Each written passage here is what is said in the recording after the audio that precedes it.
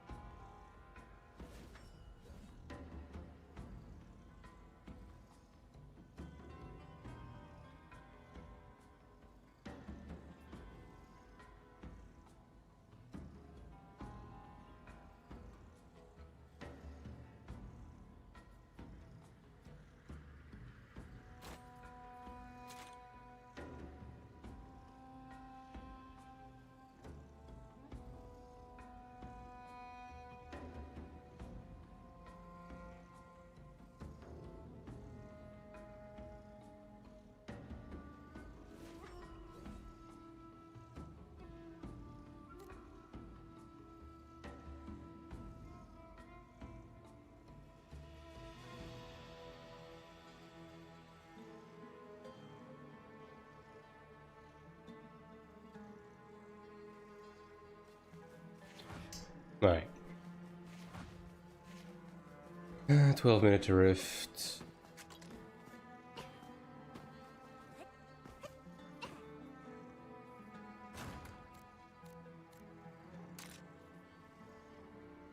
Okay, I need to buy Kisk.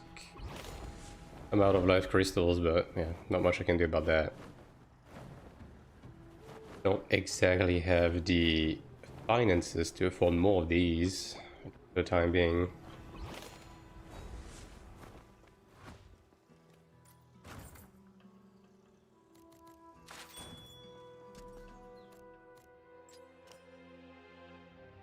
Only 13, so this is probably going to be the final rifting session for now. I did battle rounds, right? Yeah, okay.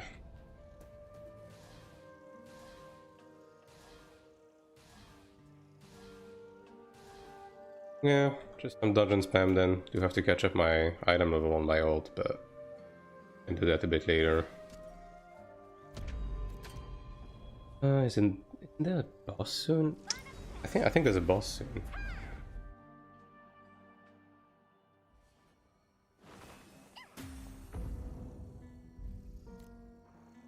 Yeah, 9 minutes on this, so it's at the same time as the rift opening actually. Why do they keep doing this, man? By God, they really don't. They don't like rifting, dude. You can tell. You can just tell. Okay, so it's Kyra specifically that has a chance to spawn, I guess. Yeah, okay. Well, I guess we'll hang out in the Abyss for the time being. Does Central Abyss has anything? I think Central Abyss is only the fall spawns, right? And we'll also have Shugo games, I guess. That's many things at the same time. Yeah, these are only during Siege, right? Yeah. Yeah, okay. Okay. Alright, so check this spawn. Do Shugo game and then Rift, I guess.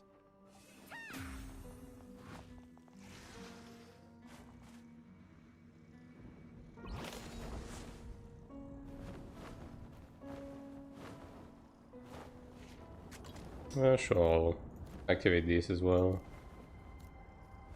Yeah, this one. I do need to craft some of the green ones as well at some point. Basically fucking free to craft those, so like the block food is definitely a lot more affordable.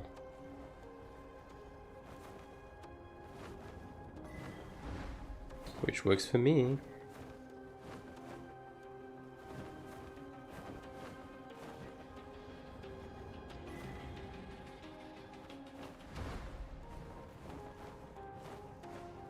How many people, huh? Oh, that's one guy.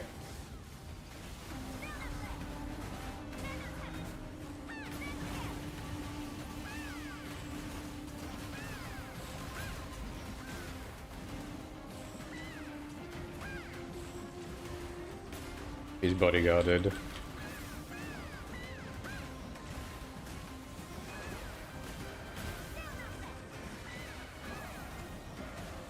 Involved.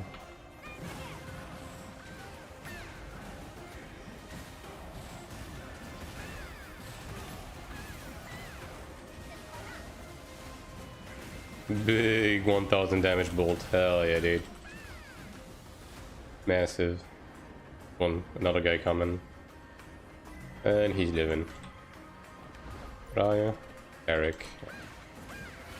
Probably pocketing the other guys.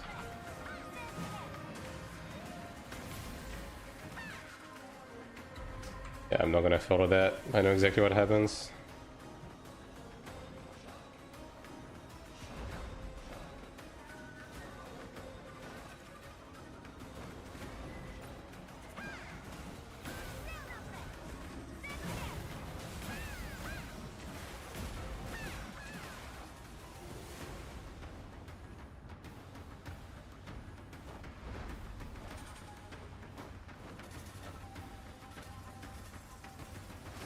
That's a trainee. That is another trainee.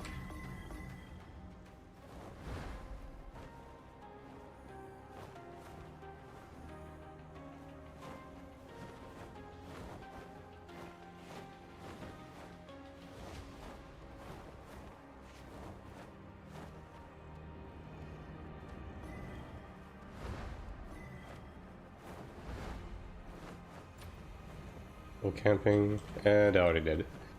Alright. I guess they're not that active at lower rush, huh? I haven't really gone too much lower rush since the matchmaking change, but I guess Tahabara is mostly active in the middle, which makes sense. Like nobody wants to hang in lower rush at this point in the game.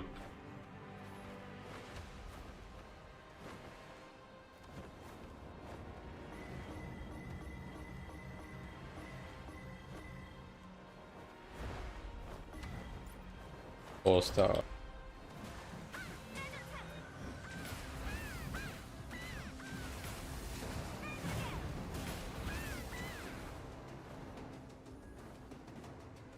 Is that a 4-star bot? Like for real? Like dead ass? Especially Assassin, like Assassin should be quite competitive on the ranking.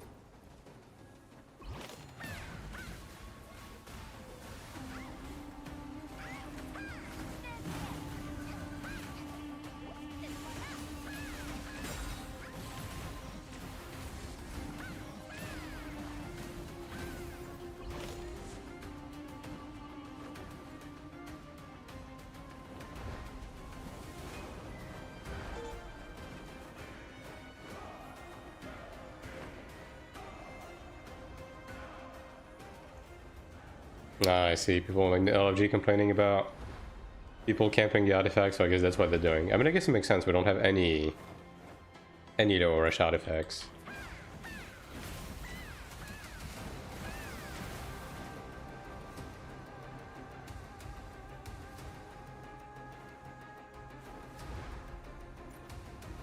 Glass.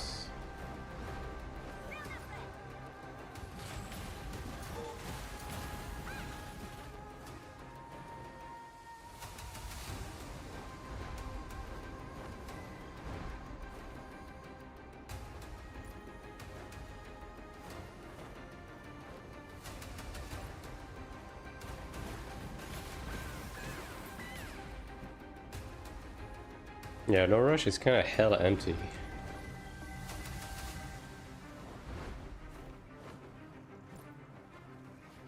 Another name class. Rainy. Well, 4 more minutes, I guess. And then we can get the hell out of here.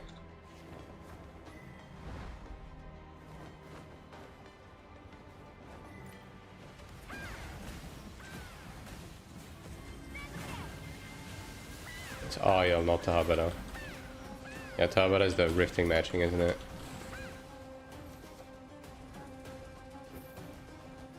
Keep forgetting.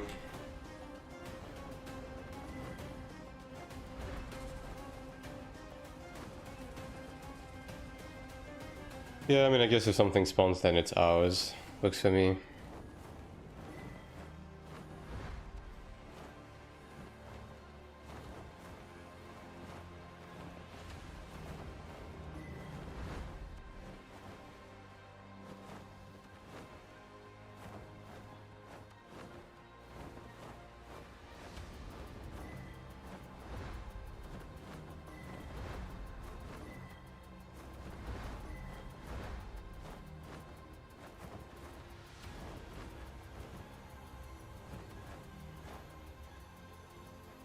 I'm camping the artifact here.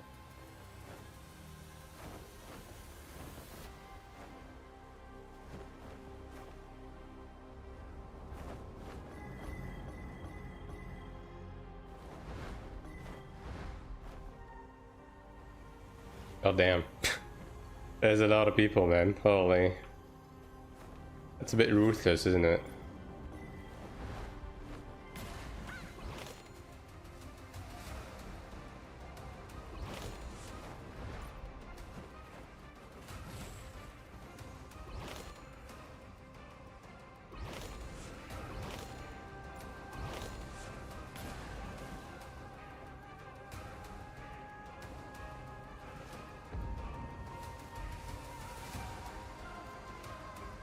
Seconds.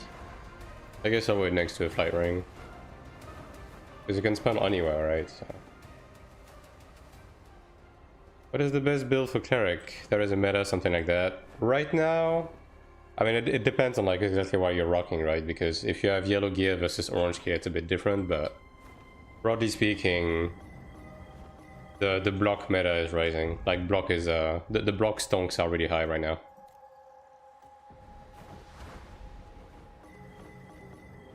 For PvP, that is.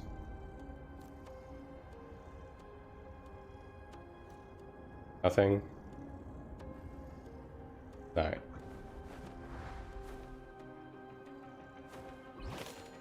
Shugo time then.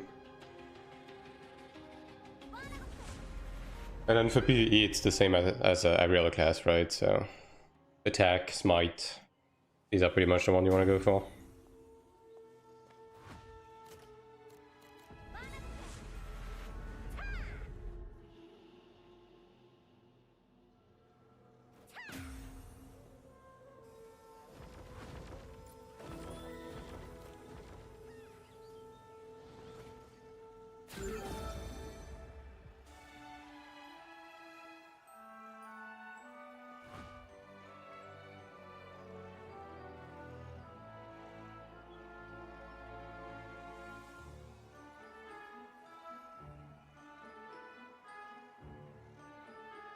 Do you think Benevolence worth it in PvE? I've been debating on trying it.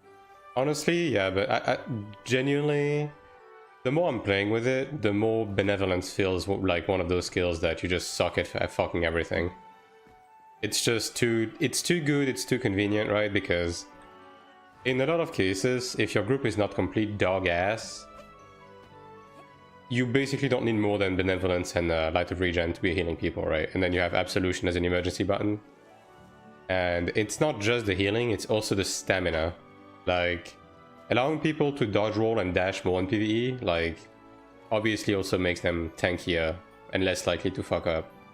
So like, this is like way too convenient not to use. And it's up like half the time, so yeah. This is a put it to level 20, sucking it on every build, and don't think about it scenario.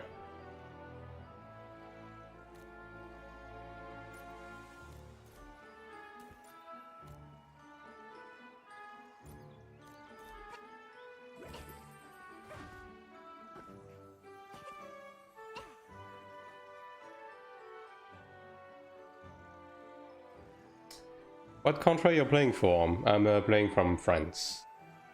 So I have anywhere between 170 to 200 ping.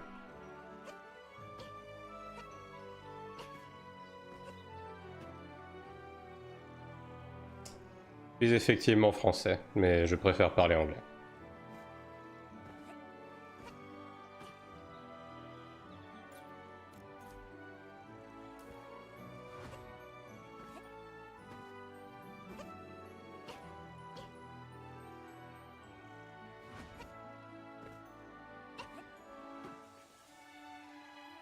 Apparently from Spain around 230 depending on community DPS meter. Yeah, I mean, it makes sense. Like, it would be slightly higher, obviously.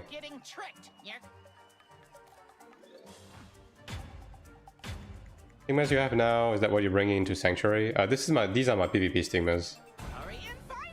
So for PvE it's slightly different. Like, you're basically using noble energy in PvE, because it's like 1/3 of the DPS. And then for the rest, it's mostly like this.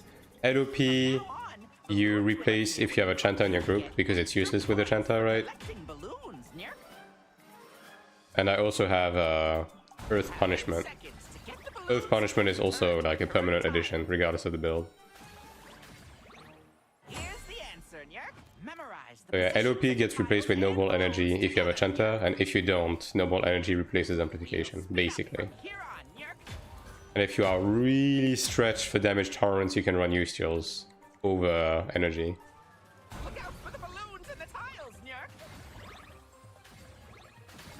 Your build, I'm looking at Tragics follow the beginning, mainly the overall structured on non-building point in the wrong place.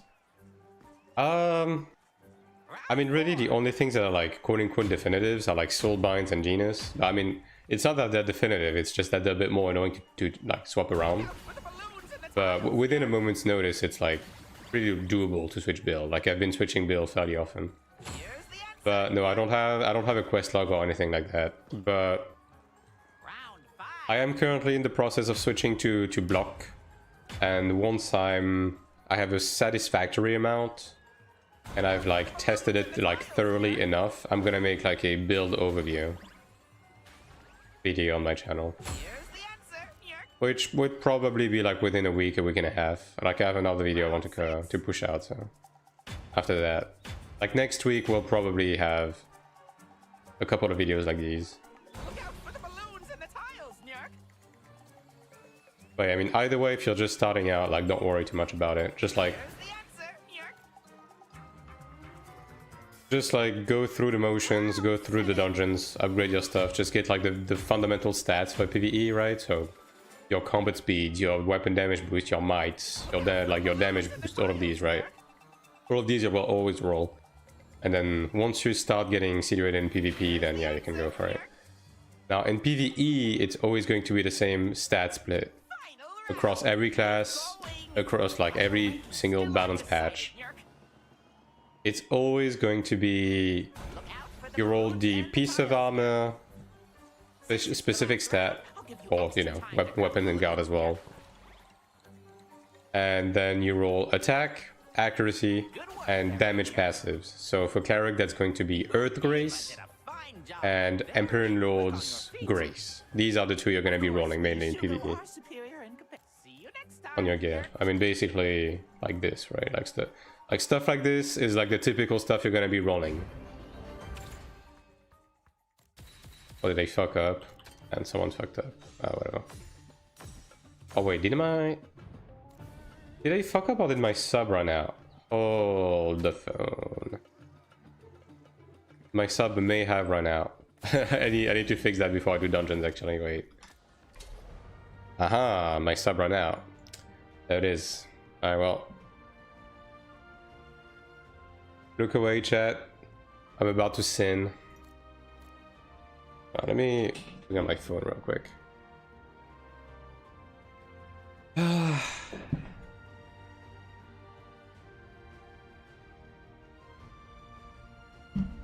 dear god, man.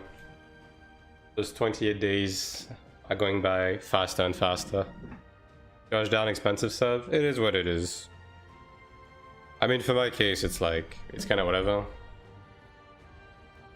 But yeah, it's it's pretty expensive, yeah. Yeah, sure, let's go PayPal.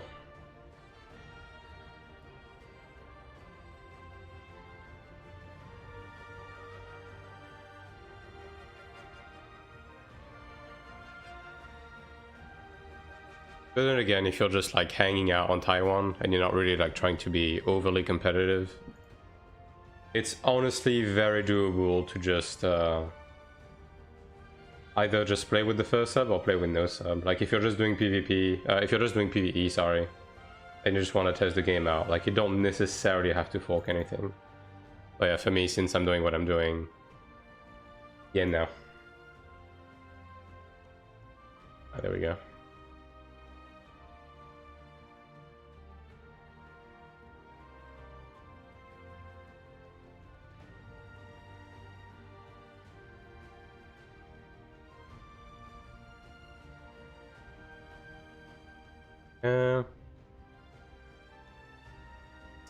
Hope they change monetization for global because it will kill the player base. I mean, I think we can expect a few changes, like based on like who's handling it. Like it's the former AGS people, right? So like based on what they did for Throne, I think it's a bit of a given that a few things are going to change. And I'm pretty sure, again, based on what they did on Throne, right? I'm pretty sure it's not just going to be purely monetization. I'm pretty sure it's going to be whatchamacallit, also like gameplay elements that will get adjusted. This one, right? Yeah, okay. Hoping they do similar as Throne. Yeah. I'm honestly fairly confident when it comes to this game in the West. Now, obviously, it's always going to be a niche. It's always going to be a niche game because it is a Korean MMO. It has grind, right? It has PvP, etc., right? So obviously, it's never going to be like the most popular thing of all time. That should be good. There we go. Yippee! And committed. There we go. Good thing I noticed now, rather than at the end of the dungeon, you know? Thank you, Shugo Games. Very cool. Oh god, it's 09. Ugh. Well, hopefully I can make it in time. Surely I didn't miss the rift because I had to resub, right? Surely. But I have just a few seconds to go.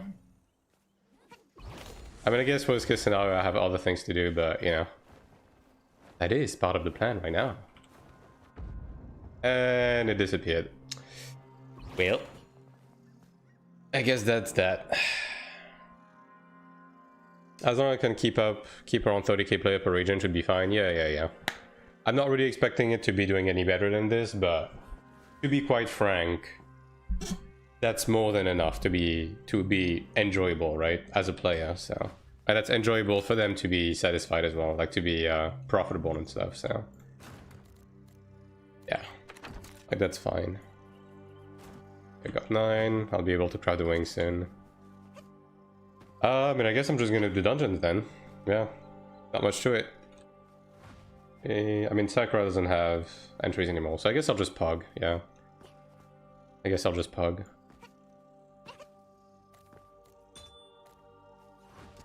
I mean, hey, I did just resub to do dungeons, so...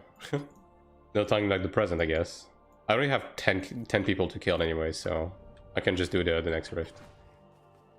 Do not expand in NA as Lost Ark throw in a few months and people base will die off. I mean, North American players don't really like stick to games in general, right? Like, it doesn't really matter what game it is. They don't really stick to MMOs. They're not like that kind of players. It's gonna do better in the EU. Like, the EU player base tends to be a lot more like loyal to a given game. I mean, I guess I can just do this. Yeah. Oh, I could join this. Nope, never mind. I guess we're just waiting. But yeah, I mean, ultimately the game will be fine. Any attention span down the drain. I mean, I guess it's just like a region thing. Like, that's just how it is, right? Yeah, that's fine. I mean, range is not the best right now, but I mean, come on. Don't need much more than that. Depends on how much they work on promoting the game. AGS was pretty bad at promoting it. I think they did an okay job on Throne. Right? They had the whole like pre-opening event, and they were honestly, they were doing okay on the management of Throne. It's just that the game was so bad that it didn't really matter what they did. They were just never going to save it. You know what I mean? At least this game has a much stronger like fundamental. And hello, Andrew. Hello, Mandy. Welcome.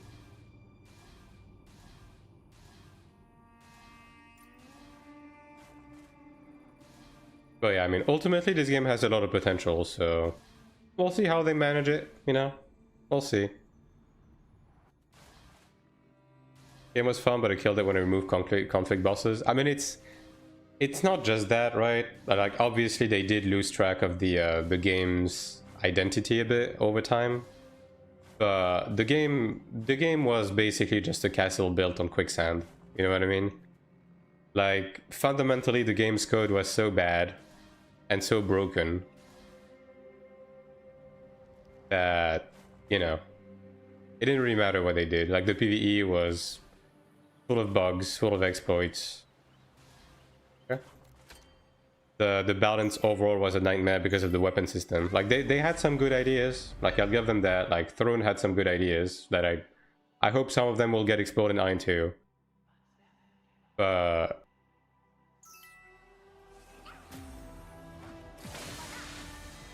yeah, overall, like you could just tell. Also, the whole structure they had with the entirety of the game being like so, having so many lockouts and so many time gates, right? Like you couldn't just like log in and do something on Throne, right? You had to log in and wait for the game to allow you to do something, which really fucking sucked.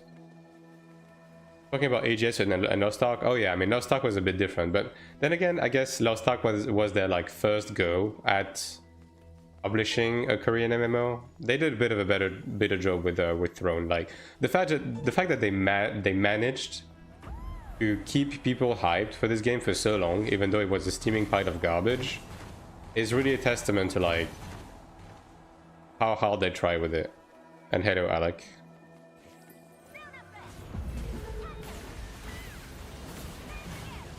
TNL I didn't even reach max level. Yeah.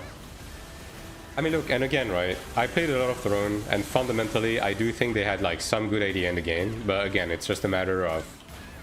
It was just way too fucking unstable of a game. It was, like, so buggy.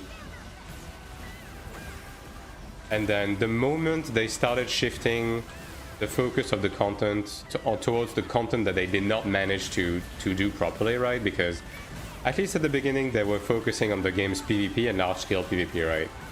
And those were like the strong points of the game, because the game's optimization, in spite of being on Unreal Engine, was actually fairly decent. Look at this, guys. Yeah. Like, in spite of being on Unreal Engine 4 and all of that, like, the game was running quite well. And for large scale, you notice like balance problems in PvP a lot less. But then they started to shift the PvP, like they started to shift the game towards more like smaller scale stuff with the PvP, which started to break the game because the game's meta was not built for that. And on top of that, they started to shift the game more towards its PvE. But the PvE, while they had some decent ideas, there wasn't a single piece of content that came out that wasn't bugged or exploitable. So, yeah. And that's when ultimately the game like completely broke down. And hello to Para.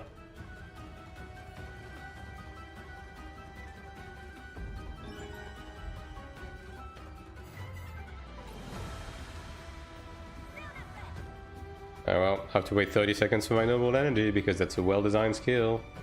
Hell yeah.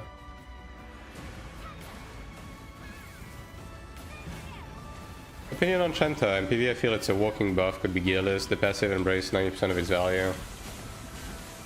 I mean, Chanter is obviously like a more buff-centric class, but it's I wouldn't say you're only just a buff stick. Like Chanter does okay DPS on its own, right? It does like half of the DPS of a DPS class basically, which is still valuable.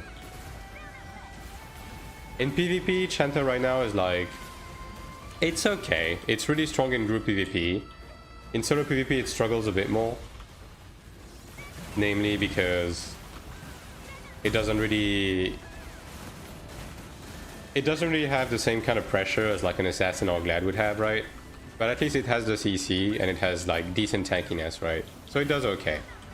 And in group PvP, again, it's like excellent.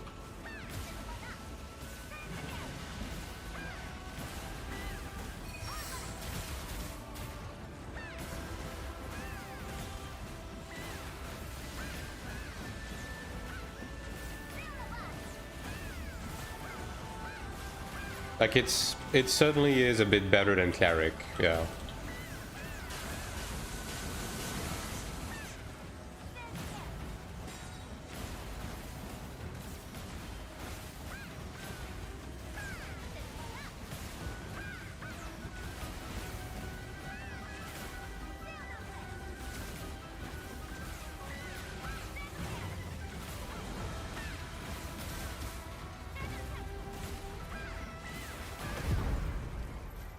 Yeah, I mean this group DPS is like fine.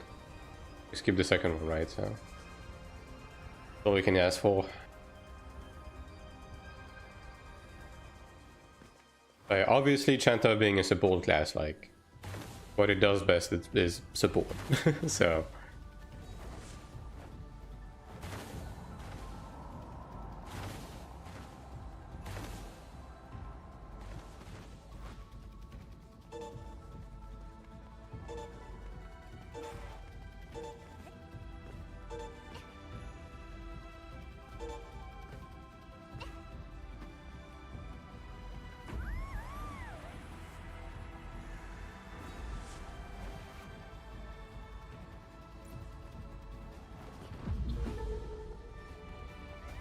Can we both take it?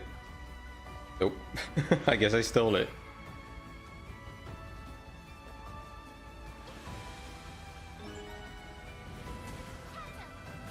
The no trust from the Templar taking the Kibboleth. Come on, dude. The first boss was just a bit of an oopsie. We don't have to be like that.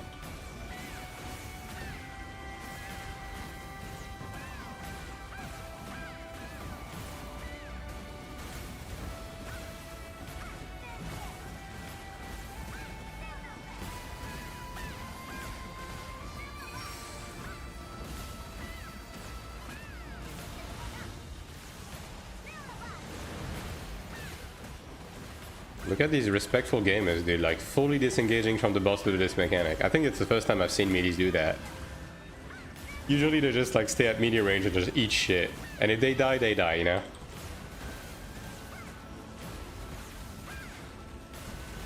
I don't know about taking the red or green mushroom until I watch your video. Yeah.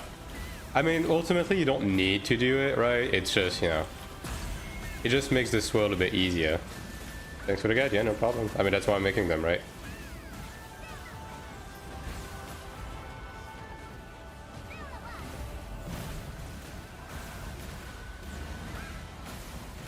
Hello, Lee.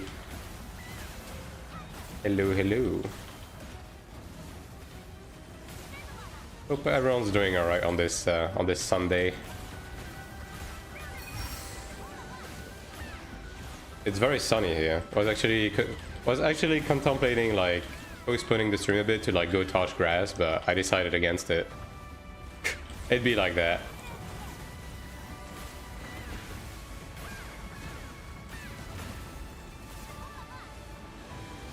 Do you have a better opinion now since boss on PvP? Yeah. Like my opinion has definitely shifted a little bit. Holy ragdolling, dude. This boss stood no chance. I have a less negative opinion compared to the beginning of the week. I do still think they need to tweak a few things, however, for sure. Like I see where they're going with this, but they do need to tweak a few things still. Like we're not quite there yet.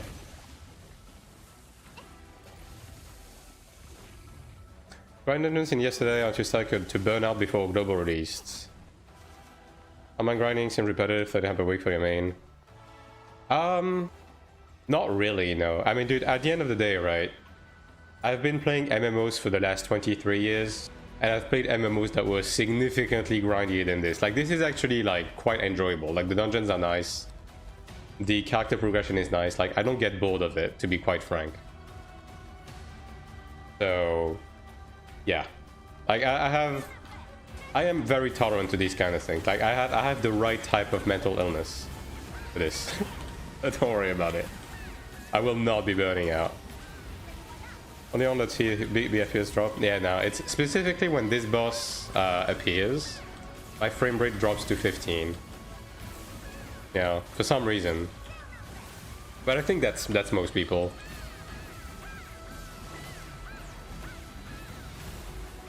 I also have like a small visual bug on the final phase of this fight.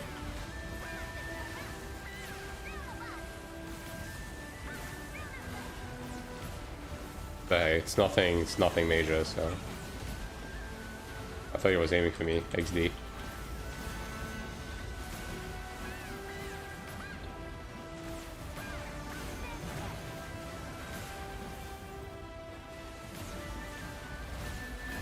Yo, Spine, how you doing?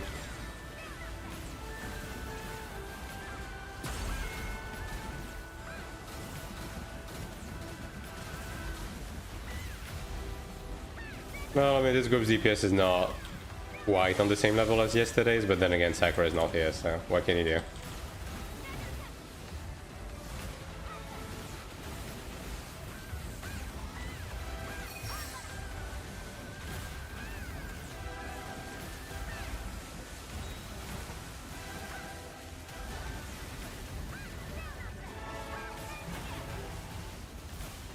Out of dungeon runs? Yeah, I'm almost there as well.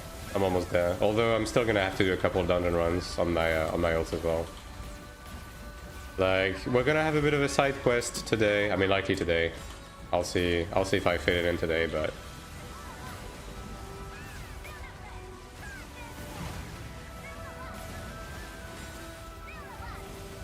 in that I need to get a few eye level on my Templar to be able to do Central Abyss. I was going there. All right.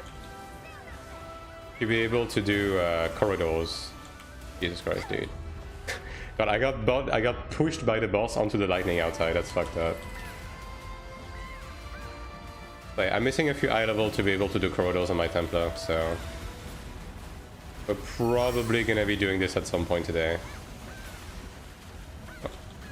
It looks like the same thing happened to the Templar. Body block was a mistake, man. I've been saying this since Throne.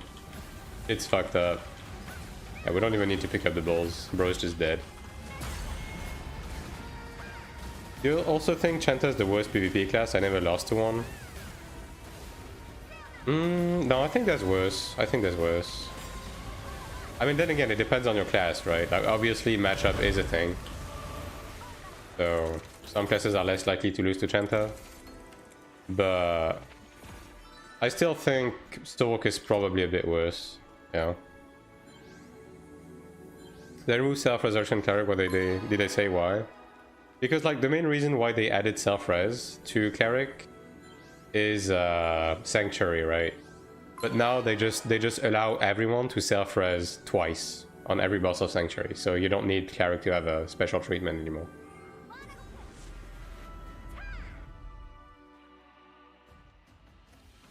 You see how much of a difference we'll make against Templar with the heroic shoulder gloves with Endurance Pen and Penetration? It should make a decent amount of difference, yeah. But then again, Templar is so fucking tanky even without Endurance, so... Soak is really not good. I really want to play Soak so bad. Might change to Cleric if this stays like this. I mean, it's likely going to change at some point, I reckon.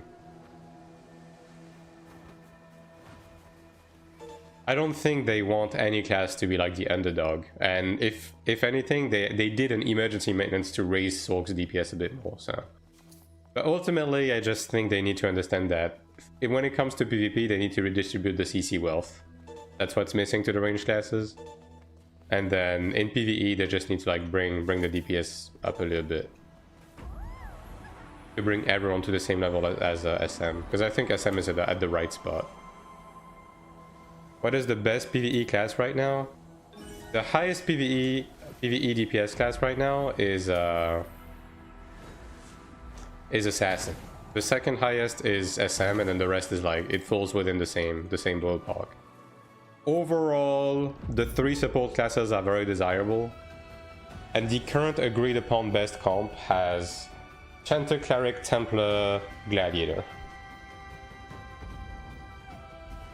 And these guys hurry the fuck up. This is not an achievement group, like just fucking come to the boss.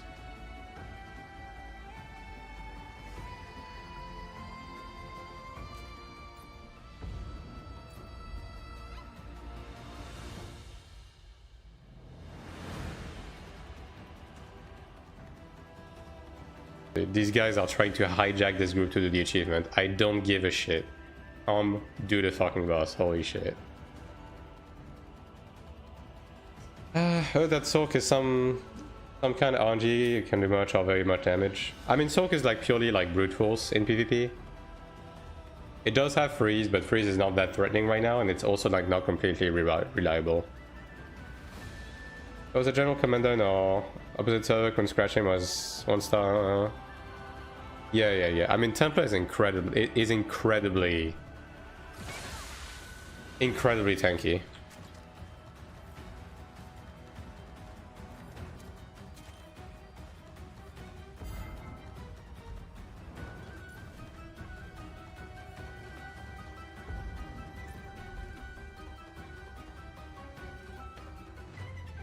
Will they balance it before Western release? I mean, look, at the end of the day, the game has been out for 4 to 5 months, right? And the game has changed drastically every other week since release. We still have another 4 to 5 months until global release. So I can pretty confidently tell you that the game will change again very drastically by the time it even reaches the West. So yeah, it's pretty likely going to change. Spinning every 2 weeks, you see now? Yeah, exactly. This dungeon hard mode titles are not worth getting. Yeah. I mean, I don't know why these guys have decided to do that. Like, bro, you guys are not the group leader, and nobody asked, so let's not do that right now. Try to kill some AFK Templar couldn't do it. Yeah. I mean, even Gladiator is like pretty tanky right now, but Templar is just on another level.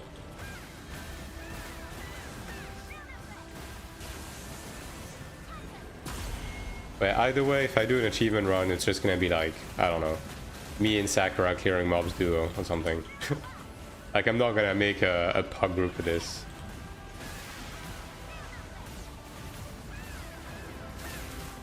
Like right now, I just want to get through my energy because I'm pretty far behind in terms of energy. Endurance power. I mean, to be fair, if you're hitting an AFK Templar, like, you have to go on his back to avoid that. But yeah. Okay. I see. They disconnected. Okay, you know what? I'm just going to remake this group. Like, these people are not... They're not it. Cannot be used while fighting a boss. Did he pull? They need to remove that shit. Like, just let us... If you're wanting to leave on your own, like, you should be able to do that. There you go. Templar was really bad in PvE and PvP and Iron retail release. I mean, on Iron 1, like very early on, most classes were just completely unviable. Yeah. But Templar got pretty good, like pretty fast. Like by the end of 1.x, even on the original release, Templar was doing okay. And then in 2.x, Templar was like pretty fucking good. And Templar is one of those classes on the original Ion that only got better and better as time went by.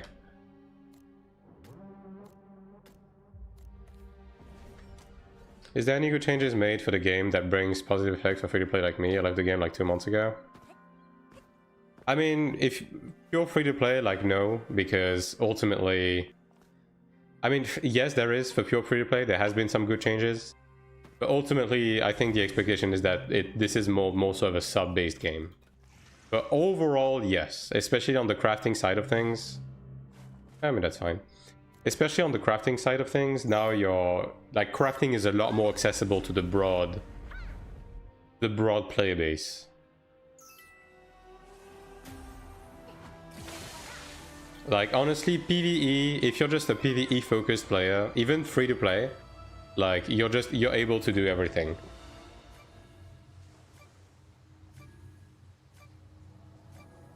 Does this guy have a corroded greatsword, or is that just a skin? And bro does have a corroded greatsword. That's crazy. Greatsword and bracelet. Some people don't struggle, man. But yeah, like, on the crafted side, I don't remember... Were there bound mats 2 months ago? I think 2 months ago I already had bound mats, right? But yeah, either way, you get a lot more basic ingredients from running dungeons, including our ults that you can use on your main. There's a 100% guaranteed crafts, like craft recipes, and you can now upgrade your crafted items by just like complementing the item with the missing ingredients for the next tier, and it keeps the soul binds and the enhancement level. So yeah, it's pretty easy to just like upcraft all of your crafted gear to the latest tier, even as a free to play. Upcrafting, crafting, I think was a yeah, it's definitely a great system. I'm gonna be honest, I've never seen a system like this get implemented to that extent in an MMO. Like, it's really fucking generous, genuinely.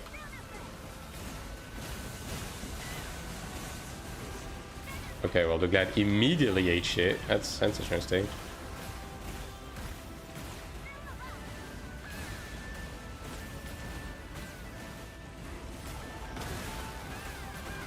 And yeah, I mean, in general, like, the game is in a decent state when it comes to, like, not being a swiper. Like, it's pretty easy to keep up all around. Like, you get a lot of mats everywhere. You get a lot of Kina, a lot of resources everywhere. Even if you don't run ult, you actually get, like, a lot now. Because the bulk of the dungeoning has been moved to the mains. Yeah, the game is in a good state, but I do expect it to. I do expect they will do more changes in preparation for global, right? So. I left the game because I was too stressed of getting combat speed. Upstairs. I mean, okay, the soulbind system in itself hasn't changed too much. They just made the reroll mats easier to get, basically. Like, the soulbind system is, admittedly, the soulbind system is still the worst system in the game right now. Like, it's still a steaming pile of garbage, but hopefully they will do more changes to make it more acceptable by the time it reaches global. At least gold gear is very easy to reroll now, right? Orange gear is the new nightmare. Although they did make orange gear slightly easier to reroll. Man, these guys are just not cooking, dude. Are Pugs just really struggling this much with this dungeon? Like, is that what's going on?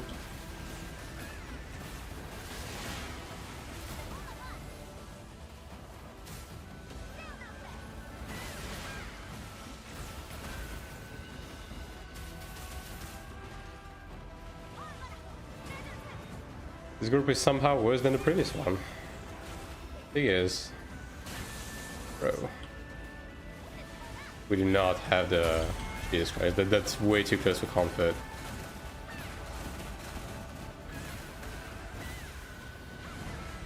But like baseline soul binds on gold gear are very easy to get now. Like the progression is pretty... The progression is pretty streamlined when it comes to like basic PvE progression and everything now. Both on the crafted side and the dungeon side. They also made dungeon gear like a lot better now. Because you're actually able to give them percent PvE stats with the potential system. But dungeon gear isn't that far behind crafted gear. So even if you don't want to interact with crafted at all, like you're able to use dungeon gear to an acceptable amount, like basically for free, by just farming dungeons.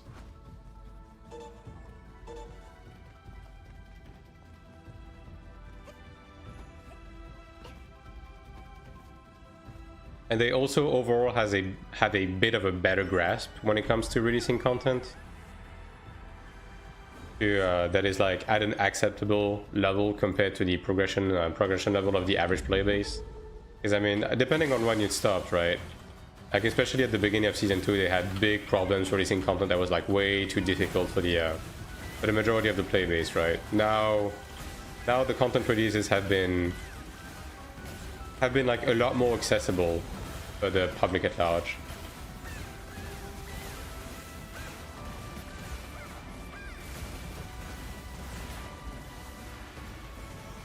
How is the Chanter still not here, brother?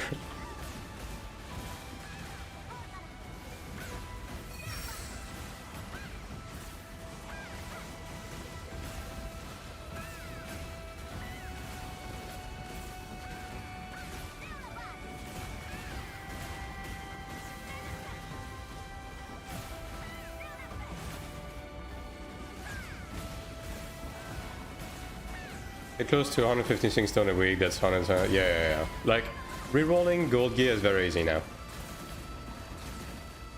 Are you going to switch to global? Yes. I mean, this is basically global waiting room for me, so yeah. That is the end goal. Now again, we still have a few months, right, to go, but I will be going on global.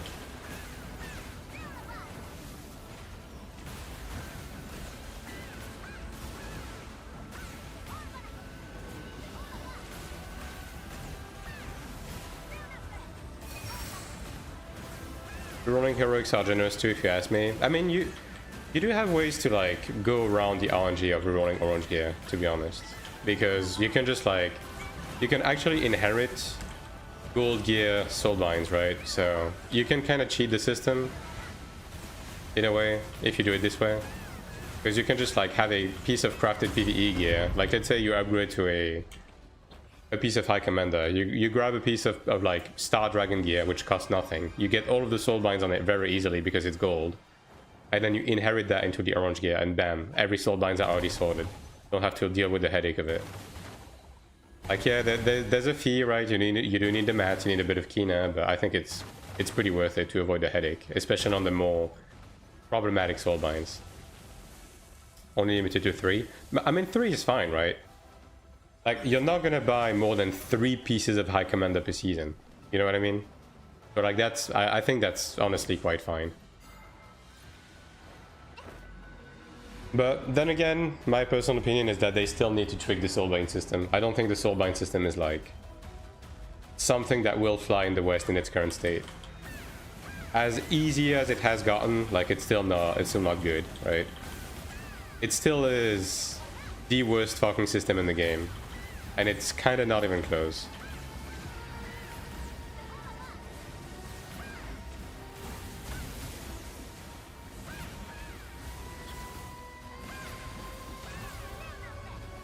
Dominion time. We're there for a few weeks just to get legendaries, and I'm not getting comet speed. I mean, you'll be fine. You'll be fine on that front nowadays. Yeah. Personally, I don't mind it. It's still not a good system. I mean, okay. Even if it's better than it used to be because they give us more mats, right?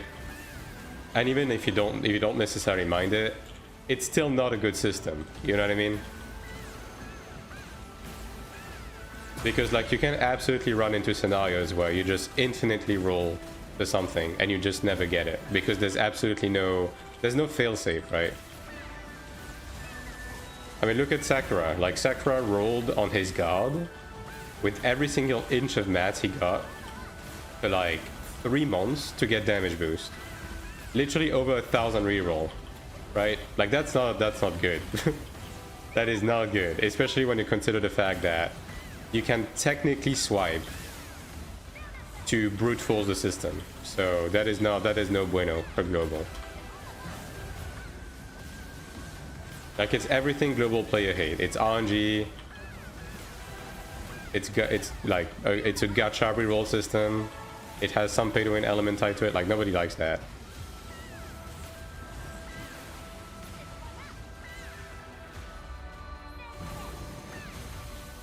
Okay, one on this side. Sure, I can do this side.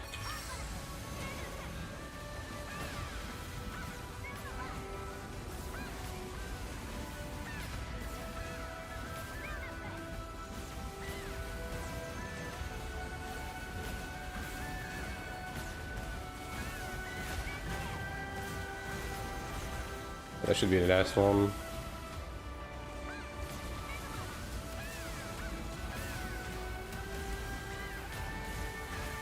And we don't even need to take the orbs because brother has nothing.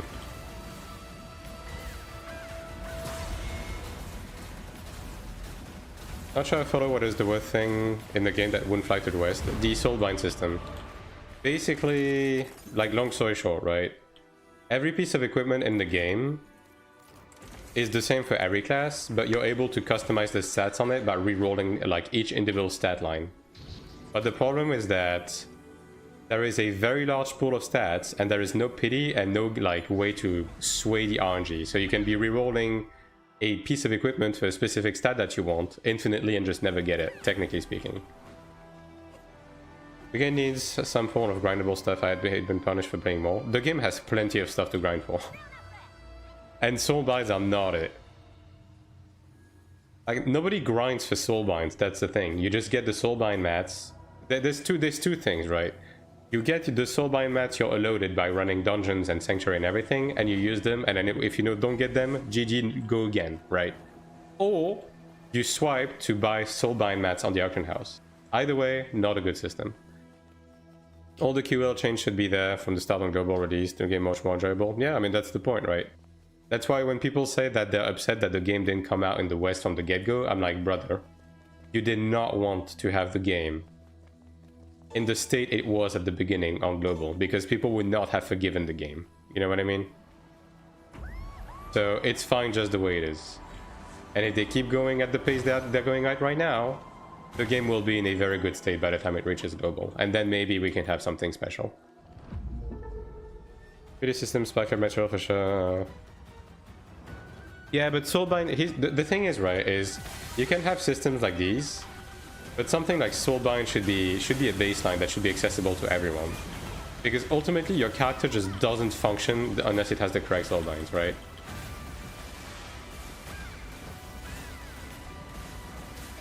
Like, it's okay. And at the end of the day, right, again, the game just has enough systems. It just have enough systems and enough things to grind, right? That even if you make Soulbinds easier to get,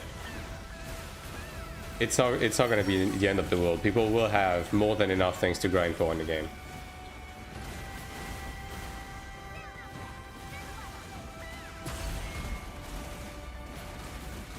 At least now we can transfer it. Yeah, it's a bit more acceptable with inheritance and everything, but you know, it's still not a good system.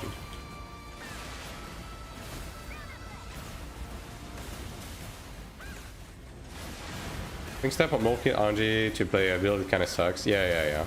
Especially with how unstable. Like, okay, here's the other thing, right? It just especially sucks because the game's meta has been so unstable that you keep having to reroll everything. Also, when I say that the soulbind system is bad, I'm not just talking about the stat rolling. I'm also talking about stuff like the soulbind leveling, right? The fact that every time you reroll a soulbind and you want to max out the level of that soulbind again, the price is not based on the level of the soulbind, but rather the amount of time you press the leveling button is also awful. Like, the amount of codexes and key it takes should be based on the level of the soulbind, not on whether you already pressed the button or not. That is another like awful aspect of the system, in my opinion. And look, you can disagree, right? That's just like my opinion. Soulbind system is that some builds need specific lines to be viable. Yeah, exactly. And like with how many times we've had to reroll soulbinds over the month with how unstable the meta has been, like, it gets a bit tiresome. You constantly have to go through that bullshit over and over again. Now, obviously, if you factor like a stable meta on top of the inheritance system, etc., like, it's a lot more acceptable for sure. In its current state, like, it's just not good. Especially like if you keep having to change which skills you have at level 20, like on rings and everything, because those are especially low percent rate. So yeah, better job for global or the game will be dead on arrival. I mean, that's a bit extreme. The game will not be dead on arrival. Like, that's just not how it's gonna be. At worst, the game will be niche, but it's gonna have its public, trust me. The game will have its public. It's just like a matter of how long they're going to like keep retention on the people who are, like, you know, not as invested in those types of games. But you know,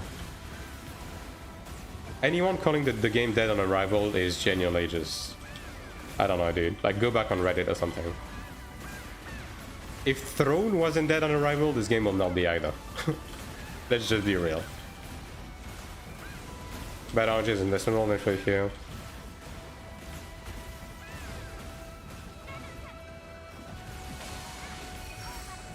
Yeah. But some amount of RNG is acceptable, but, you know, to some extent, right? The main problem with the soulbind system is like the sheer amount of fucking random trash stats there is, and there's absolutely no way to sway the system. We don't even need like a pity, we need like some way to like sway the system. And think of like PoE crafting, for example. I think something like this would be better, right? Some way to like determine a better outcome to like get what you want would be a good start. Without like putting a pity or a guaranteed system. At least give some control, right?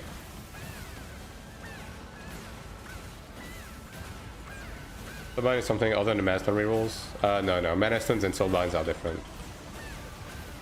Also, sorry if I'm a bit behind on chat messages, like I'm going through them one by one to make sure I'm not missing anything while I'm running dungeons, so bear with me if I'm a bit behind.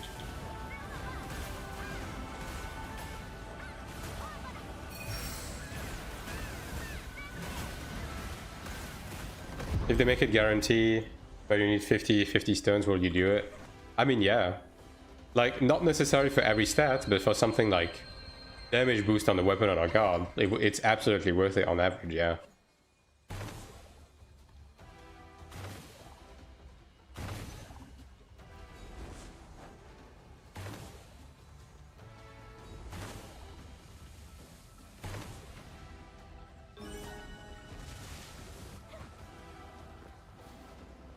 There's just between defensive, offensive, special for skill line, yeah, exactly. Like, again, something like the PoE currencies, right?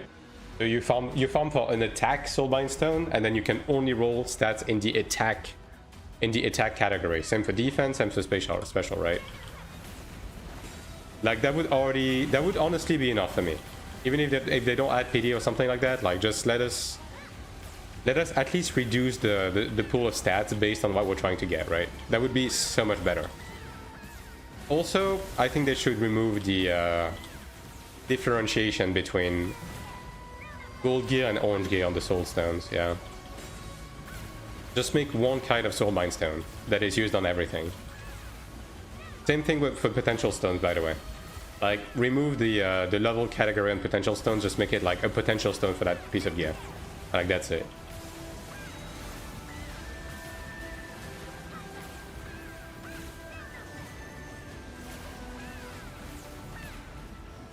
Because the systems are too diluted in the way they work, right? It's very bloated. Yeah, well, it's not even top 20 in Korea peak and it was okay for a while in the West. The West is starting for an MMO. Yeah. Ion 2 will do fine, right? It's just a matter of whether it's going to do fine or if it's actually going to stick the landing the same way the original Ion did, right? But either way, this is not really much of our concern as players. Like, for the time being, just play the game and have fun with it. And if it sticks the landing, it sticks the landing. If it doesn't, then GG, go next, right? That is NCSoft's worry.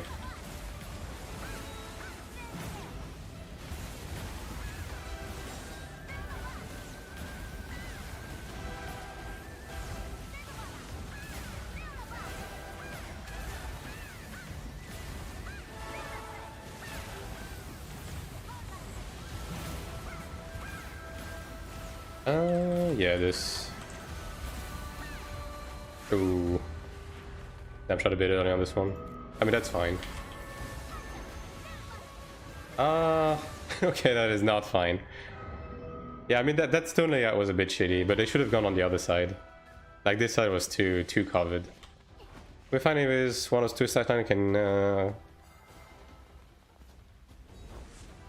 Not supposed to be transferable, so it takes 15 minutes.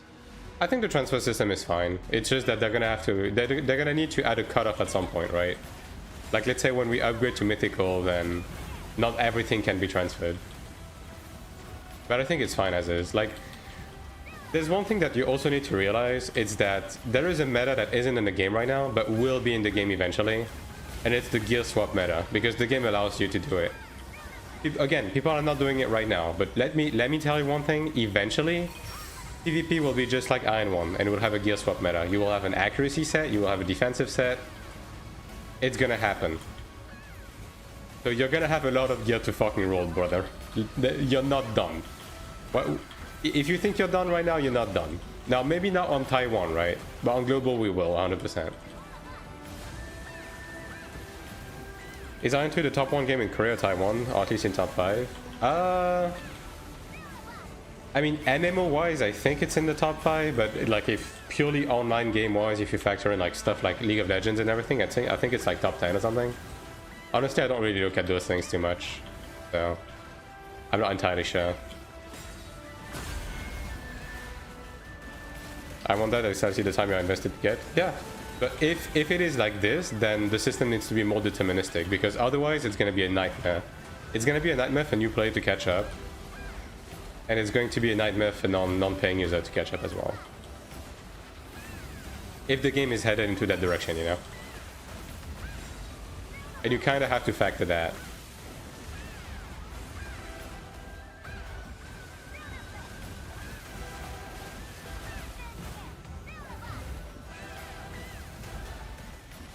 Also, I seem to be caught up with chat. Yippee! We did it! Again, if I missed anything, just like repost it in chat. Oops. Maybe I shouldn't be looking at chat right now.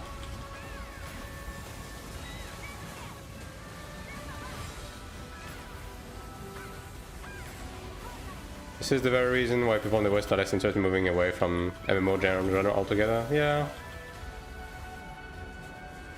I mean, I just think there's a compromise to be found here. I think Iron 1 struck it pretty decently, although the enhancement system in Iron 1 was honestly pretty shitty. Like, I'm talking like the actual like baseline enhancement system.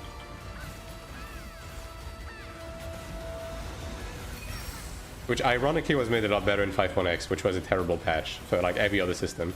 But you know, you win some, you lose some.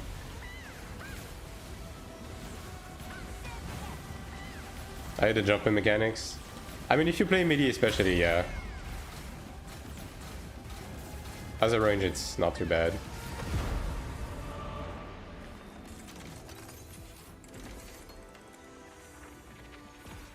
But then again, we are dealing with like ping as well, so it doesn't make it much better. I mean, this group is not the best, but at least if they keep going, like, that's fine by me. I have so many fucking dungeons to go through, dude. It's insane.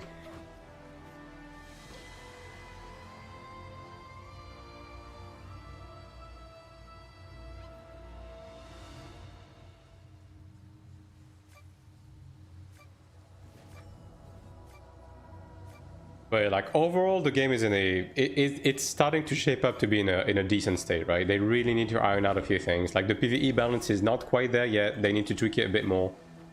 And in PvP, it's starting to stabilize, but I still think like the stat weight is a bit too heavy. It's a bit too heavy-handed, like both on the defensive and offensive stat like side of things. And they also need to redistribute the wealth a bit when it comes to CC across the different classes, but. You know, it's getting there. It's getting there. If everything is achievable fairly easy, it would nightmare for developers to make new content. Yeah, I mean, then again, they can just control the pace of things, right? It's not a matter of like being easy to get. It's a matter of like not being complete RNG.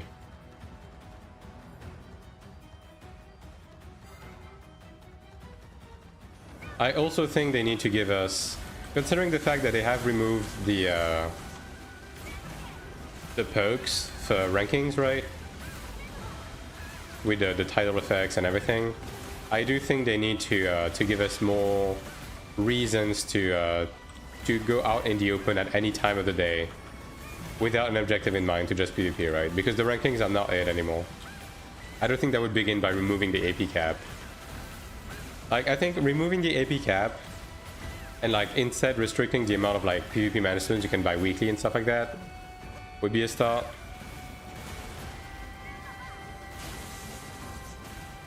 There's a lot they can do.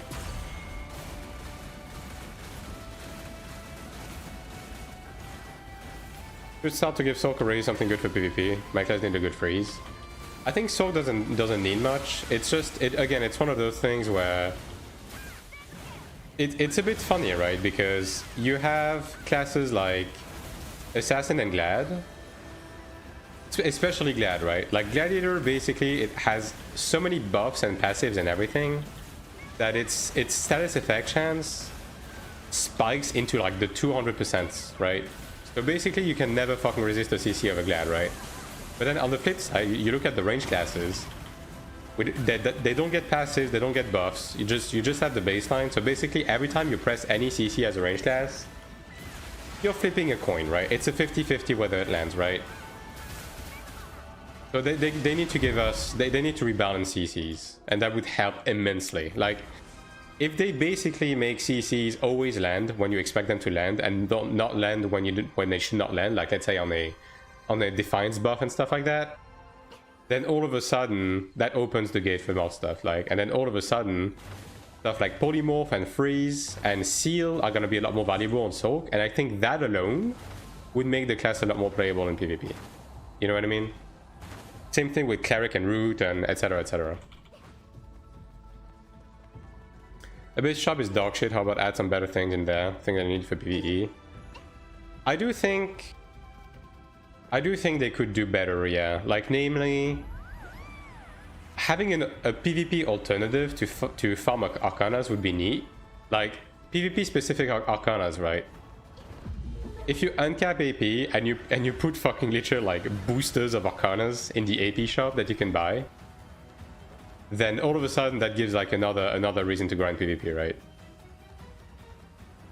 Also, I think we should be able to infinitely buy asphalt boards.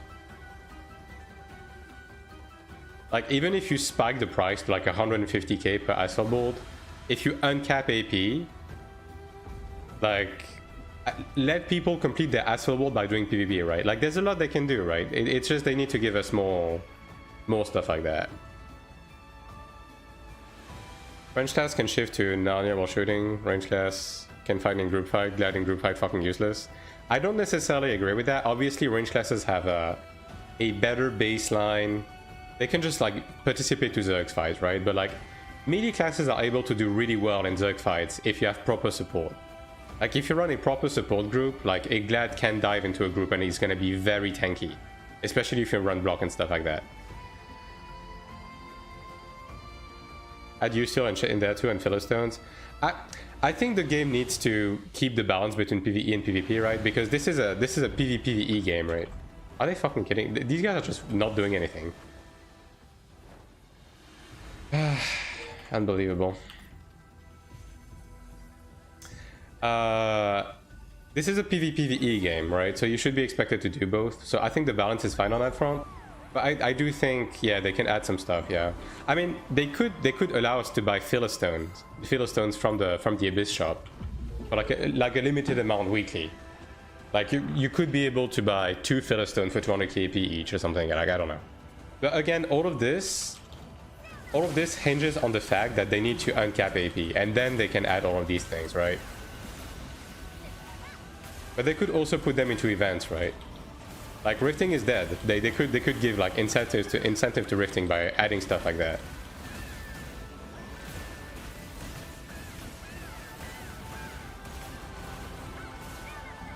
Everything you needed to PvP now can be obtained in PvE. I mean, yeah, but then again, you do have to understand that this game intends to have PvP as a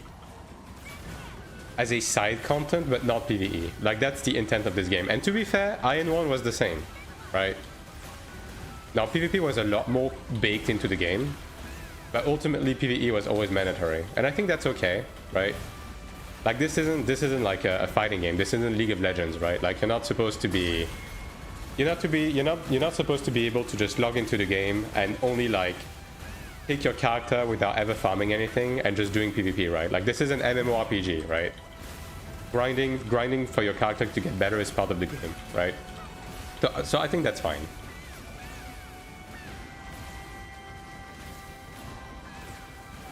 But they could definitely put more of it into PvP. That I agree on. Yeah, like I said, right? Like the booster packs for PvP Arcanas. And yeah, obviously adding like sources of Philistine in PvP too. Like, I think that's a reasonable thing to ask for. But like, you're never gonna be able to completely separate the two, though. I don't think you can do that.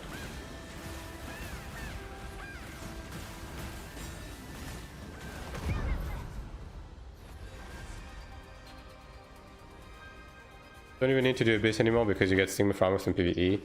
I mean, you speed up your Stigma farming incredibly by doing PvP though. Like, the amount of Stigma shards you get from just doing dungeons with the unstable Stigma shards, it's a nice addition. You're not getting five Stigmas to level 20 by just doing that. You're not.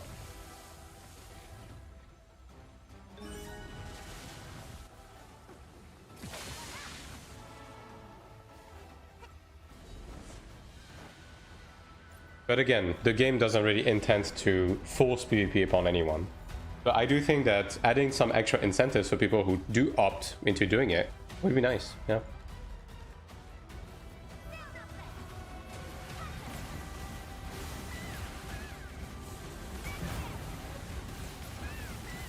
When they added 70% AP to boost to middle, I actually completed 4 level 20 Stigma and 50s at level 15. I mean, yeah, but that is by farming mobs in the Abyss, right? And if you farm mobs with the Abyss, you are engaging with PvP, one way or another, right? Because you're out in the open, you will get attacked. Like, I'm talking about the unstable Stigma shard specifically, like the purely PvE only, like, source of Stigmas.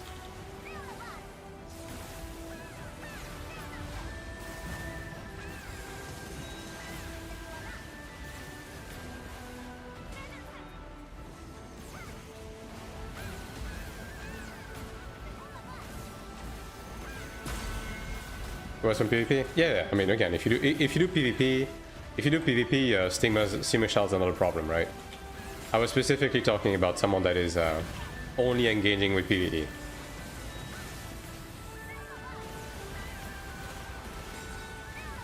Now then again, you can just like only engage with the corridors, and that will also give you a decent sort of AP, right? And like you don't even really need to engage with PvP at all to be doing corridors. I mean, fuck, man, I'm doing corridors on my ults, so.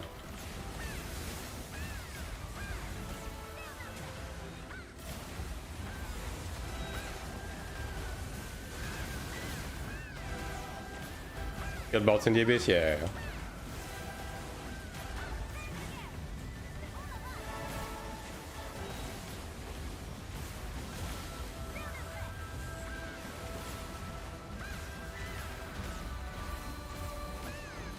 Okay, I want to go this side. Yeah, that works. Oh boy. Yeah, I was able to save that one at least.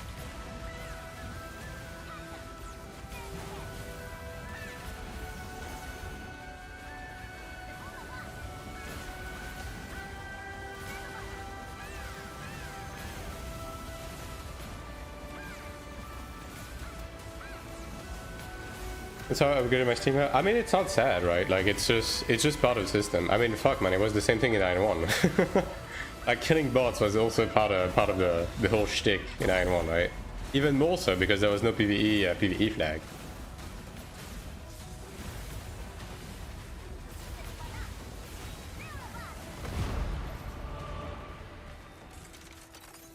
It's sad that bots exist. I mean, it's expected. Like, every MMO has bots. Every MMO has bots. Especially if you're looking at a free-to-play MMO, and especially if you're looking at the Chinese region, like Taiwanese, China. I mean, fuck, most of the players are from mainland China. Like, I think there's not much you can do about that. Okay, Chanter.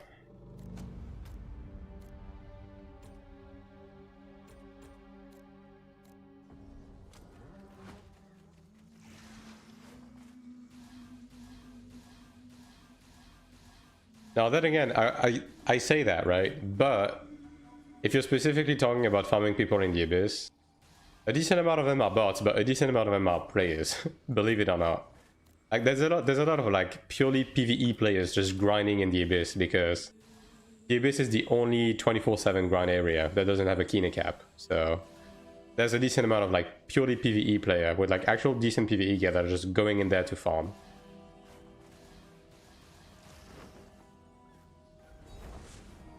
But you wouldn't notice because they die pretty fast because they have PvE gear, right?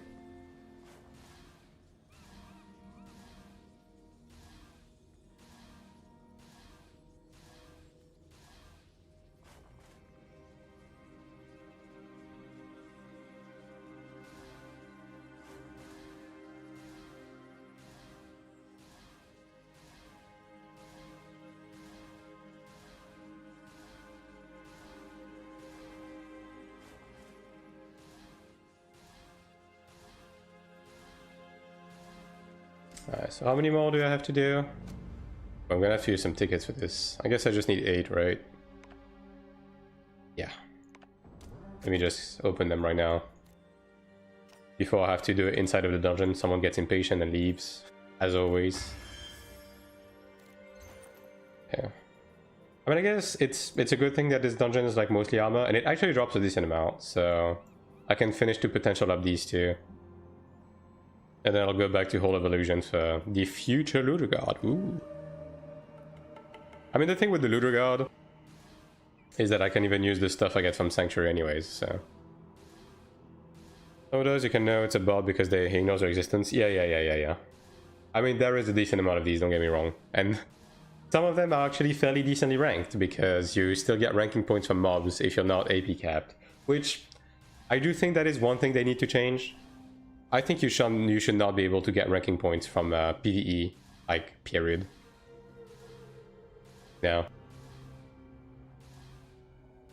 And I know they do that because if they don't, then the beginning of season would be painful. But I think there's other ways to go about it.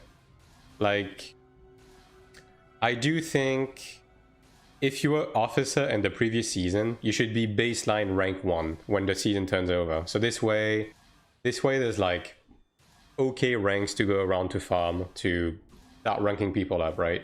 And that would be one way to fix that. How do I check if the skills I have are impact type or status effect? I mean, it's just, it's basically, if the CC is one of these, it's impact type. If the CC is one of these, it's mental, right? Yeah, it's like knockdown, elbow, grab, and stun. Like these are impact type. And the other ones are mental type.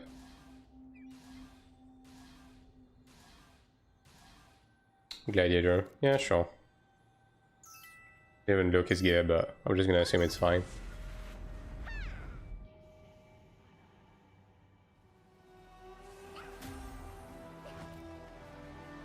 Full 60. Yeah, that's actually like not great for Glad, but whatever, dude. He's fine. That's the same guy actually. Is the Chanter the one that left? I guess it was. Yeah, this Chanter's juicing.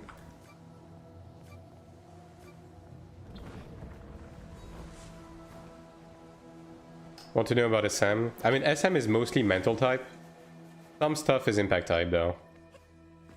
Although I guess the knockdown that you have is from the fire pet. Does that take your own impact type chance, or is it just like something that is internal to the pet? I wonder, because that CC comes from the pet, right?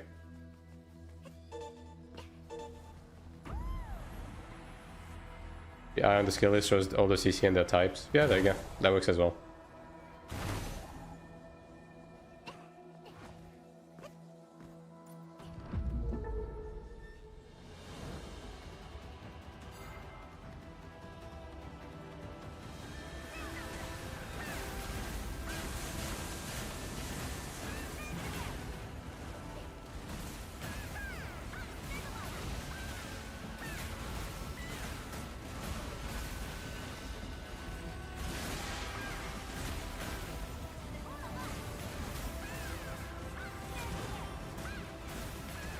Is it worth running 24 and 25% on both weapon and guard? Yes, it is.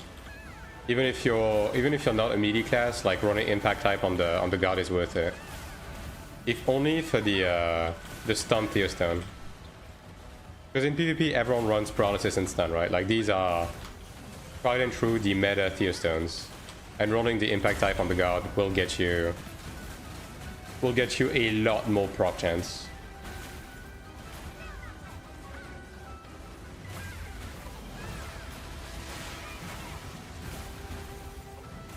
And as for status effect chance on the weapon, yes, that is always worth it, 100%. Don't even need to think about it.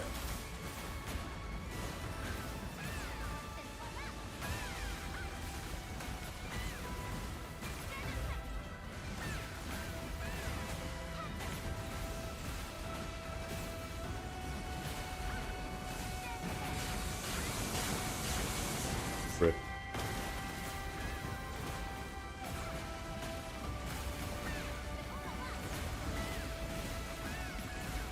Better off getting 2 of each for PvP and other for PvE. I mean, the thing with the PvE Theostones, like bleed, poison, damage, they don't do much, right? So it doesn't matter too much.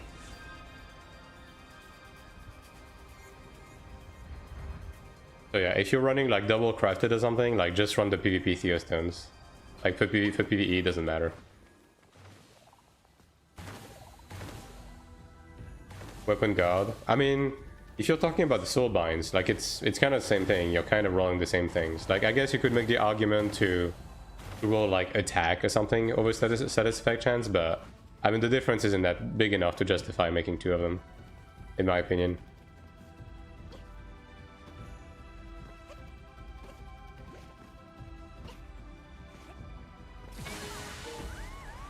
That being said, though, we are slowly heading towards a meta where you will have PvP weapons and PvE weapons. So obviously, once that happens, then yeah.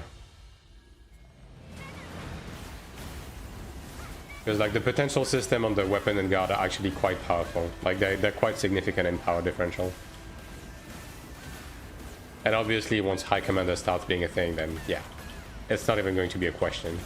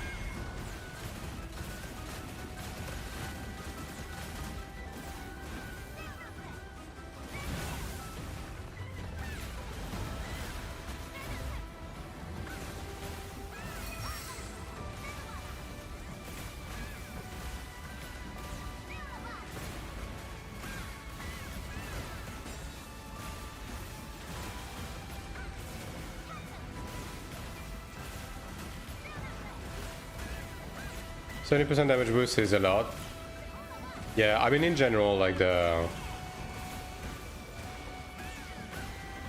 think people are giving a bit too much credit to PvE gear. Like obviously the extra soul binds and the extra stats are really good, but when you factor in the potential system, it's not like the bridge is definitely like it definitely bridges the gap for sure.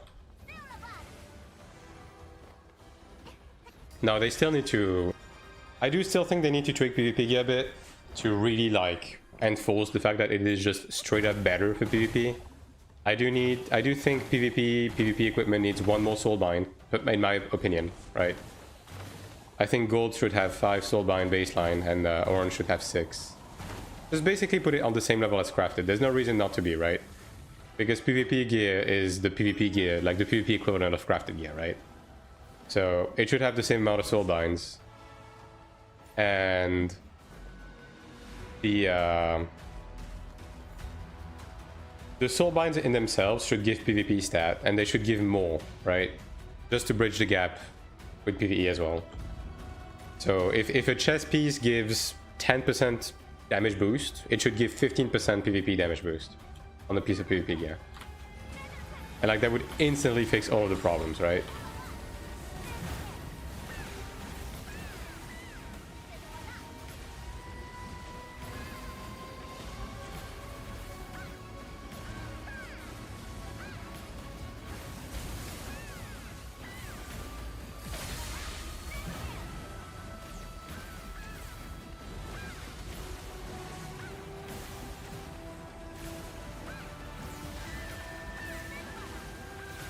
But hey, they have mentioned wanting to change a lot of things with PvP gear, so we'll see exactly what they have in mind. Maybe they have a better idea.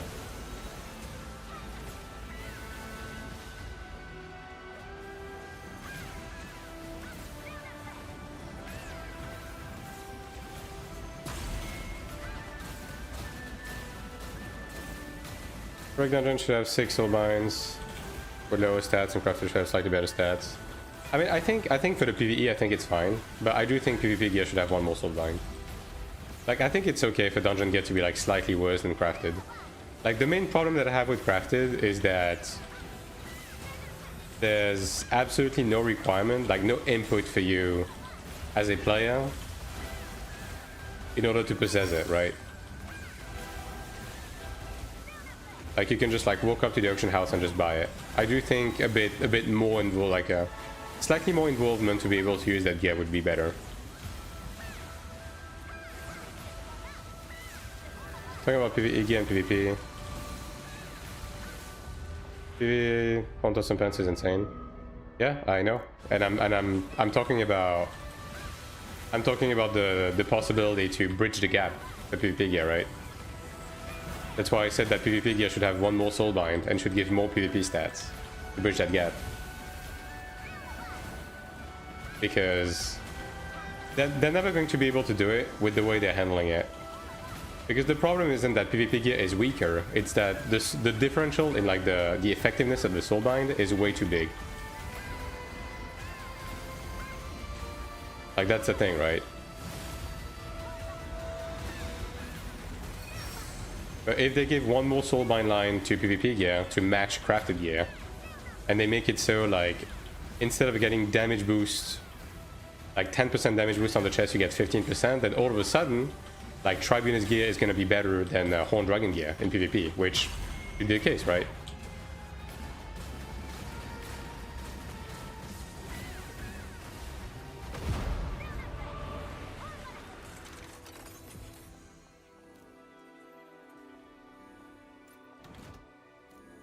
Big damage while you're in the corner. If you stand on the lightning thing, you do, yeah. But the corner is typically safe to bait the dashes. PvE shouldn't have extra soulbind. I think it's fine for crafted to have an extra soulbind. But PvP is the equivalent to crafted on the PvP side, right? So it should also have the extra soulbind. Like, I think it's okay for dungeon gear to have one less line, because it's dungeon gear, right? And like, at this point, the dungeon gear has already bridged the gap enough with like the potential system and everything that it's not that far behind. So it's acceptable for that. But on the PvP side, there's just no reason for PvP gear to be only four lines. Like, why is that? Same thing with the mana stone slots. Like, I do think baseline PvP gear should have one more mana stone slot as well. So gold, the gold gear should have 5 slots and orange gear should have 6 on PvP. Because PvP is never going to be usable in PvE anyways, so you might as well just make it like distinctly stronger in PvP, right? Because otherwise you're always going to run into the problem of like the grade differential with crafted versus PvP.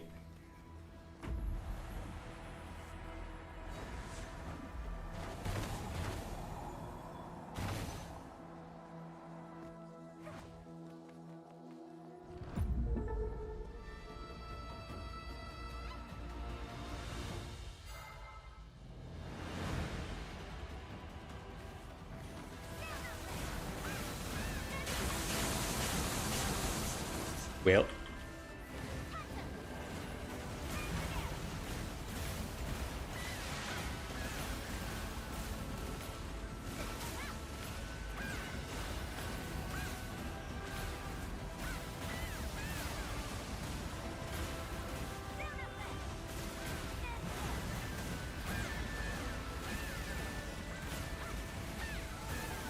like T3 armor can have 1% accuracy perma. Evasion one stabbing different build with the gear. Bruh.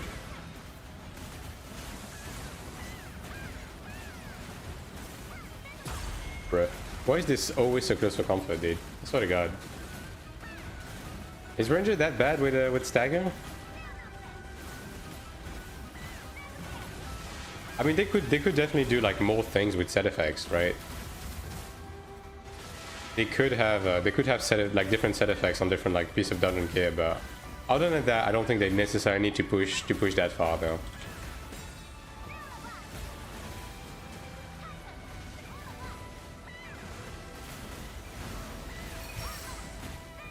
How do you play when you want to do PvP and PvE without spending a lot of real money? What do you focus? Whoops, I should probably not be looking at chat right now. Well, I don't spend money, and I'm able to play both, so... But baseline, you should like get to an acceptable level on PvE, right? Because a lot of the character progression is in PvE, even for PvP, right?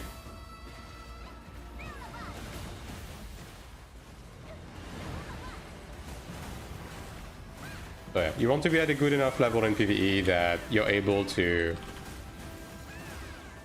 Are we dead ass right now? Yeah, that's because the Chanter refused to use a stone and also didn't come back in time.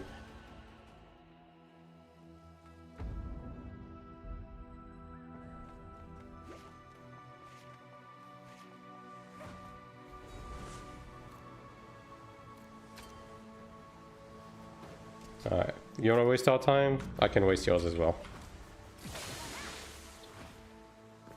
But yeah, ultimately it's all about expectations, right? Like it's honestly pretty easy to keep up on both if you're just paying for the sub, as long as you know how to manage your expectations. Like for me right now, I'm able to do all of the PvE content as soon as it comes out with no problem. And my PvP gear is honestly pretty good. Like even in spite of my class and my ping, I'm able to compete just fine. Now I'm never going to be able to, like, you know, do arenas and like be top 1 in arena or something, but neither am I trying to be, right? So it's all about expectations ultimately. Do you think it's possible to have decent gear for PvP and PvP and on 2 characters? Oh, okay, well that's a bit of a loaded question. 2 characters might be pushing it a bit. Like if you're swiping, yes. If you're not swiping, I don't think that's a reasonable thing to do. No. Having ranking and other stuff, how sensitive are you with progressing by yourself, not looking at others? I mean, considering how useless rankings are right now, like rankings don't give you anything. All they give you is a cosmetic title right now. So I don't think anybody should be giving a shit about rankings. Outside of the rank requirements to buy medals, right? But especially with it being class-based now, like it's not very difficult to keep up on a, like even on a baseline level.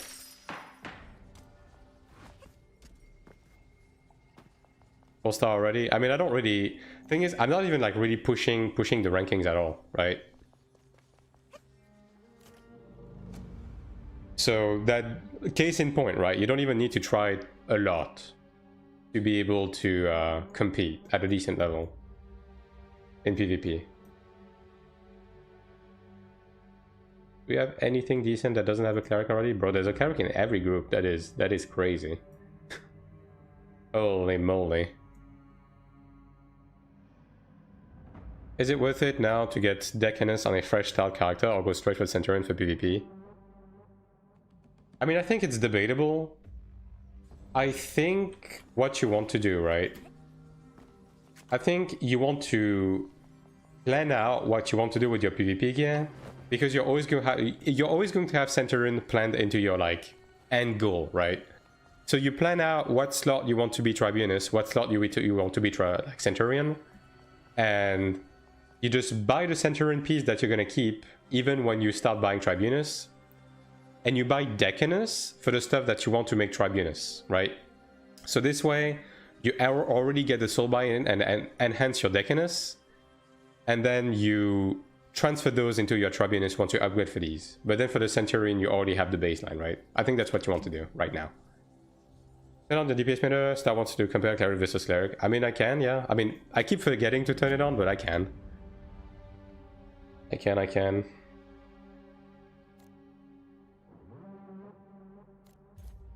Declined invitation, bro. It's a dungeon. Holy moly. Some of those people are not the smartest, are they? Yeah, I'll just make my group again. That's fine. I don't mind.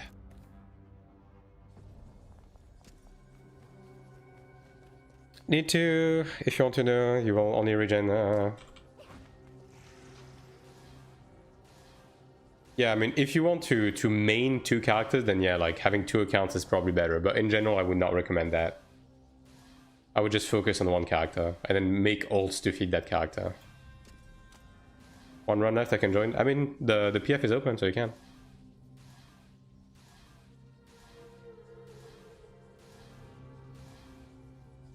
At this point, isn't it better to swipe? If you want to main multiple characters, yeah. Like, if you really want to do that, I think you will have to spend a bit, yeah. But I don't think, broadly speaking, just even like from a time management perspective, like I don't think that's a reasonable thing to do. I think you kind of need to pick something. Now, you know, there's potentially class change tickets that will be coming, right? So you could just commit on one and then change to the other. Potentially, but yeah.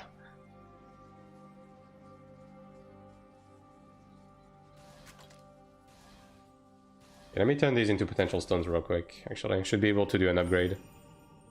Also, let me gambit this.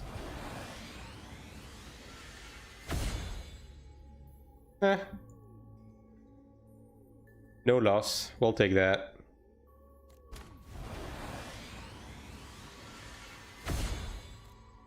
Alright, let's see.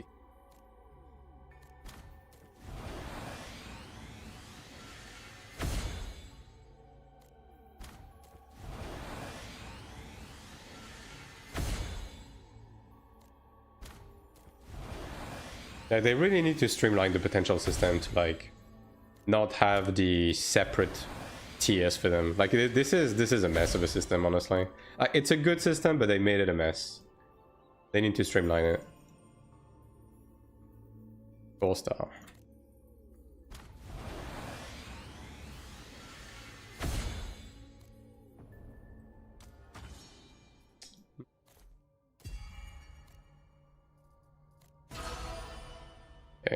One more for this, and one more for this as well. So I need 13 more.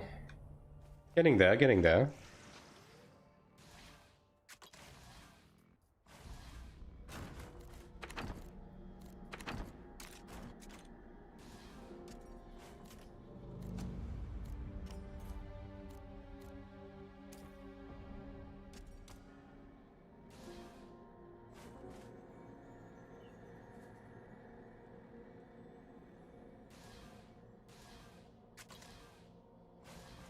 Alright, let me take this. So where we're dropping next? Oh yeah, I'm going for this one, right? Because of the block on the way? Yeah. Alright, so 6 more for the next defense node then. I'm actually inching into 40k defense, even though I dropped a bunch of Immortal Veil on my PvP set, like with the block as well. It's pretty good. It's pretty good. Hopefully I don't get too unlucky next week though, when it comes to the Genius reroll situation, because it is starting to be a bit expensive on the crystals for sure.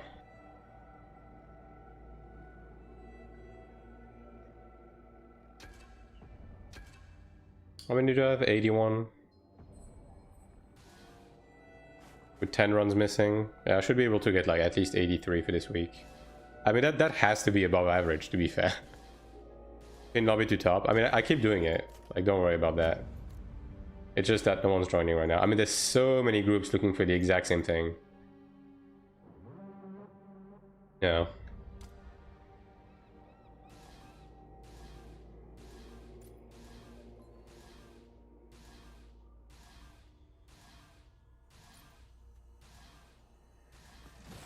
I guess I can do duties meanwhile. I haven't done my duties today, have I? No, I haven't.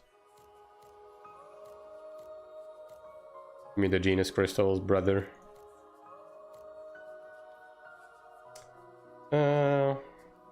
Quantity-wise, accessory to explain the White Dragon accessory. Should I go keep craft or go with dungeon accessories?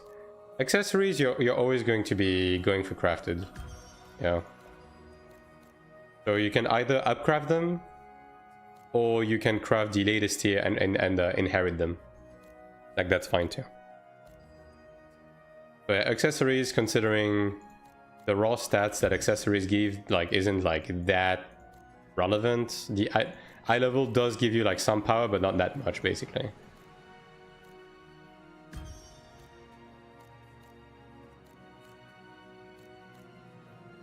So you do want the PvE percent stat over that. What the fuck are my Genius crystals, brother? I guess I'll take that. Oh, my genius jackpots. Okay, that's better.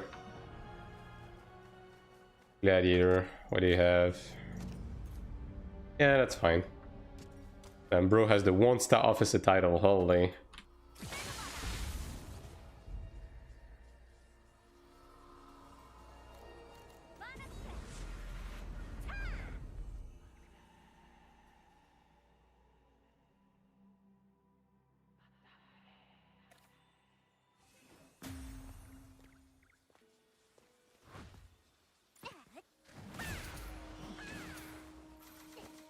But yeah, like broadly speaking, my recommendation to someone like getting into the game recently is to just purchase the Splendent Star Dragon, so the level 76, and ride that. And then eventually either upcraft with bound mats, or to just like buy Demonic or Crimson Dragon and then inherit that, and then just like go with that basically. That's the way to go for PvE. Like the extra soulbind line, as well as the PvE percent stat on the crafted accessories is like just significantly better than just like a bit of attack from the extra high level of dungeon accessories. That's always going to be the case.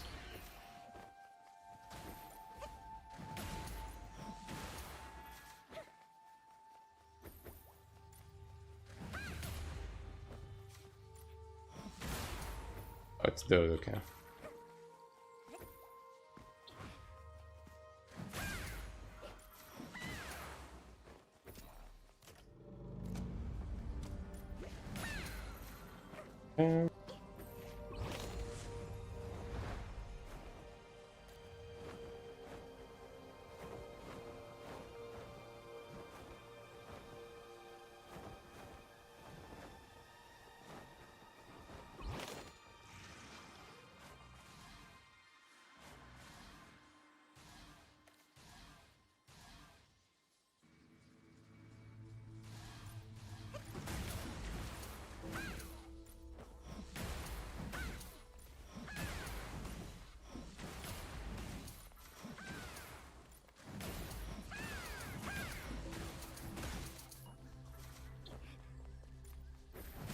Another gladiator. Got me surprised.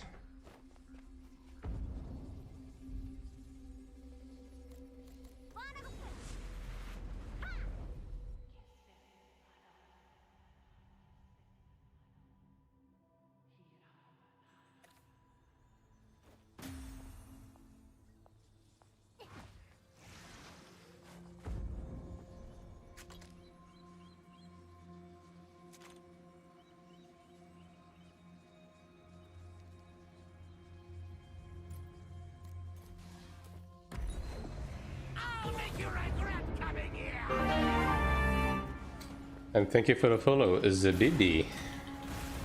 Name. Good name. I'm actually, like, considering perhaps replacing my Centurion guard with a Tribunus and, like, downgrading a Tribunus rank to a Centurion. Like, I'm really thinking about it. Considering I don't think I'm gonna be rolling a PvE guard in PvP, and I'm just going to potential up a guard, I think it's just, like, straight up better. Yeah, I don't know. I mean, I guess I'll just like stack my gold medals for the time being, because I was initially thinking of gambling my gold medals to get more platinums to work towards my high commander legs, but it might just be the play. I mean, the other option is to just like potential up the Centurion guard and just like ride that, but it's obviously not ideal. Consider I'm just going to break the set effect of Centurion anyways, as soon as I get my... Ah yes, of course the Glad leaves and we immediately get a Chanter, of course. Is that Crimson? What's it? Yeah, it's Crimson Dragon. Huh. Someone is actually using that.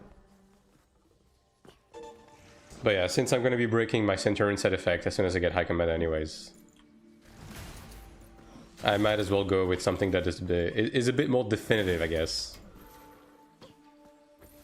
Not even that big of an investment. It just basically, it would basically just means that I wasted a few medals, but it's not that bad nowadays anyways. Like how many gold medals is a Is it Tribunus Guard? Isn't it like 120 or something? I think it is, right? It's 100 something.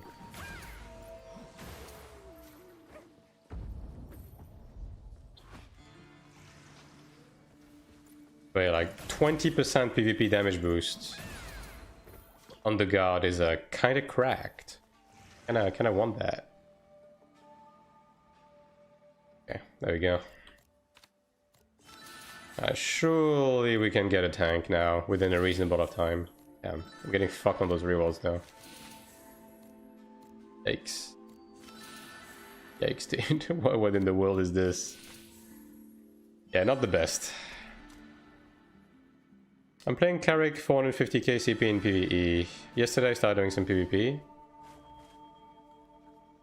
Alright. I'm assuming there's a follow-up to that statement. I will be waiting. Sucks that you can't go into the abyss while waiting for dungeons to fill up. I mean, can you actually? No, I don't think you can. Edge. Yeah, you can't even access your Pantheon, so... Got the first set of just Abyss Armor, got a bit of your stats on Shugo.gg, basically your skill and block. So I was doing crit res up until recently. Man, the Chanter left. Man.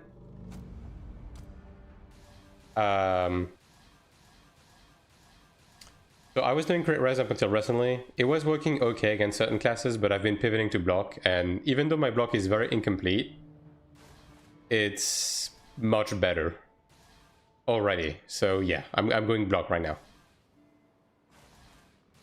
And hello, Lugius. Do you buy the membership? Yes, I do buy the sub. That is the one thing I buy, yes. I wasn't paying for it on the first month, but after that I've been paying the sub, yes.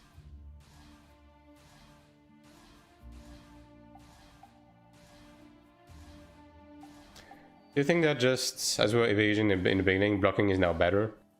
The thing with block is that Cleric leans more into it because you have passives that give you extra block, and because accuracy skill is so high right now, every single little point counts. Also, it certainly feels like block doesn't have a cap.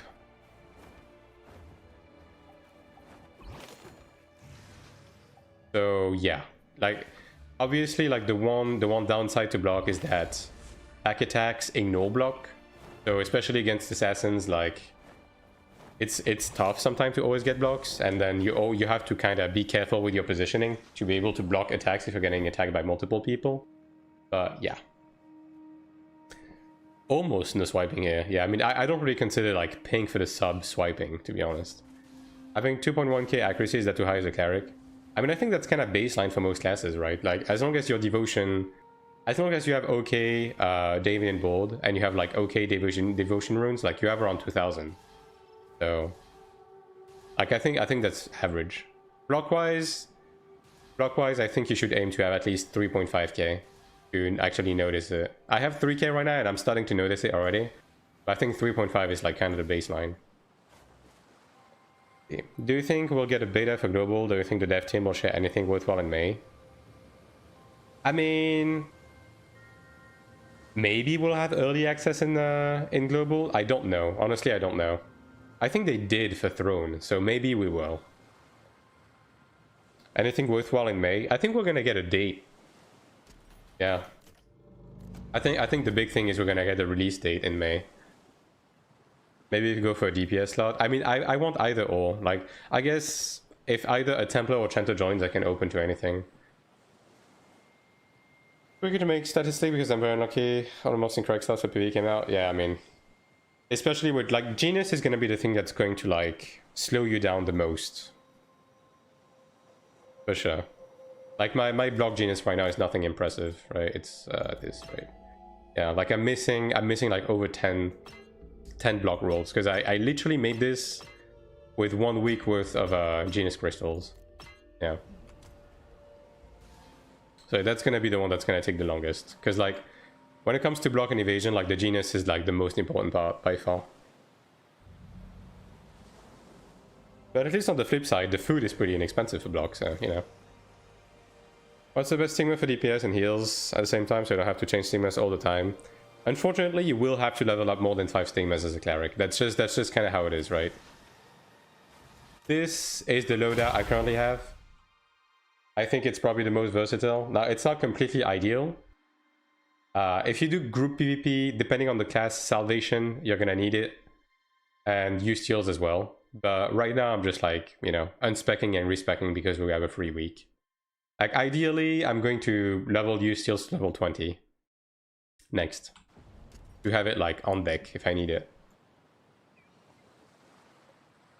2.1k accuracy is it too high as a Cleric now? Like, as I said, 2.1k accuracy I think is baseline for most classes. Like, for PvE, you need 2.2. I think by the end of Season 3, you'll need, like, 2.3, 2.4. And then in PvP, it's just kind of whatever. You just have what you have, right? Oh, here's a Chanter. I'll just open this duel and pin. Do you think I should get the PvP jewels right away or wait until I have tier 2 medals and start getting these? As I said, right? Well, we got a tank anyways. As I said, when it comes to gearing up for PvP, just plan out what you want in terms of like Centurions and Tribunus. And... okay, well. Just plan out what you want in terms of Centurion and Tribunus. And just buy the Centurion off rip. And for the Tribunus stuff, buy Decanus, upgrade that. Upgrade that. And then once you get the Tribunus piece, you inherit it. Ooh, 2 range? Ugh. Oh, God. Okay, well, why not? This is gonna be painful. I'm 2 platinum medals away from Orange Archon Commander Cloak. Do you think I should get that? I have 5 Tribunus, 5 Chanter sets bonus already. If you're gonna be getting High Commander, the Cloak is definitely a very good piece to go for, yes. So it just depends on what you want to do endgame, right? So the cloak is a good one. The legs are good. The chest is good. The shoulders are good, right? Yeah. What's the game? This is Iron 2. That is not even complete. I'm 2.1k. Seems ideal. For PvE, you're gonna need slightly more than that. But then again, you can get some accuracy on your armor or something to fill in the blank. So it's up to you. No, sorry, I don't understand. Speak a bit slowly. What was your question again? Do you think... Oh, okay. So, you just want to, like, plan out which piece you want as Centurion and which piece you want as Tribunus, right? So the silver and gold medal sets, right? And then when you buy your PvP gear, the piece that you want as Centurion, you go straight to Centurion. And the piece that you want to get as Tribunus, you get Decanus first, upgrade that, and when you can eventually buy Tribunus, then you inherit your Decanus into the Tribunus. That's the way you want to approach that. Is 8000 attack good for 450k Cleric with 2.2 accuracy and 2.3k crit? For PvE, yeah, that's fine.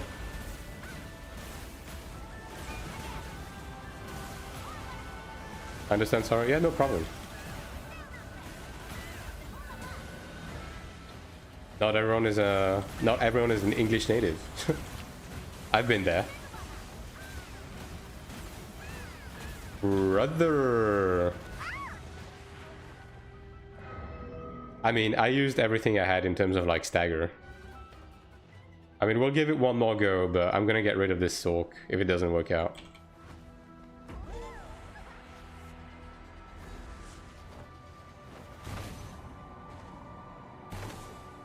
But like, if you're in PvE, as I said, 2.2k accuracy is fine right now. But by the end of Season 3, you're probably going to need a bit more. So aim for 2.4, I would say. For like Sanctuary and the upcoming... whatchamacallit? Transcendence, yeah.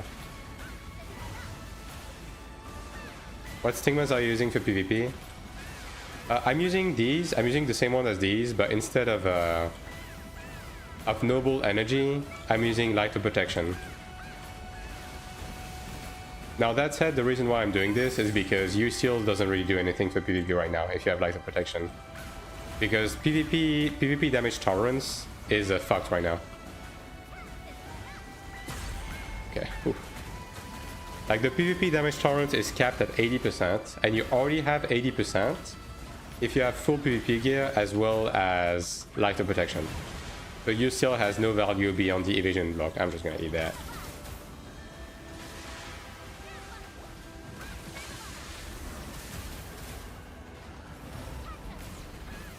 You should use the stagger Stigma here.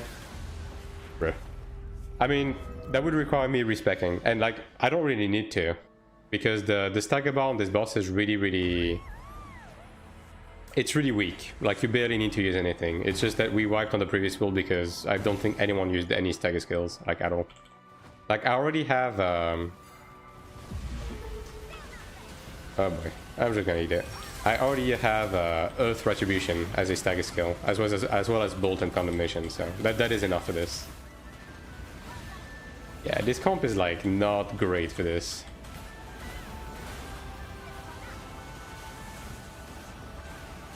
No Doom. Okay, yeah. Well, we're just going to remake this comp, dude. Like, this is not working out.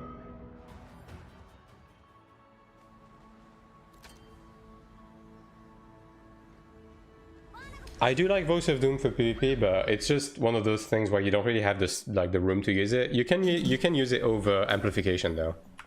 Yeah, I've been hovering between the two of those.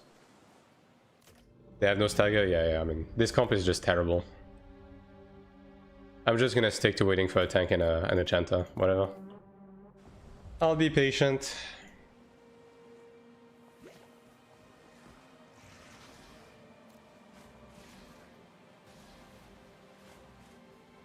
Yeah, Benevolence is one of those stigmas that they just added that you basically will permanently add, regardless of what you're doing. Like, Benevolence is way too good for everything. Especially considering we have lost a bunch of healing, right? So...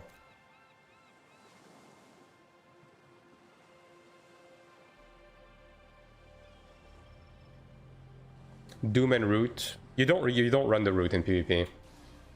The Root is, like, pretty fucking bad. Like, I wish it wasn't, but it's just that the status effect chance that we have, even if you stack intelligence and so on and so forth, like, Root is always going to be a coin flip. And against willpower stacking people, it won't land. Against classes like SM and Sulk, with an extra status effect resist passive, it won't land. So it's virtually unusable.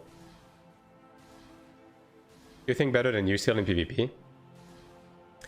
The thing with U-Steels, right, is that it's good. But as I said, PvP damage tolerance right now has a problem where we have too much PvP damage tolerance because of the change they did this week. So U-Steels doesn't actually give you any tolerance when you use it in PvP, if you run that OP. So right now, U-Steels is still decent for the status effect and the block, right? But yeah, it's not really worth running until they fix the problem. When when you die, what does it break your armor? No, there's nothing like that in this game. What is your attack now? Yeah, sure. I'll show you. I mean, my PvE set is like pretty incomplete, but yeah, that's what I have right now.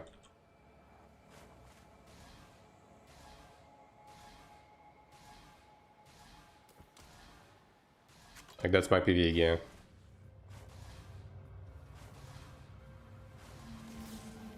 Like, it's far from complete. Like, I'm still missing breakthrough on my accessories. Like, my boots are pretty shit. I don't have any orange bracelets, etc, etc. Okay, that's a bit better. Can't wait for this game to come out. Play that. This to come to us. Yeah, it's gonna be a good one. So look forward to it. Still a couple of months to hold out, but just think of this as a necessary evil for the game to come out in a good state in the West, because the game is getting better and better with every patch, but it definitely needs a few tweaks still before it comes here. Also,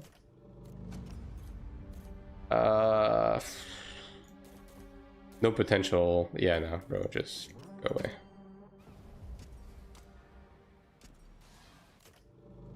Is Chanter better for this dungeon? In general, the triple support comp in PvE is just like night and day, the difference it makes. It's not even funny how how insanely good it is. Like, you don't take damage, and it's the highest DPS.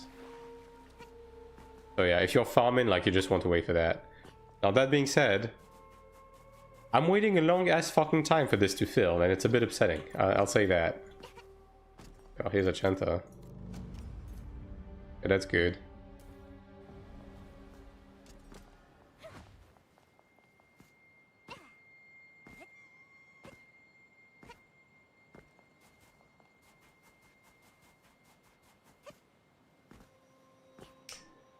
Is there a main build I should do? Mainly just dungeon healer, PvP or Asana?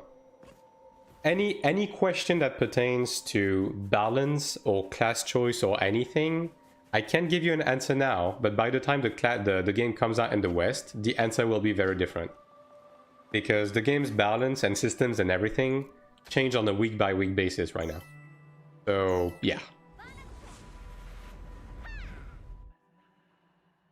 Like, even in terms of like what stats to go for, what build to go for, and everything, like, it keeps changing right now because they're just tweaking things to get things right. Like, it's crazy. Like, if you haven't been following how this game has been developing, basically every week they do a dev live stream and they do significant changes to the game every week. So yeah, the game is a bit unstable right now on that front. Next level, you hit 8,000 attack. Yeah. Also, my god. Like, my god is not exactly the best right now. And thank you for the follow, Say. Or Cheche.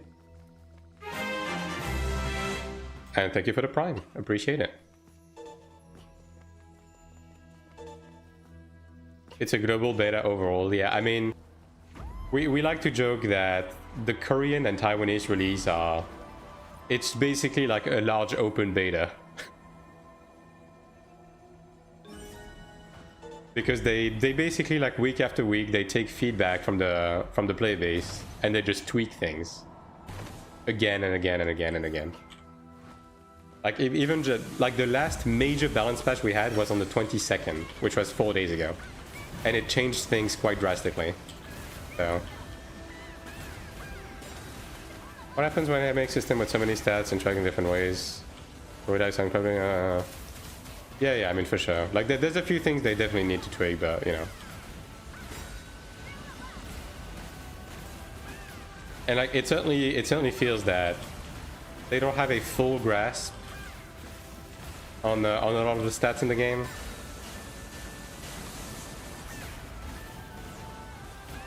So hopefully they do streamline those as well, eventually. That's a bit better.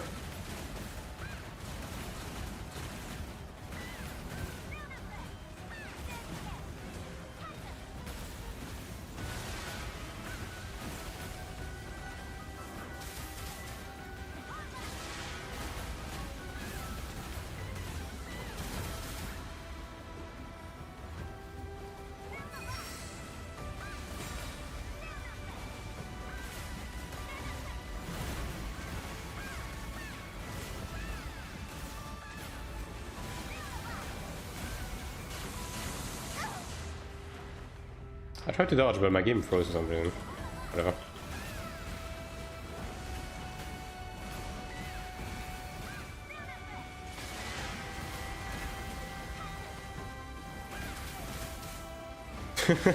Yeah, someone is just staying at media range at all time. I mean, whatever. It's just a bit annoying because we don't have a Templar.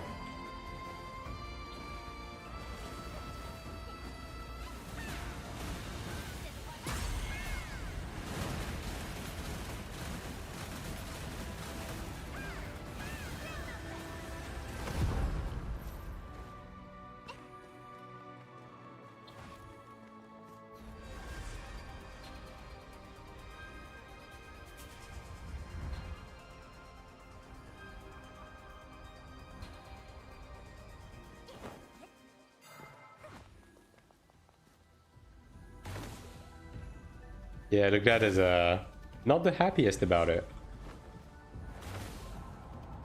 Using Iron 1 setting, I see Chanter settings, but I'm just using the Iron 1 like camera setting because that's just what I'm used to, and also the way I play the game, I'm moving using my mouse, right? So that's not very compatible with the action mode. But I've been moving with my mouse for like the last 20 years of playing MMOs. So if I have the option to do that, I'll be doing that. Chanter's way better than the last one. I mean, in general, the comp is better, you know. Although the Chanter almost killed us multiple times, but you know, it is what it is. It just pucks for you.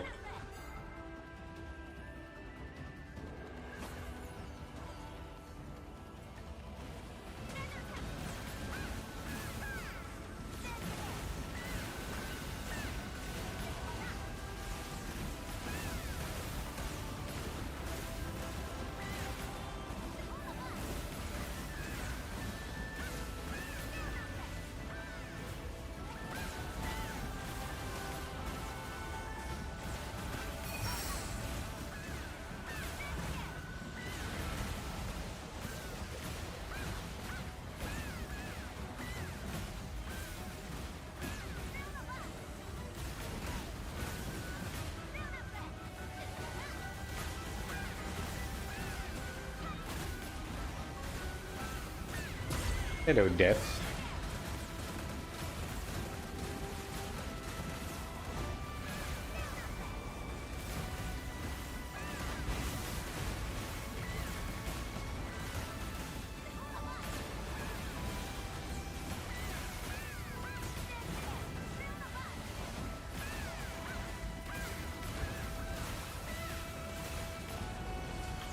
How are you doing? I'm doing quite alright. It is a nice sunny Sunday. Although it's getting a bit warm here, so I'm gonna have to figure that situation at some point.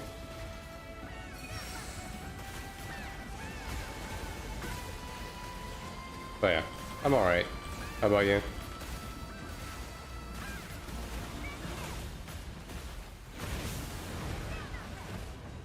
Oops. The DPS is not quite as high as I would hope it to be. Like, the arena is a bit of a mess right now.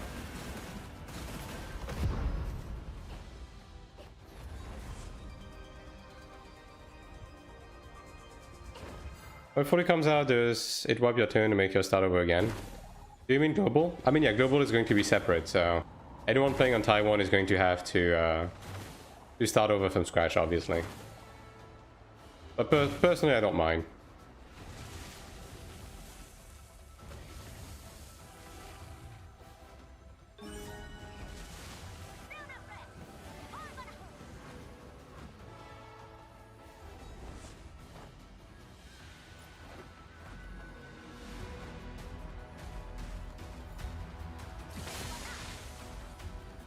Grams and dungeons. Yeah, that sure is a Sunday activity. I mean, just fucking look at me. I mean, I'm almost done though. Hopefully I should be able to finish today. Although it is going a bit slow. Because the pogging situation has been a bit, you know, dubious. I mean, I guess that's what I get for running like later in the week. I also still have to do like old stuff. I haven't even bought the Odile pass on my ults yet. God.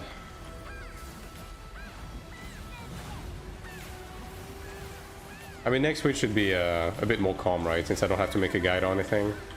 I should have more time. I mean, okay. I don't have to make a guide, but I do have a few videos planned, so... In second thought, maybe not. 3.5, I guess, score this Wednesday, I don't know.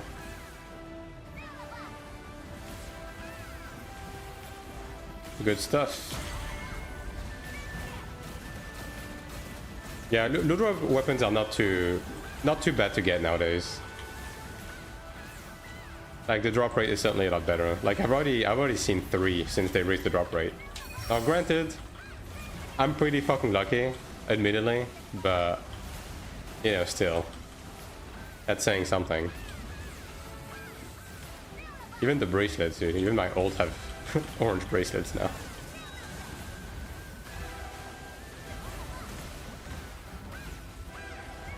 I am the opposite. Yeah, I mean, at the end of the day, 10% is 10%, right?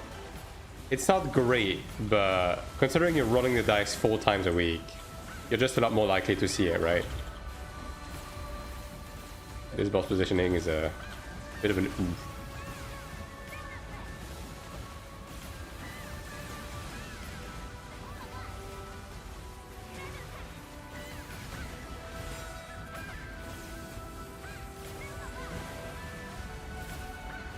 That's a bit of an obvious choice.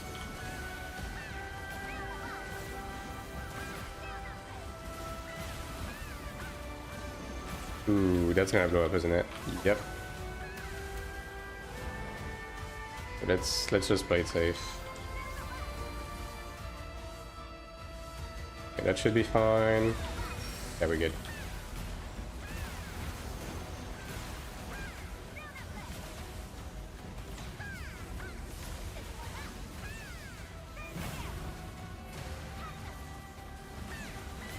Yeah, we're good, even old boys.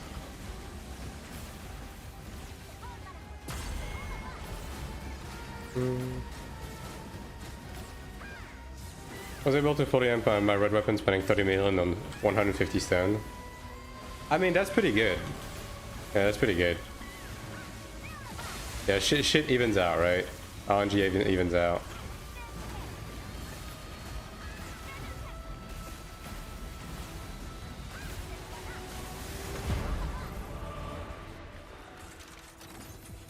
Yeah, not the best group, but whatever. Big mat.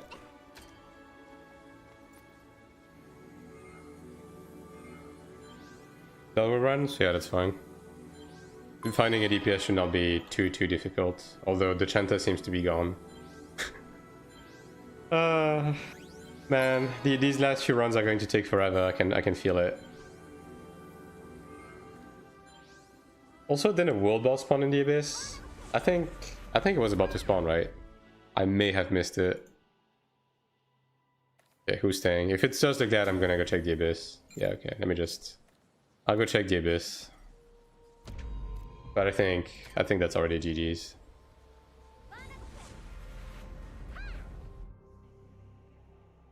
Auto click to get damage boost on the weapon. I mean, admittedly, 100 reroll to get damage boost on the weapon isn't even that bad. Quite frankly. Which one is it? Yeah, well, there's nothing happening soon, so at least we're good on that front. There's a lot of people going though. I don't want to miss anything, dude. I've been missing these so much that, you know what? I need one of those like calendars. That's what I need. Yeah, I'll make one of these after stream. Do we have an artifact in middle? You mean middle rush? We have 3, yes. Auto clicks on the red item really hurt. I mean, bro, the damage boost on this chest, which is like, it's like twice as likely to get damage boost on the chest than the weapon, and it took me like 150 rolls. Yeah, I mean, rolling orange items in general like sucks ass. Let's be honest. You got timing on the left. Yeah. But I mean, like like a proper like spreadsheet of everything, so I can just at a glance look at everything. Like on the second page. That would be convenient. Alright, well, let's see if any groups need a cleric. First and foremost. There are this one. Never mind. Yeah, I think this is a make the group angle once again. Unfortunately. Alright, well, 7 more. Just hang tight. Yo, is Sakura around? Can you send me the funny Chinese characters that puts people like in more trust?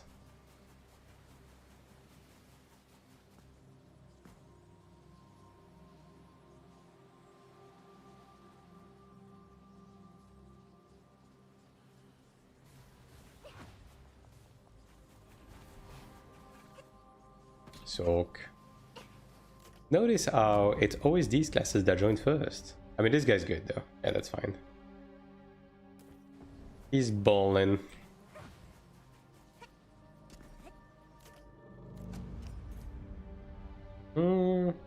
Bro, 5 temple accessories with no potential?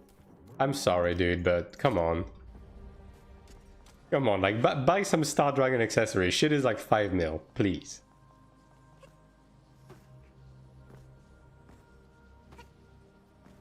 Okay, I'm like 210, next year kick me out, why? I mean, pugs be pugs. That's kinda all there is to it.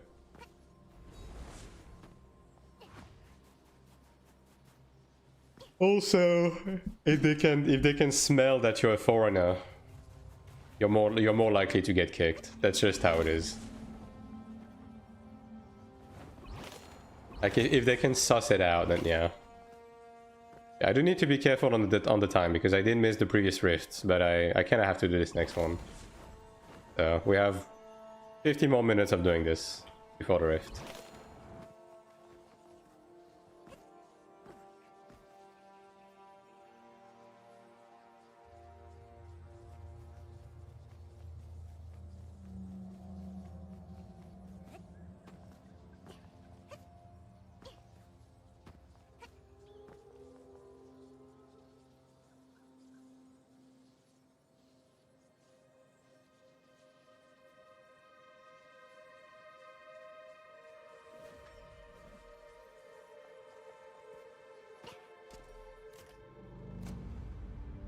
But I guess I'll still suss out a couple of groups in case.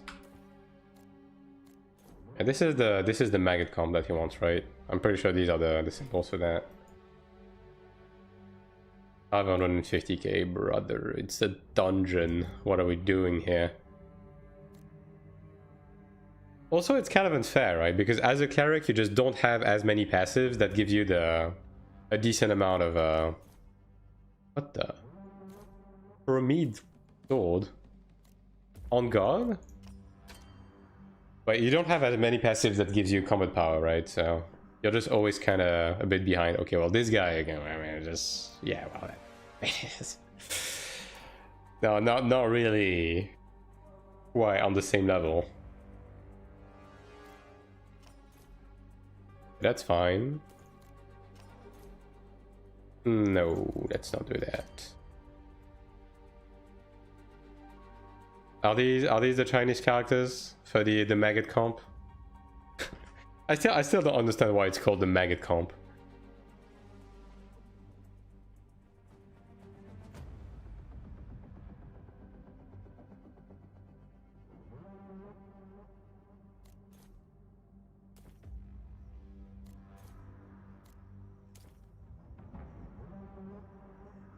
How come you're gatekeeping so hard?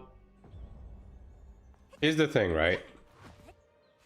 If you don't gatekeep, then you lose your supports. Because if you don't gatekeep, they just leave the group, right? That's number one. Number two, this dungeon in specific, if you don't have like a baseline decent comp, shit is a fucking nightmare. You know? Do you remember the graphic card thing that appears when you open Ion? I'm not quite sure I know what you're talking about.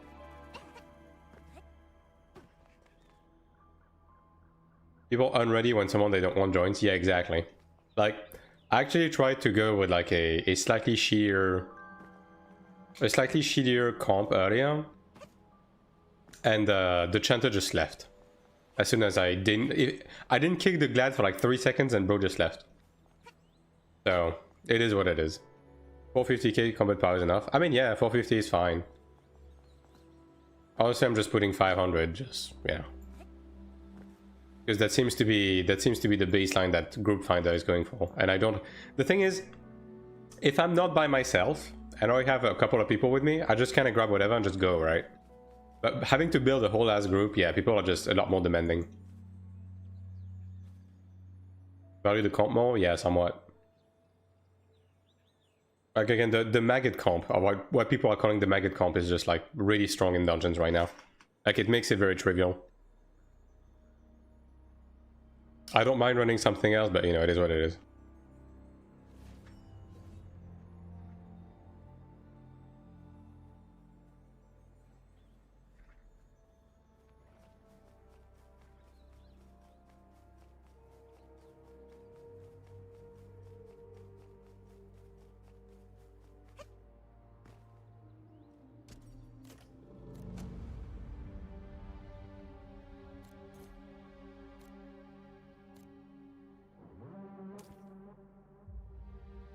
Yeah, 3-star Transcendence in May. It's in 2 weeks. Well, a bit less than that now. Week and a half. Oh, there we go.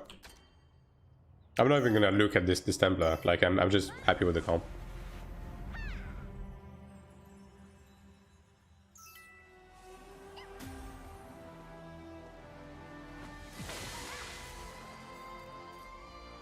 I mean, yeah, that's fine.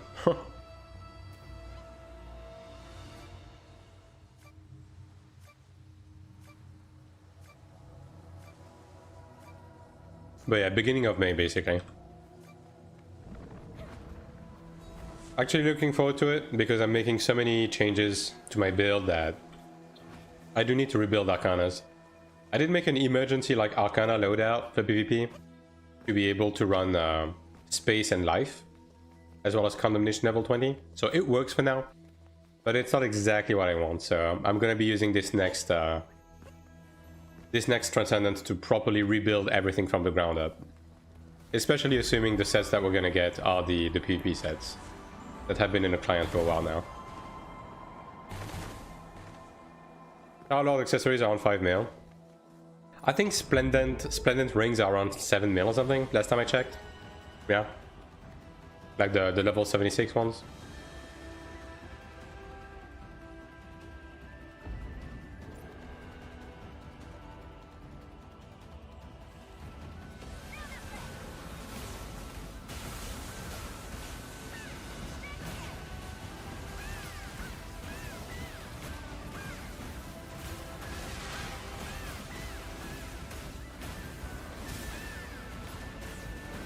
And yeah, like, if I had to make any recommendation to someone getting into the game and who wants to, like, you know, get into PvE ASAP, like, I would just go Splendid Star Dragon, just buy them on the auction house. It's pretty cheap.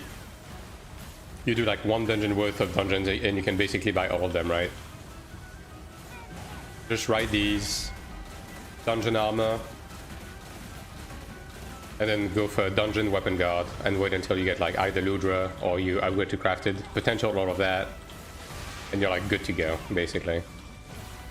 And once you want to upgrade your accessories, you either upcraft them, you either upcraft or you straight up get the demonic or the Crimson Dragon accessories and inherit that. You know? And then for the armor, you just go faded. Weapon, you go either Horn Dragon or Sanctuary. Just call it a day.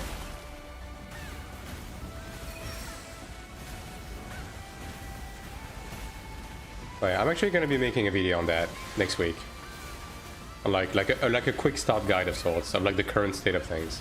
Not gonna get into like excruciating detail because obviously I'm assuming that things will change by the time it reaches global, but there has been a lot of people asking, so might as well. I think we can just kill it, can we? Okay, yeah. The Karma accessories. Personally, I would still go for crafted because you don't really benefit much from a dungeon accessories. Because you lose 1 soul by 9, which is quite important, right? Because it means you lose 1 passive and you lose 1 skill. And just for that to get a little bit of attack.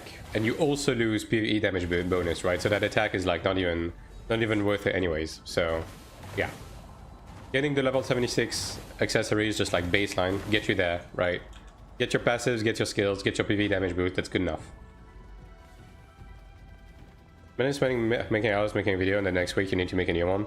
I mean, yeah, that's basically why I'm not really making too many of these like exact, you know, content guides. That's why I'm just sticking to the patch note videos and the dungeon guides, because these are basically a guaranteed like real estate, right? And thank you for the follow, Arlecchino. But yeah, I do want there is a couple of videos I do want to make for stuff like that, because people have been asking in terms of like what's the content in the game, what's the gear progression, so on and so forth. So like just a quick start guide that doesn't get too much into like in depth, so this way I can just like link it to people and be like this is basically like the game's content and progression as it is right now. I think would be good enough, and it wouldn't be like that time demanding.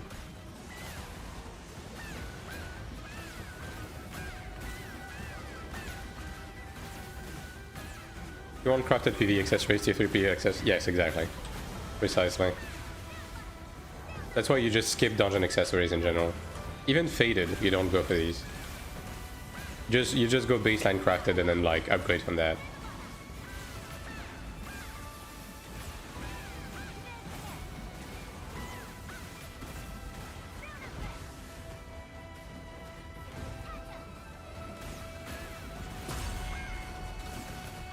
If I have Fall of Illusion weapon, is it still worth to change to Star Dragon? On the weapon side of things, just keep the dungeon weapon and just potential it up. That will serve you well, right? That is fine.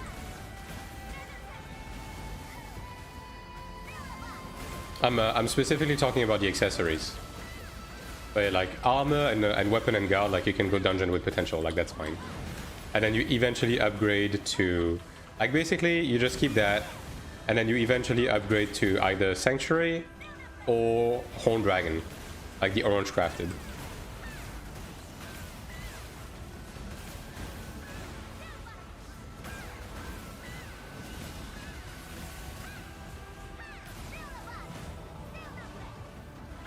Oh, the arena is a bit of a mess right now.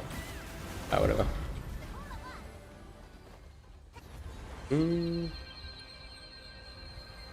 What's the potential after 16 or 17? What do you mean? Might explain it again why we do crafted accessories and I'll go for dungeon. I don't really get it. Okay. Well, first of all, let me answer this. What game is this? This is Ion 2. So, okay, the reason why you go with crafted accessories over dungeon accessories is because the only thing you get from additional eye level from accessories is a little bit of baseline attack. Because basically, your soulbinds, you're rolling skills and passives, right? For the most part. So you don't actually benefit from soulbind scaling. So if you go for crafted, you get one extra soulbind line, which means one more passive and one more skill, right? To get your thresholds, which is more important. Also, crafted accessories gives you twice the amount of PvE damage boost. So even though you get more attack from dungeon, you get more actual DPS from crafted because of the damage boost, right? So that's why you go for the crafted accessories. Especially given how cheap they are right now. Like as I said, right, like Splendent Star Dragon is like 10 mil. So like within like 2 weeks of running dungeon, you're gonna be able to buy all of them. If not less than that. And then you upgrade them, you get them Diamond 5, you get all of your skills on them, and then you eventually upgrade to either Demonic or Crimson, because you don't really need to upgrade to Horn Dragon for accessories, right? You don't get that much stats. It's a lot of money for not much, right? Like you don't need to go for that.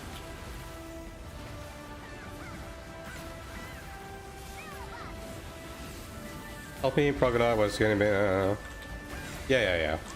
I mean, it's not the most instinctive, right? Which is why I do want to make one of those quick start guides, just to get that information at like available more easily to people.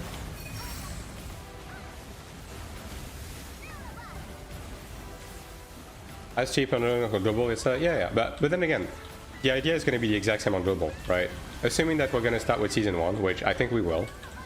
You're going to go for Star Dragon accessories and ride those like until the end of time. In terms of eye level upgrade, it's better to focus on the weapon and guard. And then for the armor, you just go. You basically just go faded, right? Yeah, okay, that's good. I'm glad he went for this guy because the other guy was like actually gonna kill us. Ooh. Yeah. Well, I used Absolution, but it didn't tick fast enough.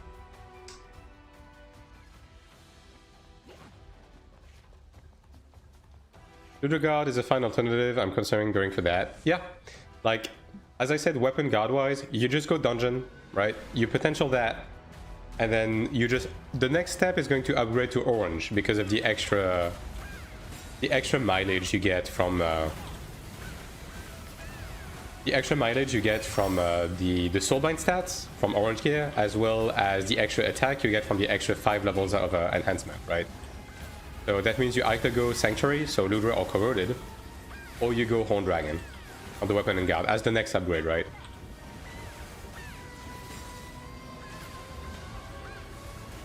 We need accessory, crafting guide, not bang at the start. Yeah.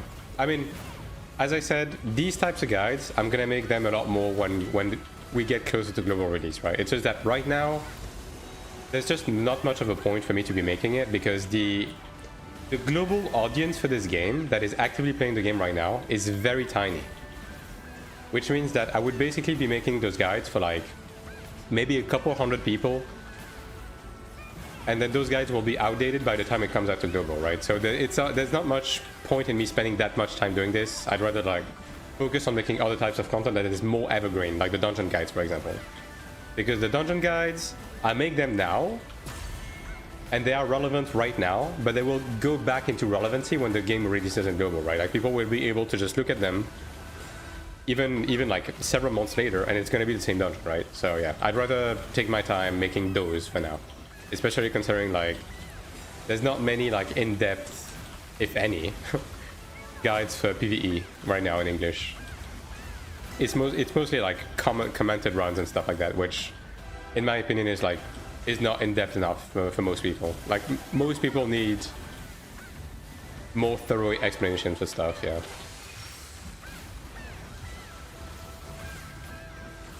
I have no clue how I'm going to transfer my Ebony Guard to Ludra. I mean, you just have to focus on getting like the rare soul binds on the baseline soul binds, and then you just like inherit.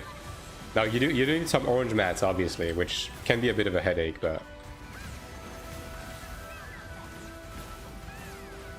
it is worth it though, because this way you won't have to roll any of the soul binds on Ludra, because it's the same amount of soul binds, right? Which is another like good thing about crafted. I have Ebony Guard, also Ludra Guard, which is better. Also, upgrading Ludra Guard to Breakthrough 5 is going to be expensive.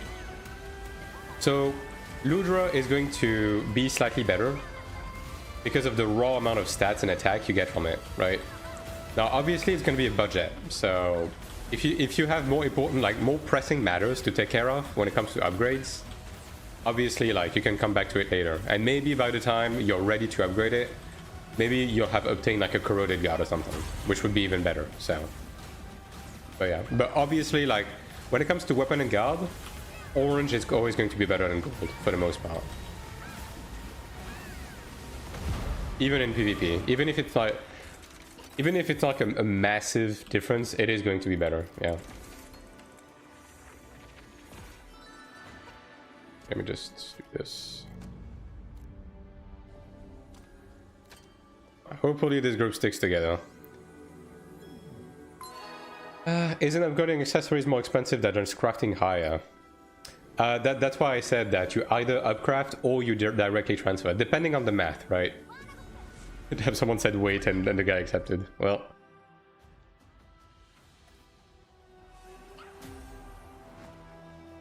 But like obviously depending on the math, depending on the didn't open the chest. Bruh. I mean, that's why you immediately open, brother.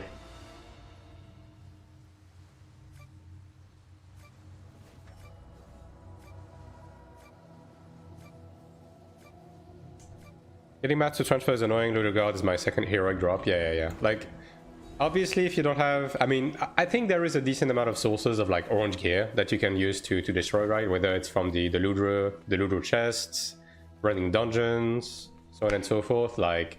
You should have a couple of useless oranges by now, but, you know, obviously, especially if you're transferring a weapon, and you need 4 of them, it can be a bit rough, yeah. It's Iron 2? Yes, this is the Taiwanese release for Iron 2. And hello, Shugo.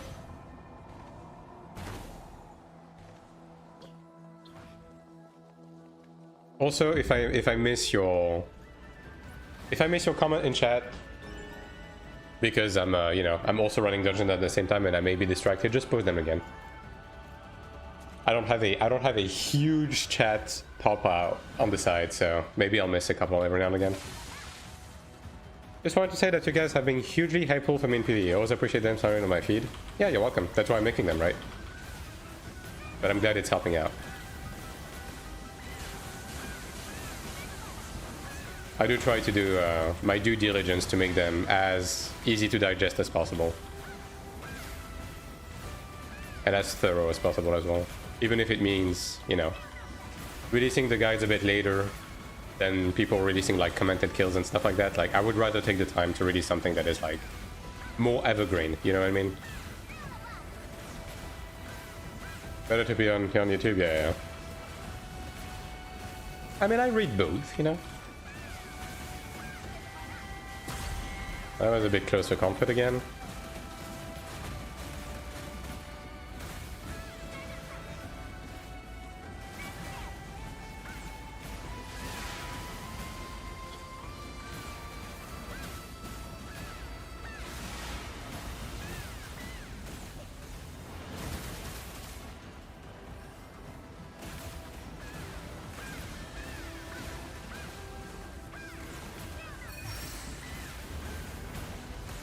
Maybe from this account? Yeah, I mean, I know.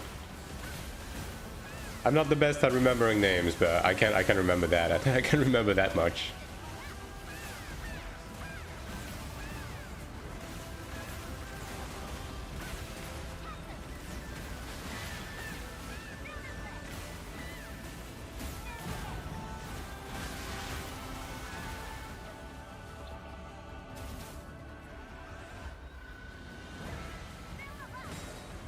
I'm already on the right side, look at that.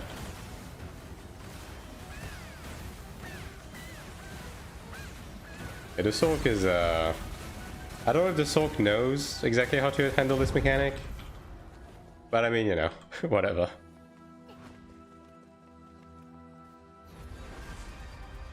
Everyone to see me talking? I mean, we appreciate the lurker. I think a bunch of people are like team lurking in the chat. We like those, Especially if you don't have ad block on.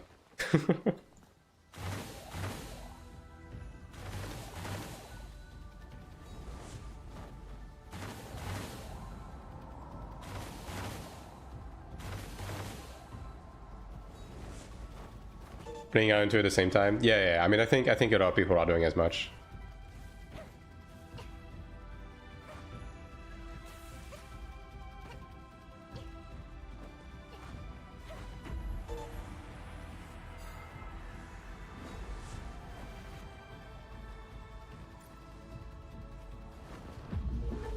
Damn, bro left me the front one. How nice. First run heroic from Cradle. Imagine, dude. I still don't have the shoulder pads from Cradle, which sucks. I'm gonna have to pay 10 mil to convert something else to get them. You hate to see it, really. Like, it's funny, right? Because the new dungeons, I've gotten everything within like 10 runs for both of them, but the old ones I just never got anything. Actually, like asinine.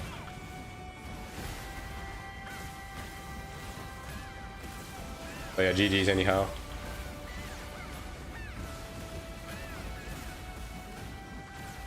Cradle has very bad drop rates. I mean, the orange stuff is like the same across the board, right? I mean, maybe if you're talking like placebo, maybe there's something here, but yeah, it certainly feels like. It certainly feels a lot less generous for sure.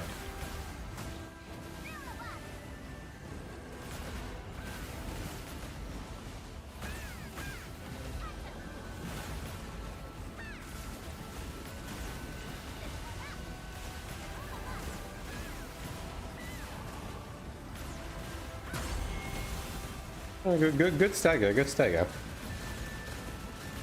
What should I do for the ancient glove? If I'm gonna be honest, like, if there's a piece of orange gear that you don't need anymore, I would recommend just like turning it into transfer mat. Because even if you don't need it right now, I mean, you can, for the time being, you can just set it aside, right? But the primo usage for ancient and like old orange gear that you don't need anymore is a transfer mat. Because you need so many, especially for the gold to orange inheritance, right?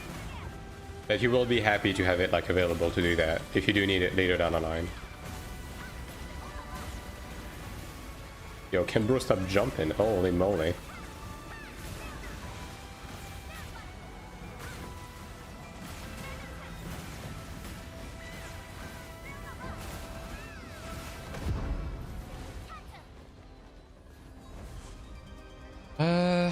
Can we morph? The orange gear, how the orange abyss The Sanctuary one. Yeah. Like the Corroded Sanctuary, like 1 ticket plus 10 million Kina allows you to convert a piece of Faded Gear into another one. Just like for Ancient Spirit with Ludra, it's the same thing. So yeah, you can, but yeah, you need to use a Corroded ticket for that. No group for that? Yeah, well, it is what it is. Like the reason why I'm a bit hesitant to do so is obviously I'm keeping 2 tickets on the side in case I get a weapon or a guard or whatever.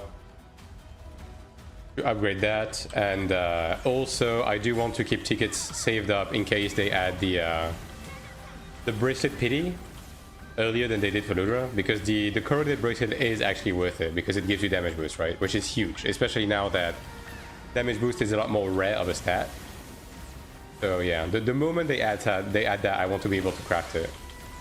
Oh yeah, but I do need some new boots, dude. Like my boots are so bad. My boots are so fucking bad, dude. I also don't have crit damage boost on my shoulder pad, so I need to upgrade that eventually. So yeah, I'm probably gonna have to cave in at some point. Because I do have a bunch of like extra unneeded faded gear that I can use for that. I haven't dropped an orange gear since Urugu on my main. That's rough, buddy. I've been pretty lucky with orange gear overall, I will say that. I can't complain too much on that front. But then again, I've been like pretty diligently running everything since season 1, so you know. I do the normal modes. Ah, well, okay. Yeah, obviously hard mode is a lot better for drop rates. Yeah.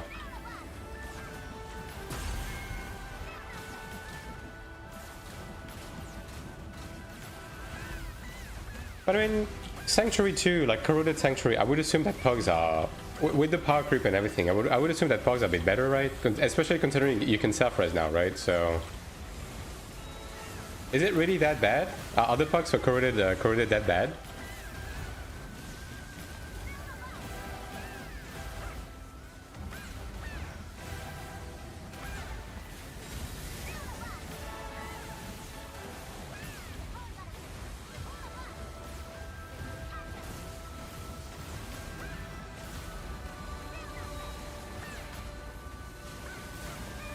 Never pugs, you used to just skip it? I see. I mean, I would assume pugs for Corroded are starting to like pick up with the slack, right? Like with the self-res and the power creep. Holy, don't target me, thank you. Ooh. Yeah, that was a bad fucking layout, dude, holy.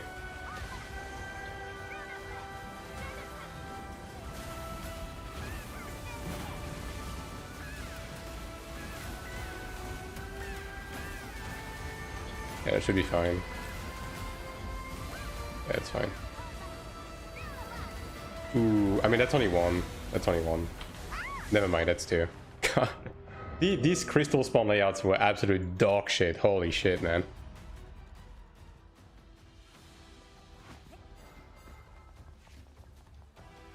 Seven tiles left, Marcheton done. Yeah, I mean, they just kind of hand them out now. Like, Marcheton isn't too bad. Admittedly, I should be crafting my Marchetons on my ult as well. Because I have so many fucking fragments. Like, I need to catch up my ult to Corroded, realistically. Like, that'd be ideal if I could do that.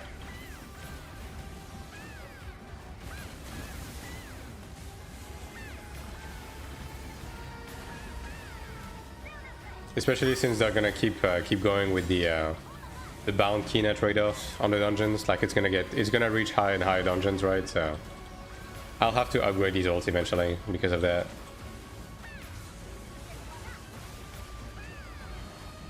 Yo, Sakura, how you doing?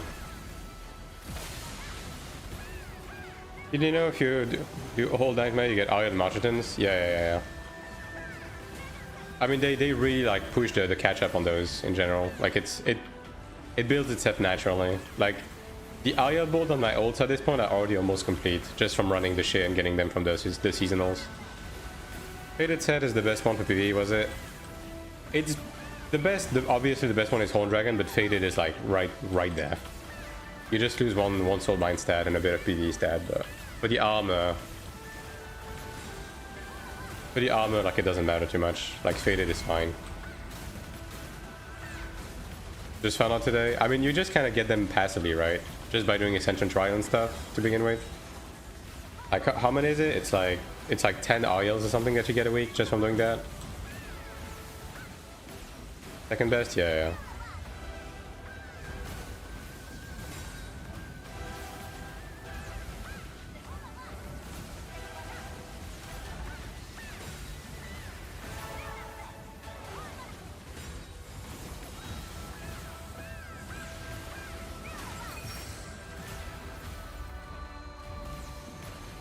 Is it the other side?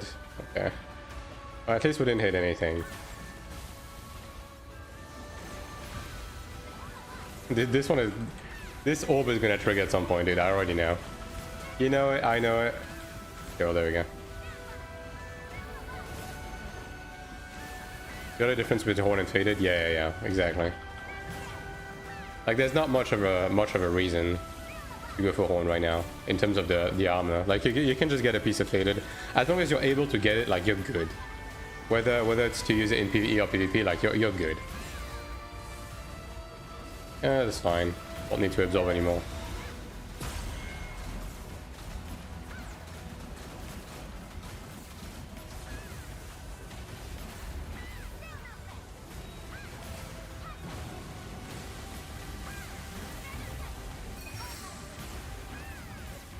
Yeah, this group is struggling a little bit, which is surprising given the comp, but what can you do?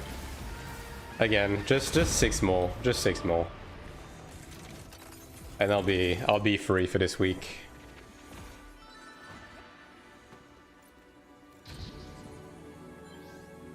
How was the perk experience? I mean, it just sucks because you do one run and then half the group leaves. And then you have to sit and wait for people to join again for 50 minutes. Like, that's honestly the most annoying part. So one more run and then I go Rift, I guess.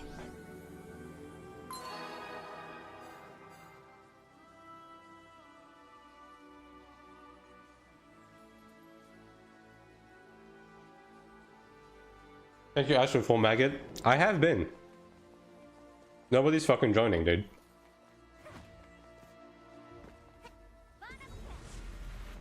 Why no Hall of Illusion? Because Hall of Illusion makes me want to jump off the window. It's so boring. Like, I'd rather struggle on this a bit, but at least the dungeon is like, it's a better dungeon, you know what I mean? Hall of Illusion is boring, the music sucks, the dungeon aesthetics suck, the mini bosses are boring, you just fall asleep. Like, I don't want to go back to Hall of Illusion. It's technically, like, it is easier, it is better to farm, but bro, I've farmed it enough for now. I will have to go back to get some weapon potential stuns potentially, like, in the near future for the Ludo Guard, but for the time being, I'm just enjoying the new content. All of Illusion since I need the weapon. I mean, yeah, fair enough, but for me, I already got all 3 orange gear, right? Multiple times over. So I'm good.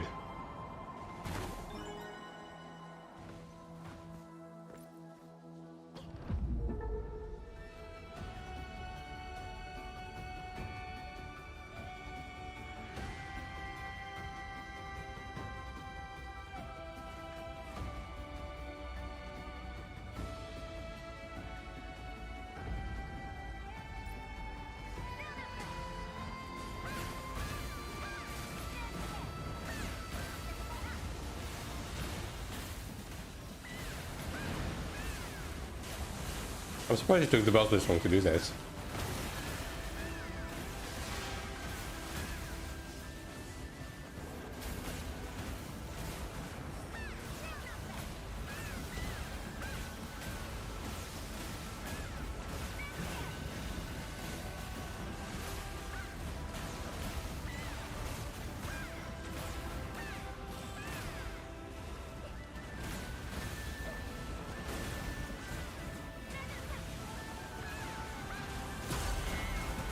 I wonder if I'll get an orange bracelet before Grover. They gotta up the rate a little bit. I'm gonna assume that they're gonna add the bracelet pity craft sooner than they did for Ludra. Which is why I was saying earlier that I'm a bit hesitant to be using a ticket to craft my missing pieces of faded gear. Because Oh, this group is actually respecting mechanics, look at that. Right, I'm a bit hesitant to convert a piece of faded gear because I want to be able to craft the bracelet as soon as it gets the PD system, right? And that is going to take 2 tickets. While also keeping 2 tickets aside in case I need to convert a weapon or a guard. So, yeah. I just wish I could go back to Cradle and Dramata. You know what I mean? To get those. They need to do something about that. Whether they add like an additional difficulty, like extreme mode or something, that puts it to the same level as the latest 2 dungeons. But that actually gives us use steals, so we can go back and farm the other pieces, because shit sucks. Like, we're just stuck in the new dungeons, even if we want the gear from the previous dungeons, because of use steals. So yeah, it would be nice if they did something like that.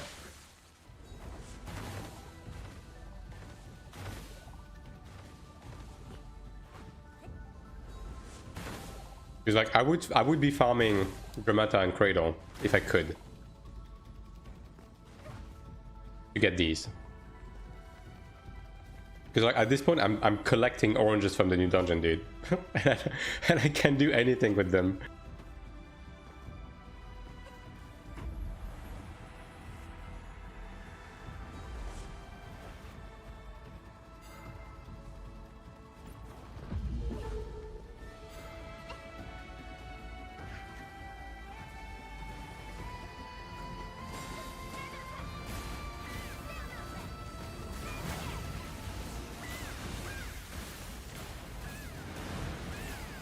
I'll remove these, sure.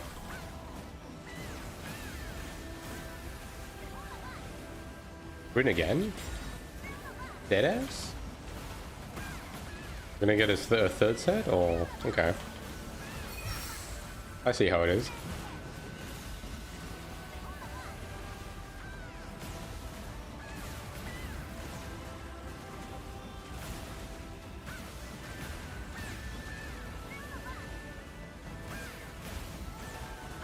Now with that said, and you can tell me if you agree or not, considering there's already the Philistine stuff, I do hope that the new Transcendence would just give all 7 pieces of Faded as a potential reward. Like that would be one way to fix it. To just like put all of the Faded gear as a potential reward for the Transcendence. Like that'd be nice.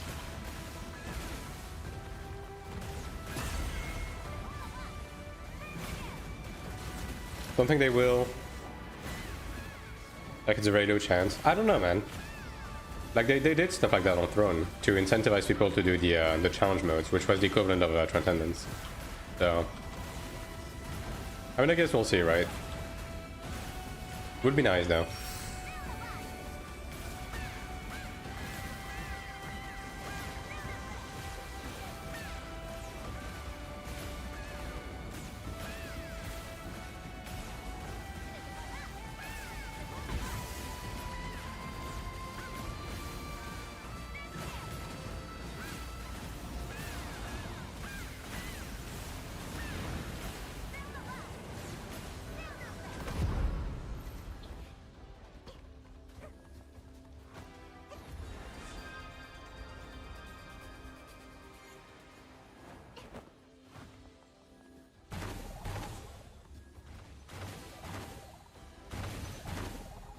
Can't wait to farm more cards next week.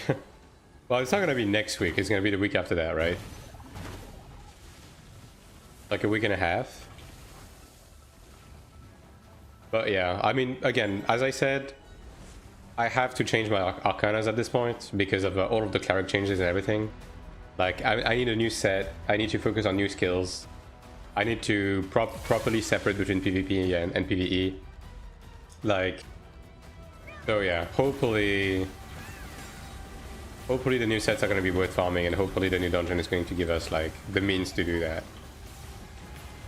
I also need, technically speaking, I need a new scale, right? Technically speaking, like I have one that is like usable right now, but it's not ideal for what I'm trying to do. So yeah, I don't know what they're gonna do. I would just assume they're gonna do the same thing as with the previous one, just that they're gonna add the new card types, right? But that we're gonna be still able to morph skills, hopefully. I guess we'll see. There's a lot I need to do when it comes to Arcanus. Like I made, dude, I scavenged through all of the leftover Arcanus that I had to like quickly slap something together to be able to use it with my new block set and to like, you know, unspec Divine Aura. It's so jank, but somehow it works. It worked out. It's not ideal though, but it worked out. But I need to like give it a proper pass. What set of Arcana do you run now? I can show you afterward, but it's a mess. But basically, for PvP, I'm running a Space Goblet now for the block. And I'm running Condemnation and Bolt 20 instead of running Divine Aura and Chain of Torment. Which is not exactly what I wanted, but it works. Like the most important word was Condemnation 20 to me. Like Bolt just happened to be... Bolt just kind of happened based on like the rolls that I got. And I was like, yeah, you know what, why not? Just spec in the extra damage on a single target. At least it's not useless, right? And for PvE, I'm still using my old Arcanus. Because obviously the Space Goblet, as well as the Life Parchment, doesn't quite blend in PvE. Also, Divine Aura is still okay in PvE, I guess. A week after you farm a perfect set of cards that will change Cleric again. Yeah, that's the thing, right? But I mean, I don't have much of a choice, do I? Oh boy. Okay, well, he made it work. To his credit, he is dead. Oh god. Yeah.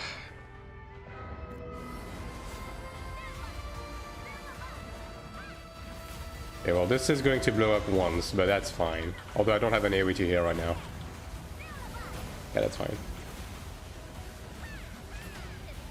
Oh my god, they all fucking died, dude.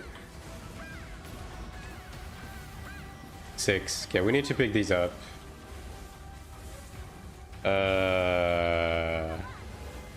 Yep, he got 10. That's GG's. Well...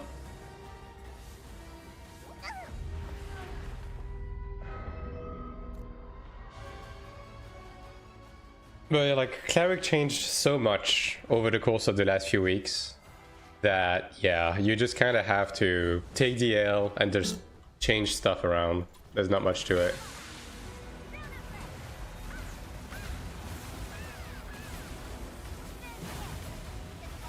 Like, Divine Aura is a worthless piece of garbage in PvP now. Block is the new thing in town. Like, Healing Light and like Healing Light specifically might be worth running at level 20, right? Yeah. Even on the Stigma side, like this on the Stigma side, it's so difficult as a cleric now because you have so many different permutation of like stigmas that you need to run depending on like the situation and the team as well. Because you need LOP at level 20, but you don't. You want to run something else when you have a Chanter specifically, right? So that alone is adding a 1 level 20 stigma that you're very situationally running, right?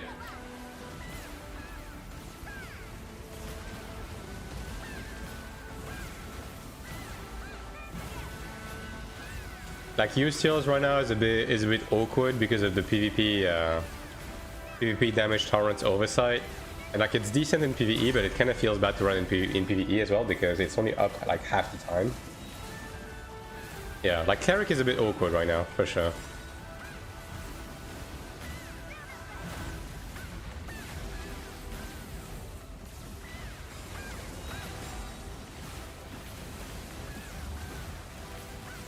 If Raiden was here, he would say, "Oh, this is how Gladiator felt at the beginning of the game." Yeah, we get it. Yeah.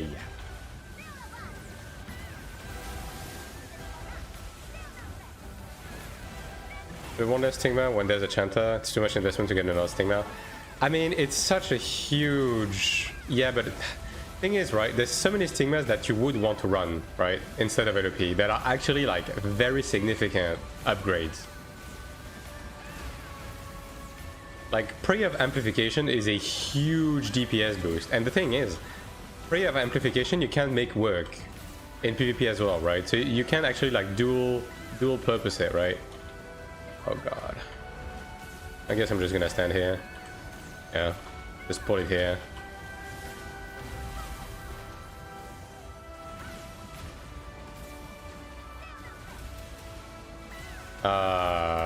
Okay, yeah, that works, that works, yeah, that works.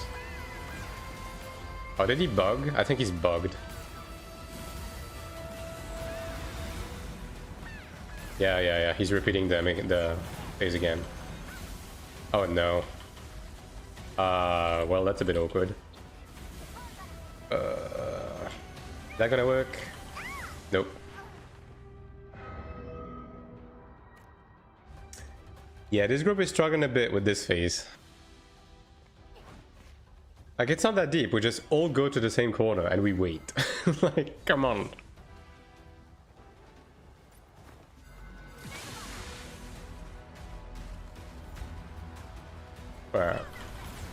Honestly, the main culprit is the new noble energy stigma. Like this stigma is like throwing a wrench in a plan, right? Because it's only usable in PvE, but if you don't use it, you run like you lose like 1/3 of your DPS, right?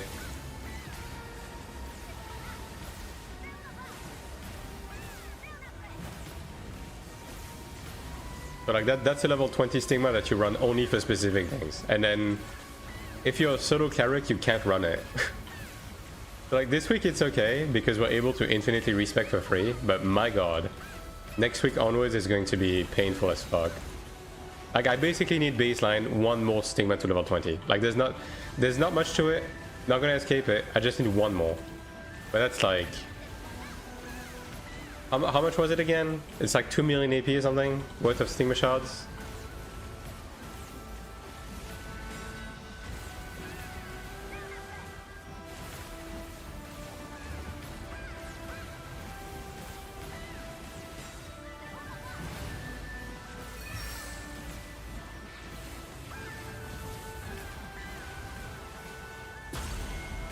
Weeks of AP, yeah. I guess it feels bad, man.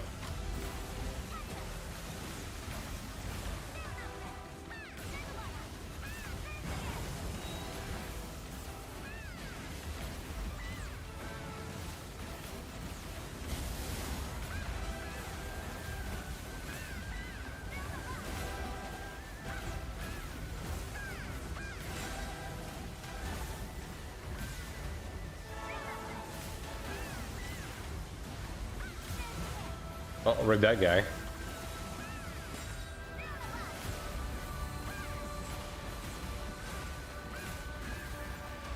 Yeah, just take the like this corner is so wide open. Oh god. Why here of all places, dude? Like that's the one place you can't go. Dude.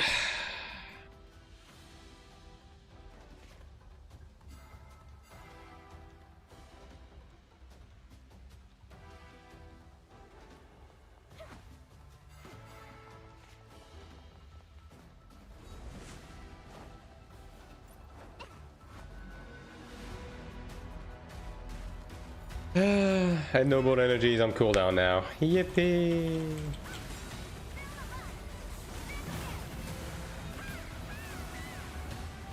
Okay, just 5 more. Just 5 more.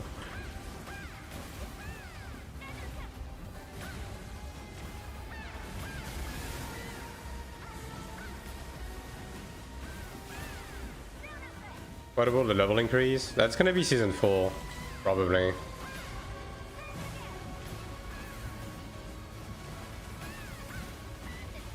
Yeah, the level cap increase and the new zones are probably going to be next season.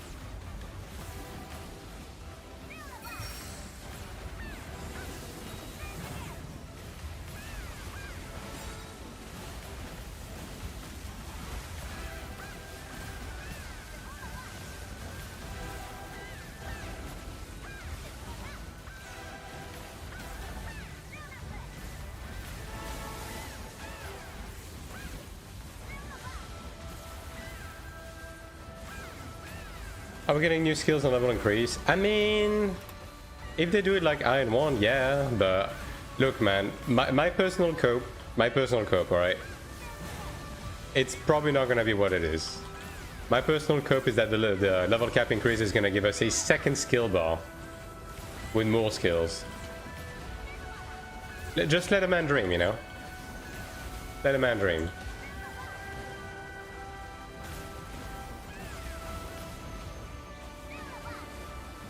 Yeah, that's easier, guys, right? Although don't walk into the bad. Why is this guy going here? Dude, where are you going? I swear to God, this Templar is just trying to make us die at this point.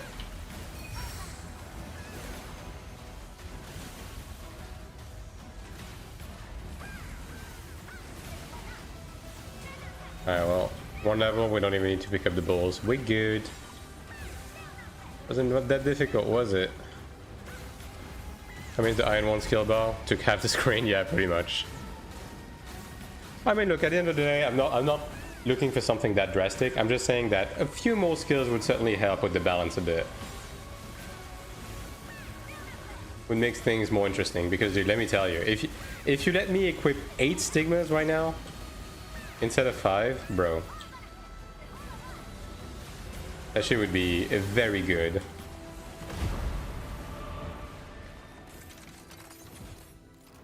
How many more dungeons do I have to run? 4 more.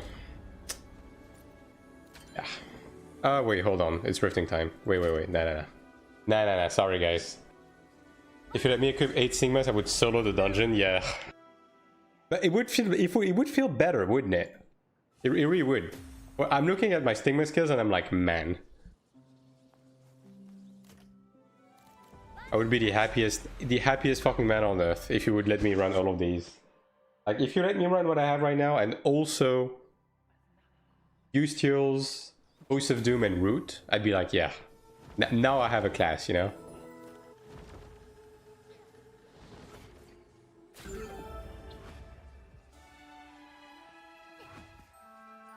Alright, Shugo game into some PvP. Surely the Rift is not gonna be dead, right? Surely.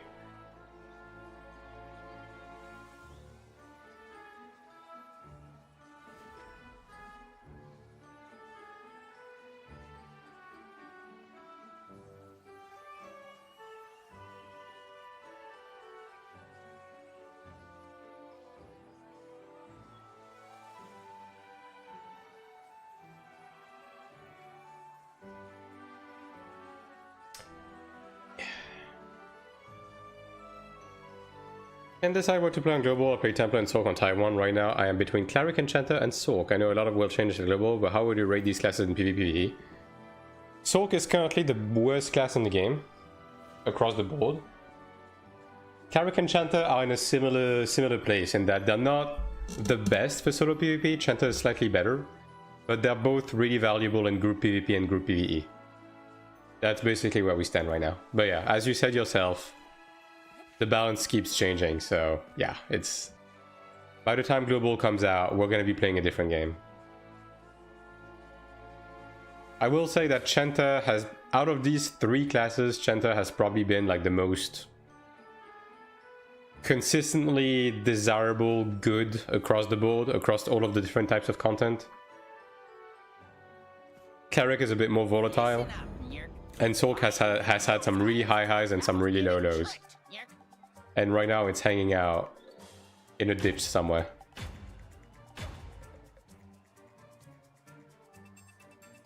Hurry and find them. And bro's just AFK. Good one. Your correct answers earn points. Mistakes cost points. Moving on to the next round, Nyer. From now on, balloons will appear when you find the correct answer. You get extra points for collecting balloons, Nyer. You have 8 seconds to get the balloons and return to the correct tile. Everyone is just running the Sailor Moon Here's the answer, Nyer. color scheme on this skin. I mean, the funny thing is they're just like recommending you to run this, by the way. Like when you buy the skin, one of the recommended like dye layout is this one. They know exactly what they're doing. tiles, Nyark. Here's the answer, Nyark. Round 4.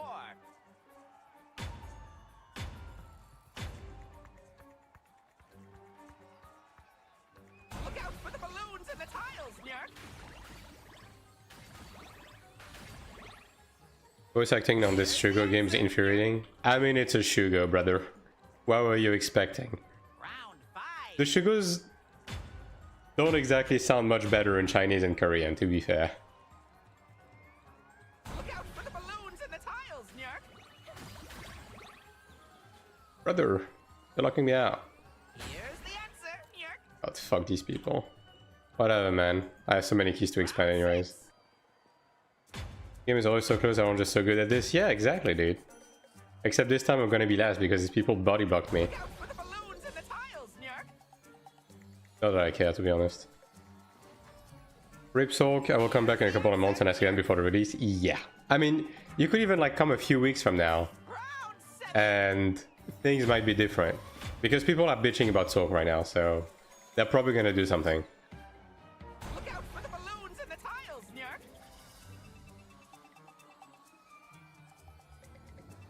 Here's the answer, Nyark. Final round. Keep going. The final rankings still aren't decided, Nyark. Just do one more? I mean, yeah, I guess that would be 350. It's just that there's the orbs, right? I mean, whatever. Again, I don't really care. I'll give you extra time to grab the I don't really balloons, care. Nyark. I just want to get my keys out of the way. Good work, every Nyark. You gave a Thank you so much. very quick on your feet. Yeah, I mean, PvP is a lot better now. Of course, we Shugo are It's just that some classes are definitely significantly below others. And some, like, it's always the same thing. Like, this, the CC wealth overall is, like, completely off.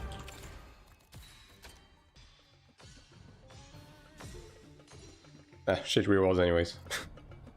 Didn't lose anything. We good. Felt like one shot, I'll get one shot. Yeah, it's better now. It's still not perfect, but it is better now. Like, honestly, the biggest problem right now more so comes from the, again, as I said, the wealth of CCs between different classes. 1, 2, 3, 3, 4, 5. I typically do 1, 2, 3, 4, 4, 5, personally. There you go. Alright, PvP time. I mean, it's not exactly peak time at Taiwan, but hopefully. I just need, I think, like 12 people or something to finish my weekly. 4, 4, 4, 4, 5. Well, I mean, that's just the Gamba route. I used to do like all on 6. I mean, all on 5, I mean. But when you do that and you get like the shittiest reward and then you have like 3 Radiant Ordeal on the rest, it doesn't feel quite good. Rifts are PvP again. Rifts haven't changed too much. Like, it's just that there's weeklies to get medals in them, so I just do the weeklies, basically. Yeah. But Rifts are not exactly in the best of state right now. It's a bit difficult to find people who are flagged for PvP. Especially depending on the matchmaking. But hey. I have some hope they will look at this content again, because they have mentioned that they were looking to add content to it, but that they scrapped it because it didn't really work out. So surely at some point they will make rifting good again. Surely. Most Taiwan players are a bunch of pussies. Yeah, apparently rifting is a lot less dead on Korea. 100 kills in 1 hour. Yeah, I mean, it's just, I don't speak Chinese, so if they organize stuff like this, I don't see it. Like, sometimes I see it happen, right? But yeah, I'm not really made aware. Also, it's not really the essence of rifting, right? I mean, I know it's not necessarily the most interesting thing to see me like roam around the map for 1 hour, like aimlessly, but that's what I was doing on Iron 1, right? So I just prefer to do it this way rather than just like quote unquote cheating the system by just doing a Zerg fight. Because it's boring. It's like, it's basically the Abyss but worse, just to get a couple of medals. So, you know, like, whereas with the way I'm doing it, most of the time it's boring, but sometime every now and again you have an interesting fight or something funny that happens. Play some games. All right, thanks for hanging out, and thanks again for the prime. Appreciate it. Any primers in the chat? Hell yeah. As well. Supreme Commander. Oh my fucking... I mean, this is an evasion assassin. Like, nah, that's not. That's not. Okay, one guy following me. Templar. I mean, you can follow me, yeah. We can fight. But I have a hunch this guy is going to be accompanied, if that makes sense. Alright, well. Iron block. Yeah, I don't think this guy is block actually, so I'm probably gonna be able to maybe kill him eventually. Maybe. Oh, probably not because he plays Templar, but you know. If there's a will, there's a way. Right, stop stunning me for just 1 second. Dude, like, you see by what I mean by the wealth of CC in game? You see the amount of stuns this guy has? Like, come on. Okay. I need to drag this guy a bit further away from town. So I don't run the risk of like getting zerged, so bear with me. That's nasty? Yeah.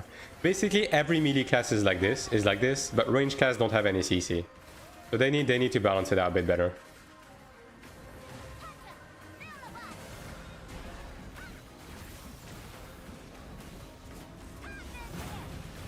Alright, it's gonna be better on the ground because I'm gonna be able to perfect dodge a couple of them. Here in 10 minutes after this battle ends. Yeah.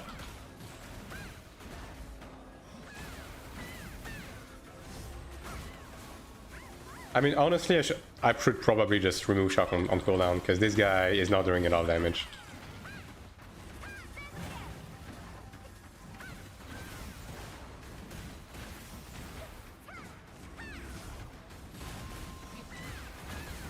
I mean, I'm able to damage this guy a little bit, but you know, he is a Templar at the end of the day. I'm paralyzed. Also, this guy is accuracy, because I'm not blocking him at all. Which is why he's not blocked, but it's a Templar. Drown him? Well, I guess I could, yeah. Okay, where's the ocean? Alright. I guess we're gonna go on a journey, chat. Templar is gonna take a while, though. Also, this guy might take... He might call people. Yeah, this guy has fucking high commander gear. This guy may be calling people to help him out.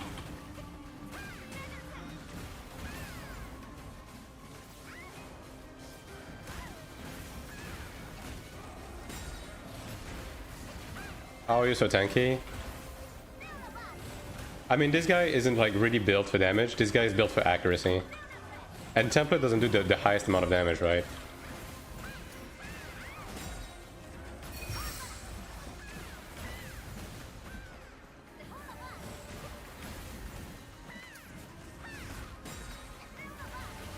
Okay, well, I'm able to damage him a little bit, but... Okay. The amount of... Yeah, this guy has too much self-sustain, that's the thing. Like, the thing is, potions and Rift are cracked, right? So with a class like this... Yeah. I might be able to kill him by drowning him, though. Alright, just follow me, dude. It's gonna be alright. Surely you want to keep following me, right? Surely. Is he coming? Okay, I'm gonna be honest, the fact that he's stopping like that tells me that he took the time... And thank you for White Wraith. He took the time to pin me on the map. Yeah. You're heading to Charlotte Water? I mean, this is an ocean right there. That's where I'm going. There's not really any good body of waters like close to this place, so yeah. He called his boyfriends? Yeah, exactly. Like, oh, there's a guard here. Let me not do that. Is there any third-party software? Yeah, anything that is like borderline cheating with like macro inputs. But mouse macros are not getting banned right now. I still would not run the risk of using them, but you know. That's a long way. Look, dude, at the end of the day, this isn't necessarily about getting AP or being efficient, right? This is about sending a message. Alright, so this may be a long message, you know, but will be the message. How does the droning work? Yeah, okay, they can fly out, but I can do a couple of things. First of all, I can equip the route, and I can just like bring them really far down into the ocean. So this way they have a long way back up, right? So I can equip my anti-heal and my route, bring them down, and when they start drowning, I pop both. So yeah, that is the plan right now. Well, I'm surprised that no one has come for me yet, though. I'll say that. It's just annoying because Templar like keeps pulling you and keeps stunning you, so...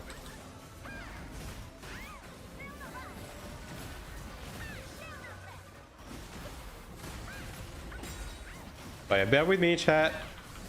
Bear with me. I didn't say this was going to be very interesting, you know? But we're gonna try.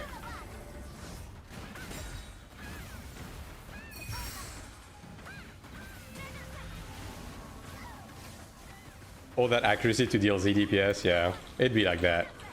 The fact he's still trying to kill you. I mean, I'm still sussing out the fact that he's probably gonna call people.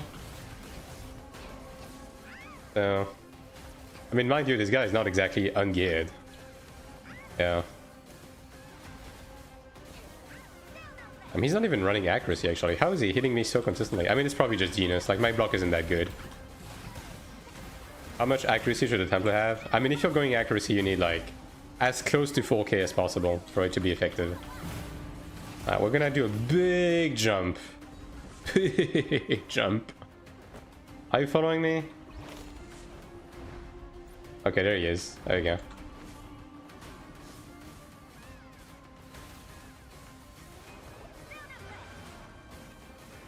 Hey. Careful for Kiska head. Yeah. I see the Kibble scare. That's why I'm flying now. Oh, dude. Let it go, dude. Stop stunning me. Can you just follow me? Actually, that'd be nice. Yeah, well, that's. Do this. And I'm paralyzed. Maybe the TTK is a little long between Cleric and Templar. I mean, supports in general can't really kill each other. That's why, okay. That is precisely why I keep saying that the current balance of stats right now is leaning too heavily towards both extremes, right?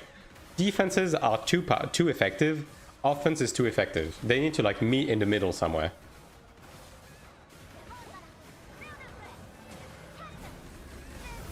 Okay, let me just turn these on.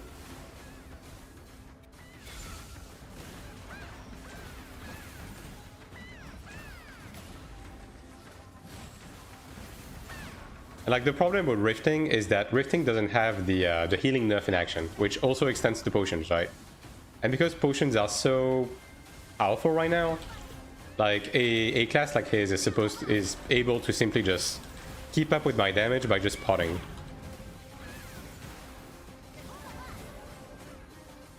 So yeah, that's pretty much how it is right now. Alright, dude. We're almost reaching the ocean.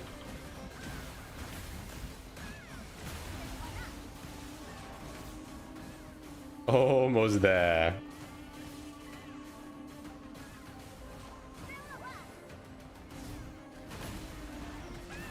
My flight scroll active? Yeah, 3 more minutes. Alright, we're good. Looks like a bot. Unfortunately, this is a high-ranking officer of the Ilios faction. It's an easy mistake to make, though. They look really, really alike.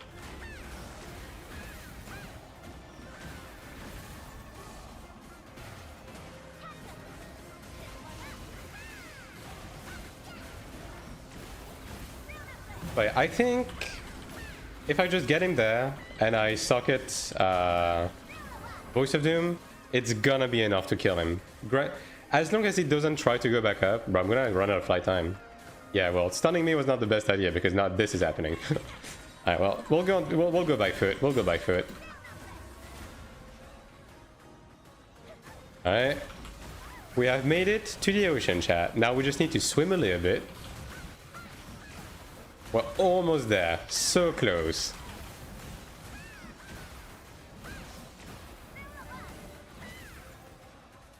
Man. He's just... Come on, man.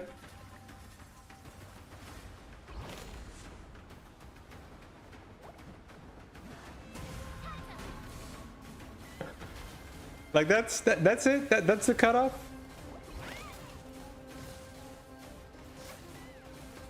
Attacking from the water. The thing is, he's gonna be able to pull me. That's the thing, right?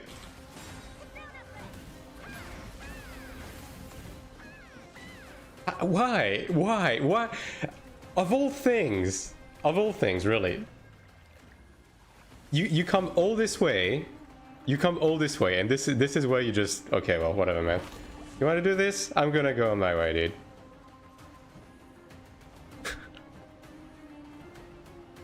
Have these people seen my video? Like, this is the second guy.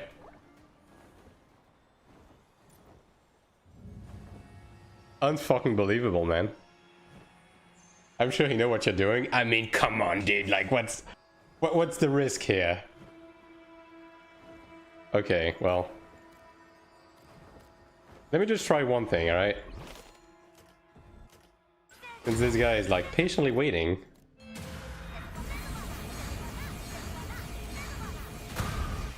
Let's see if I can get him, like, normally on the ground with this, right?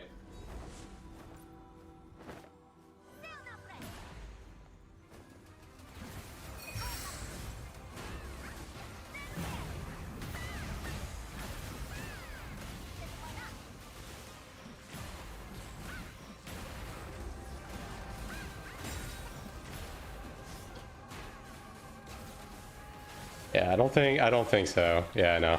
It's not really doing anything, dude. Even the life leech alone. Your Warcraft videos going viral in Taiwan, they know your secrets? Yeah, sure they did. All 500 views are from Taiwanese people. Sir, the plan is not working. I know, I'm trying, dude. I've committed so much time into this. Have you heard about sunk cost fallacy?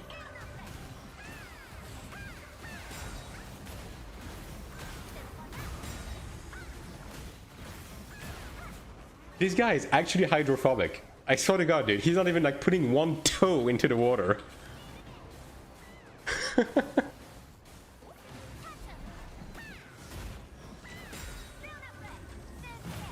Dude, come on.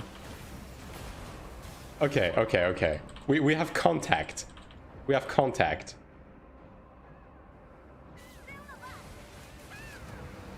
I did post on the Iron Discord. I know there's Tab to play on it. Oh. Look at that. Okay, dude. You know what? Fair enough. Firm handshake on that. Firm handshake on that. See you again. Yeah. We've already spent how much time? 10 minutes on this? Yeah. Let's move on. Let's move on.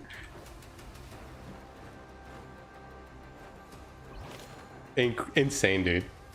This is the second guy from Tahabada that has just refused to enter the water with me. It's like, it's the same reaction, by the way. The moment I put a single, like, foot into the water, he's like, nope, I'm out. That's it. Take them to dinner first. I mean, dude, we went through the whole fucking buffet. Have you seen how long it took to get there? Like, come on, dude. Like, okay. Here's the thing. Let's say I drown you, right? Let's say I do drown you. You don't really lose anything, so you might as well come, because I'm also going to be taking extra damage. So if you stun lock me, maybe I'm gonna be the one to die from the water, right? So it's a risk you should be willing to take. I don't know, man.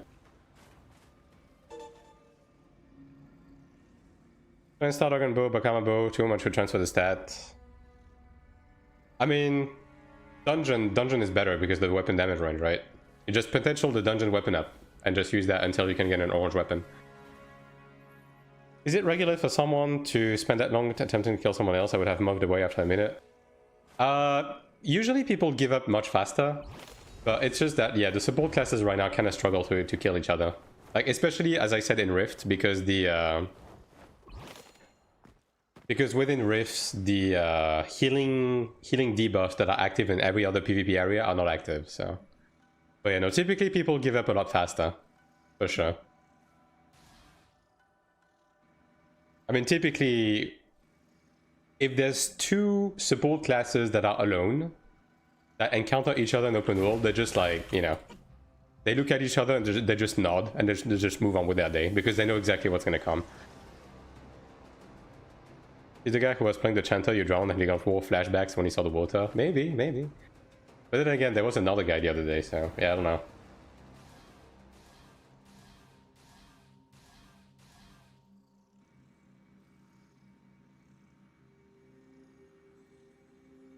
Alright, well, let's check zoom in again. I mean, there was a couple of people at zoom in, so maybe we can snipe a couple of people. I still need to kill 12 people, by the way. It hasn't really progressed at all because of this guy.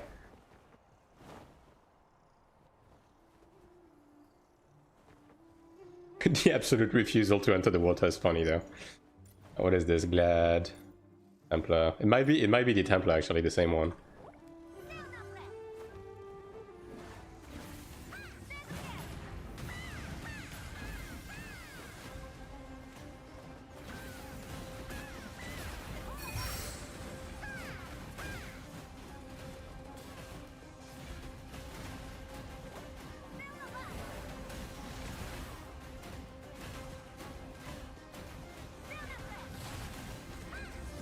Well, this guy is killable, but again, it's the same problem, right? It's the potions are so powerful in rifting. Also, this guy's block, I'm pretty sure. Yeah. I mean, so am I, but yeah. When I do it, it's fine. When other people do it, it's cringe. That's how it goes. Yeah. Yeah, this guy's juiced.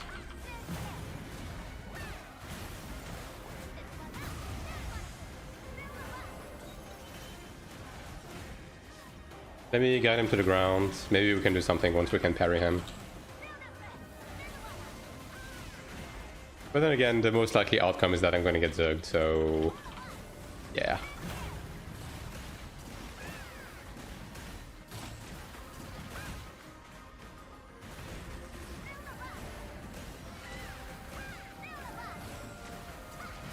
Okay, I'm just gonna wait for the kills to use my benevolence. He has a Cleric coming.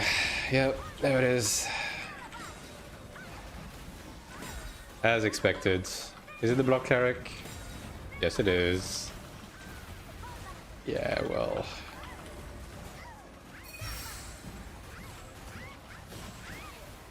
drown him! Yeah, I thought about it for a second, but I did.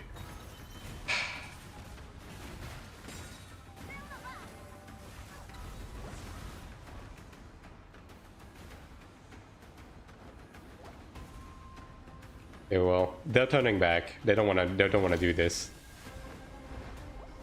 Like, if it's just the Glad, maybe I can eventually manage, but like, nah, not the pocket Cleric, dude. Can I kill anyone? Please, just one dude. Anyone that isn't running like a tanky build, please. Like, literally, I'll take anyone. We need to add a deep pool Diazumian. Yeah, that's what I'm saying, dude. Turn this into like an infinite pit, and I'll be happy. Like, give me something. Throw me one bone. I'm not asking for much. I just need, like, a well to drown someone.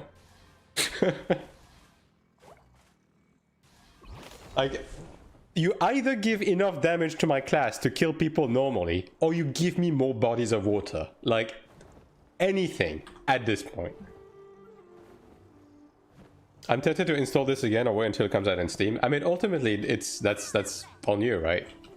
Just consider that the Taiwanese region is purely a test region, though. So if you do come back, like, don't invest too much into it and don't like burn yourself out either. It'd be nice if I proc the root. Nope. Will Taiwan die after global? I mean, no, but it's just that obviously. Once you play on global, you're gonna drop your character on Taiwan, right? Okay, well, this is an accuracy Glad, so... I'm probably cooked on this one. Also, I'm out of play time, so... yeah. That is GG's.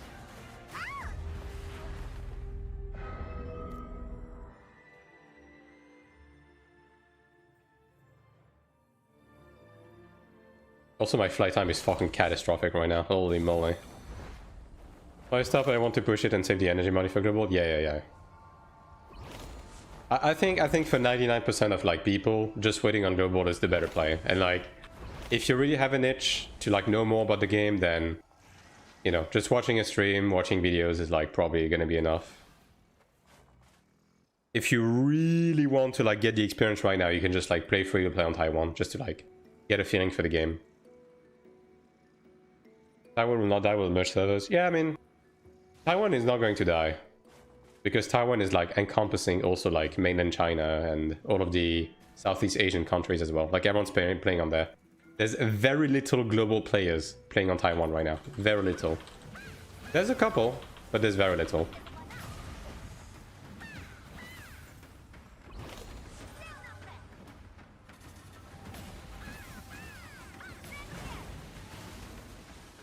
He's involved. Yo, can you die? Oh my god, bro.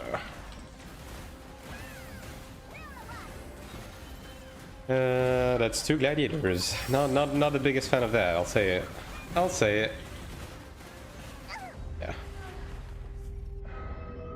Yeah, well, the Zoomian Zerg is back in full force. I guess we're gonna go to the other village. Bro, have I killed a single person this rift so far? I swear to god, dude. Here's the first stone, one more stat, I'll save it for looter. If you have like, if you don't have too many, save them for something more precious. But I mean, you will eventually like be sitting on a bunch of philistone that you don't use, so.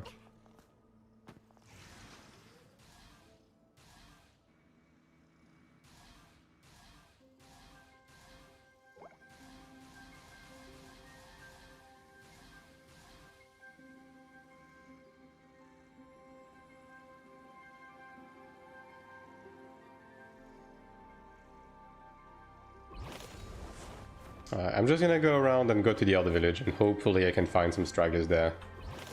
That isn't another support with the defensive set. Wouldn't that be nice? I mean, to be fair, I would have been able to kill that Chanter. But yeah, there's just too many people at Zoomian right now.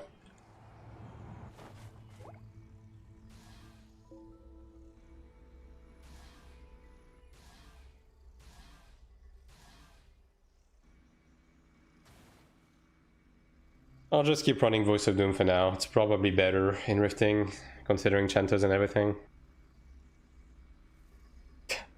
I still can't believe this Templar though. Like bro actually like wailed on me for 10 minutes and then just gave up the moment he saw water. So when this first comes out, don't want to do that again, so I might just watch and wait. Yeah. I mean, that's fine. Like, again, global at this point is like 4 months away, right? Which may seem like a lot, but it's not that bad. Also, to be fair, like, especially depending on the amount of time you're ready to invest. The thing with the current, like, Taiwanese and Korean versions is that they are so unstable because they keep patching things in and out and, like, tweaking the balance and everything that... if you want to be able to keep up, you're gonna have to like keep rebuilding because they're trying to like figure things out properly before global comes out. So whereas if you just wait for global, like when the game comes out on global, it's probably gonna be in a much more stable state. You can just look around for like the build videos and everything and just go for that and don't like have a headache following that. So yeah, again, for most people that's probably the better approach. And again, if you're just curious about things or have questions, you can just pop into a stream, right?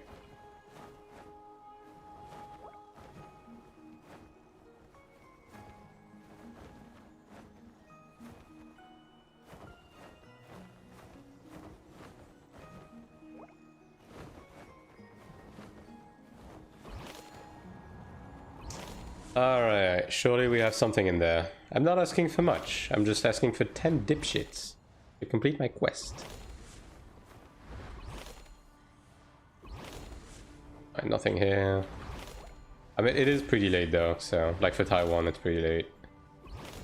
Oh, there's one guy here. Second class.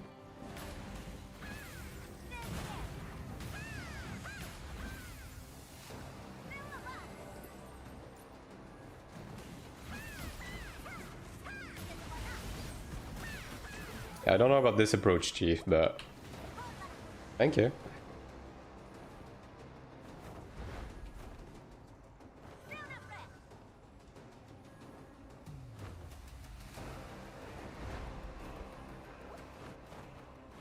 There's two people here.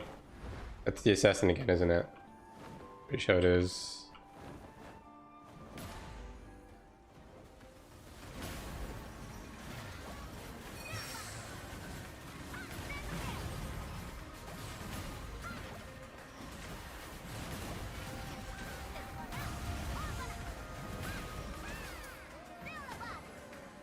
Yeah, there was another guy by the benches, although I think I'm gonna take a quick flight time break. I mean, I'll be bitching about this until the end of time, but I really need to tweak the flight pods, dude. It needs to give us back percent flight time. We have too many wings now.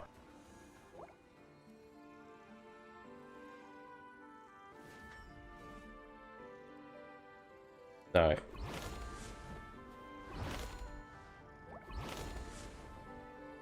Yeah, there's one guy here, one star officer.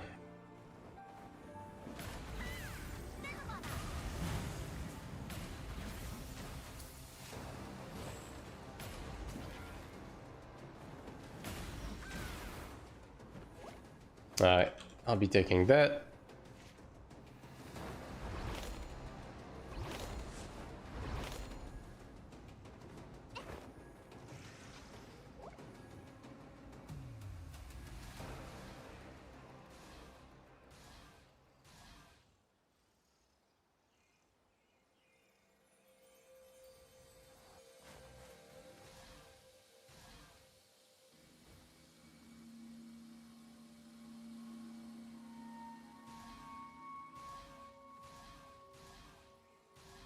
Okay, so how many more do I need?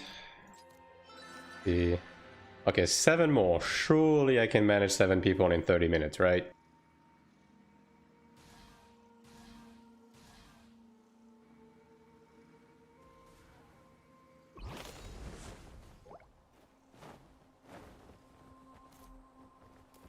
Let me change my benediction scrolls, actually. Ooh, actually let me buy more scrolls in general. Completely out.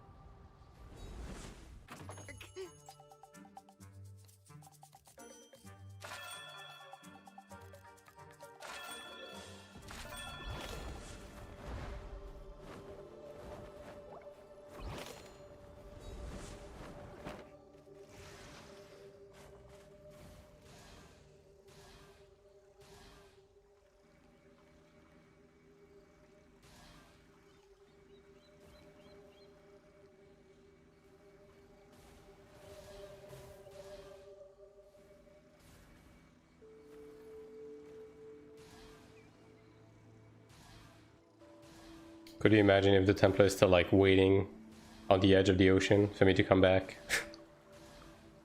Surely not.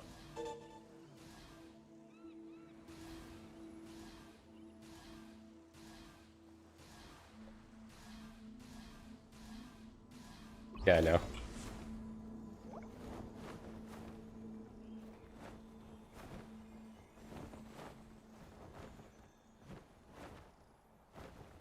Well, back to Demon Village, I guess.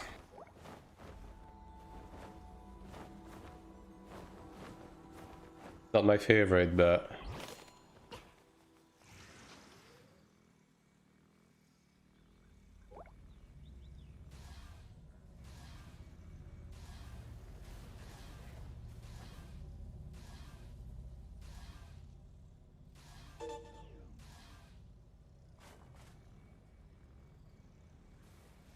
So many fucking bots here, Jesus.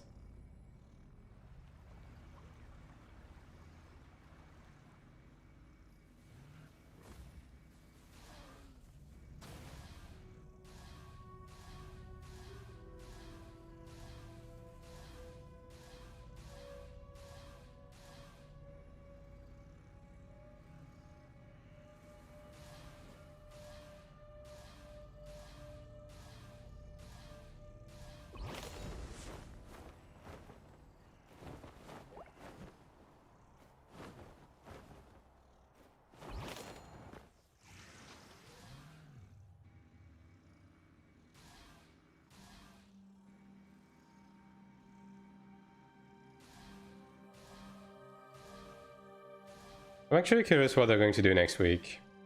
Come to think of it, because like the patch on the 22nd they had been talking about for a while, right? But now we don't really have, because obviously the week after that is going to be the release of Transcendence, content-wise.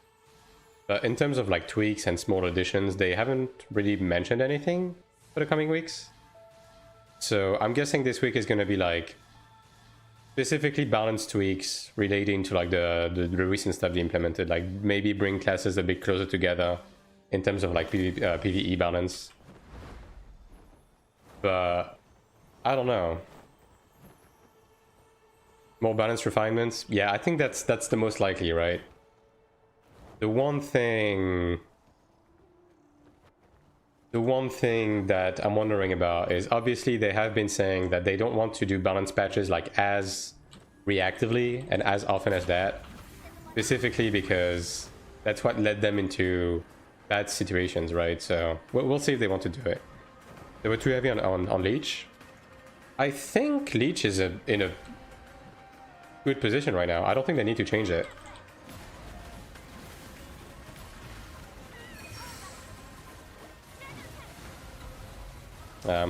Paralyzed.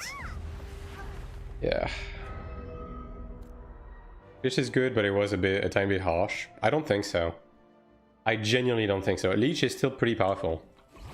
It's just that before that it was broken, you know? Like it went from like legitimately completely broken to pretty strong, basically. That's my Legion. Well, they're just winning in Zoomin Village to Zerg people, so yeah, no. But like even right now, like especially gladiators with the life leech stigma are still able to like offset damage by life leeching in PvE. I think overall it's just like in the right position right now. Like I don't think they need to touch it at all. Now that being said, on the cleric healing side of thing, as I said, I think I would reduce the cooldown of healing light just a little bit, like 1 or 2 seconds in terms of tweaking. But like I think that's the only like tweaking I would do on the healing side of things. I think for the rest it's like okay.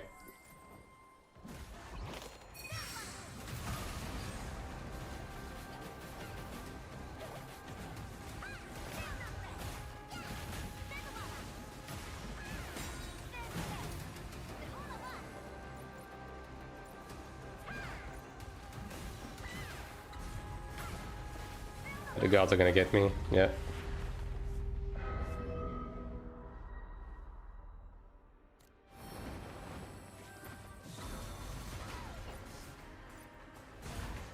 Fucking Templars, dude. Templars literally do one thing. Ooh, let me pull you to the guards, dude. Ooh.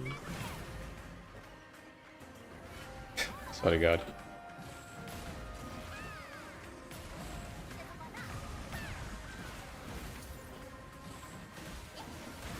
Yeah, well, I should be able to finish my quest here, that's for sure.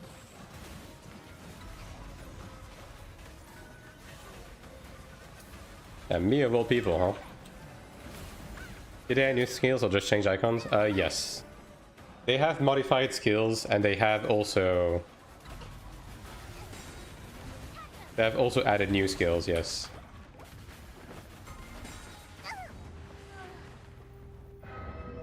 That is a lot of people. I'm gonna be honest. Yeah, I'm just gonna finish my quest and fuck off, honestly. Like, rifting is just not good right now. Show your gear? Yeah, sure. There you go.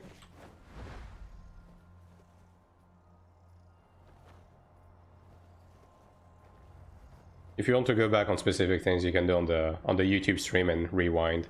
Or, you know, you can just subscribe to the channel to rewind on Twitch. The Sin was OP. Yeah, he was able to attack me from afar. I mean, that's just like ping. That's just ping diff. I got ping diffed on that chasing. Templars want to pull you into guards. They hate to get pulled in deep water. Yeah, exactly. That's fucked up. Do you mind if I write an essay on why accuracy isn't harder to build than evasion block in your Discord? Yeah, go ahead. I mean, accuracy is actually easier to build now because devotion runes give you a bunch, right?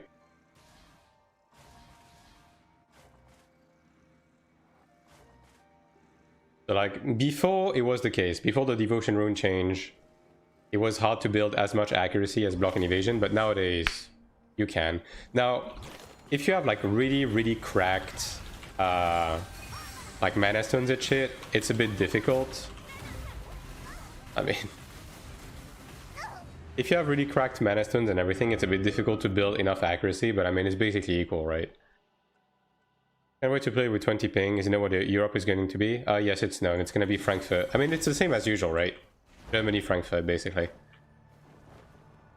When I misinformation, I'll state the exact reasons. Yeah, go ahead. Be my guest. Be the bearer of good news. Okay, I'm gonna go check the island, because Zoomian Village right now is a little cringe. Isn't accuracy on the same genus line? It's accuracy, block, evasion, like all of these are on every single genus lines. You can roll them on all of them except special. I think all the Iron one was in Netherlands.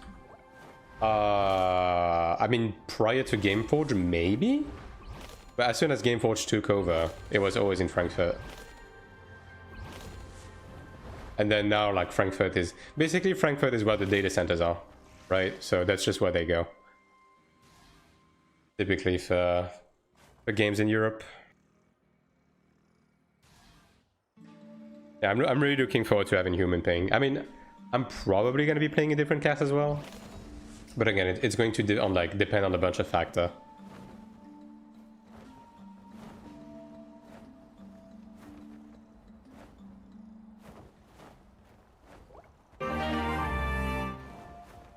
And thank you for the follow, like ever. Appreciate it. The bot command is working. Turns out. Anyone here? Surely I'm gonna meet people on the island, right? I don't think I'm missing that many people now. Probably like 3 dudes, and then I can just fuck off from rifting for the rest of the week. Yeah. I'm missing 1 dude. I'm literally missing 1 guy. Thought I was following a long time ago? Yeah. That tends to happen, especially if you join from like recommended channels and stuff like that. I was referring your PvP videos from years ago. I can imagine doing all that gear swap in Iron 2. Yeah. Depending on the video you watched, yeah, for sure. But again, we might be headed toward that meta on Iron 2. It's going to depend on a few things. It's gonna depend.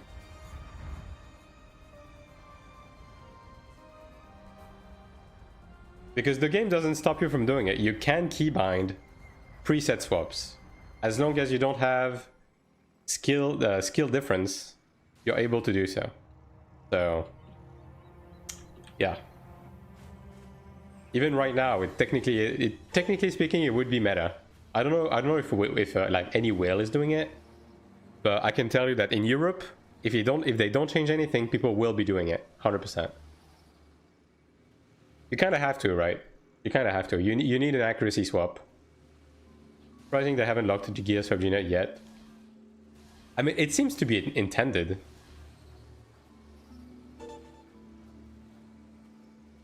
Because like even when the game just released, they already had specifically gear set swaps in the keybinds. So it feels like they want us to go this direction. I mean, keep in mind, it's the same dude who was in charge of Iron 1 that is making Iron 2, so maybe the guy likes it.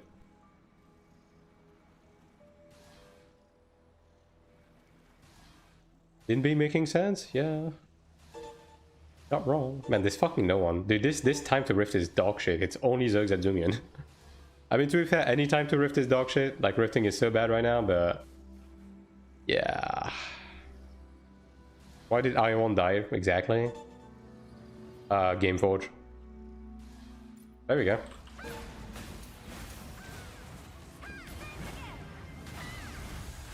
You're a nice bot, dude.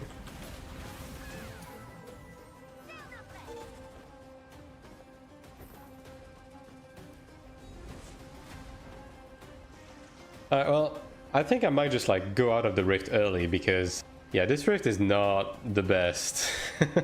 And I still have to grind a bunch of dungeons, so yeah. I think 3-star officer. Oh boy. Why is there a gold scroll 3-star officer gladiator in the middle of the island? Oh, bro is botting. Look at him. Yeah, well. Are you really... Are you really using gold scrolls to bot? Like, on God? In this economy?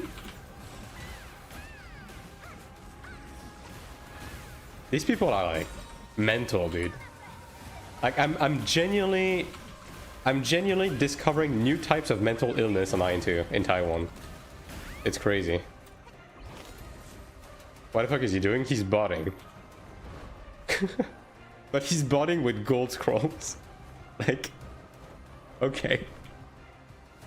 Yeah, he's botting with PvP flag on and gold scroll. Like, bro is like, again, like, it's, I don't know.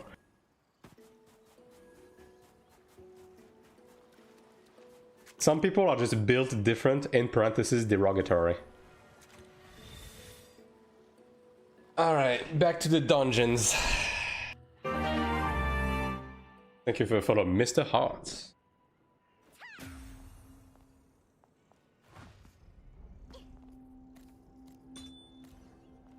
Alright, let me just unspec this. You have served me well for one fight.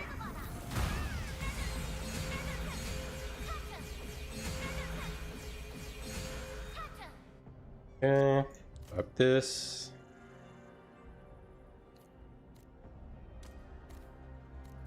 Ming.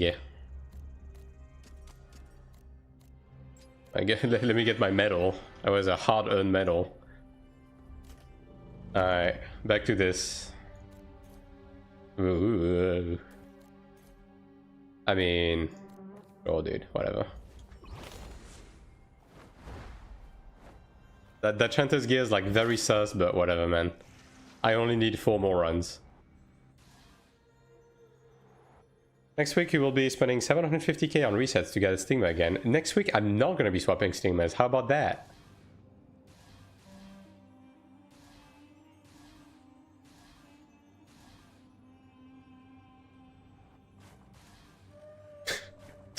Sounds like a good Sunday you're having, like Ava, for sure. Next week we're fucked? Yes. We are 100% fucked. As I said, at the bare minimum, if I want to be able to, like, swap around somewhat optimally, I need 1 more Stigma at level 20, especially assuming that they fix the damage torrents thing. If they do, I'm gonna need to run U-Steals again. Which means I'm gonna need to level U-Steal to 20, which, I mean, I guess I'll just spend some AP, right? I'm getting paid extra for Sunday too? Jesus Christ, man. And here I am, making 30 cents of ad revenue by streaming. SMH.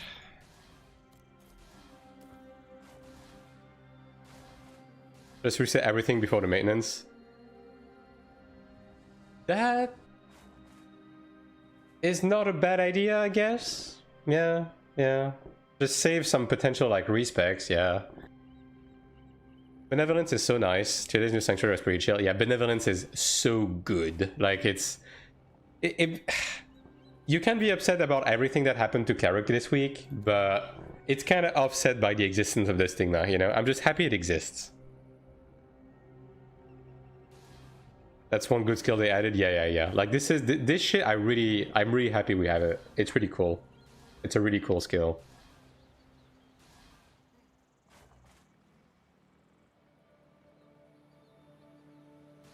Like, when you compare it to Healing Servant, which is what we lost to get that, like, what a trade-off, dude.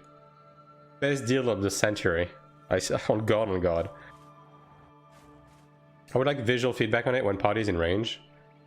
I mean, that's kind of like, you know, it's every healing skill that is like that, right? You just kind of have to eyeball it. You just know, because it's, you know, it's the same range as every other healing spells.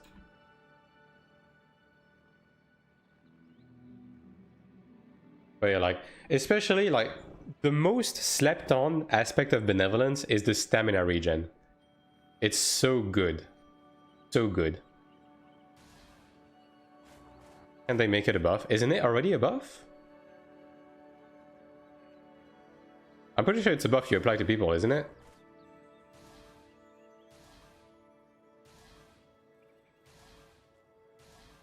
No?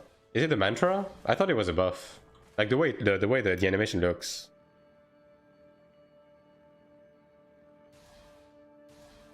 You're the only one with a buff? Oh, okay. I thought it was a buff applied to the group. I mean, then again, I haven't really played PvP, so it hasn't mattered too much with the group in this, but you're the only one with the buff. I mean, I'm pretty sure I applied this to the entire group, don't I? You're making me doubt it now.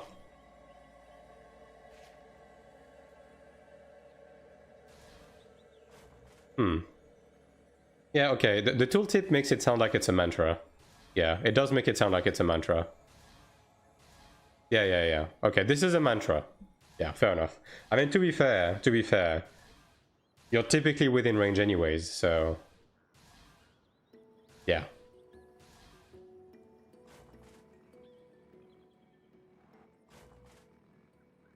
I mean, I guess it means that if the cleric gets dispelled... Okay, can this be dispelled then? If this, since this acts as a mantra? Because, like, does that mean that if the cleric specifically gets dispelled, he just loses it and the entire group loses it? Because I guess you do have the... Dude, what the... The group was full and ready, and the group lead left. Okay. But I'm assuming that it can't be dispelled off of group members then, but then it might be dispellable on the cleric to remove it, like, across the board, right? Well, I guess I'll just make my own group. Whatever, man. We're back to doing this. 4 more runs, dude. 4 more runs. It's gonna be okay. Maybe I can check. Hold on. I mean, at first I thought it was just a buff you apply to the group, right? But the tooltip does make it sound like a mantra. I mean, we can test it. Yeah, we can test it. I can see where... Yeah, you're not online. On an ult, maybe? Nope.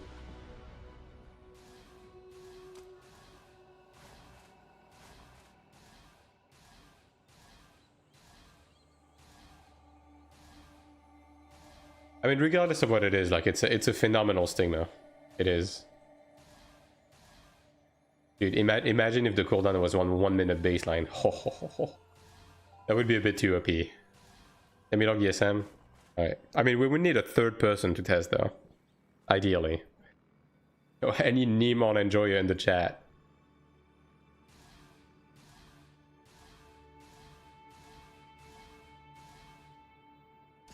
What gear do you have, brother? I mean, that's fine, yeah.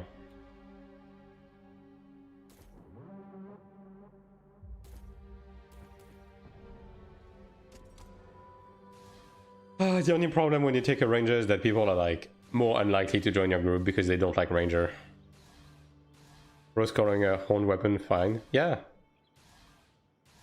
I mean, look, Sakura, if you see an Ebony weapon, would you say that's fine right now? Exactly.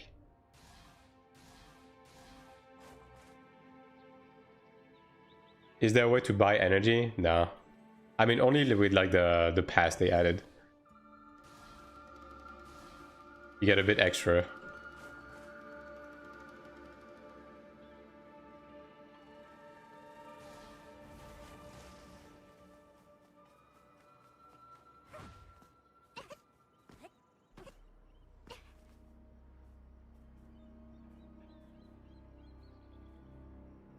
Yo, Sakura, can you link me the Chinese characters again for the market comp? Let's see if that speeds up the group making. Good thing you didn't pick DPS. Imagine having horn. Yeah. I mean, dude, I knew. I wasn't born yesterday. You know what I mean?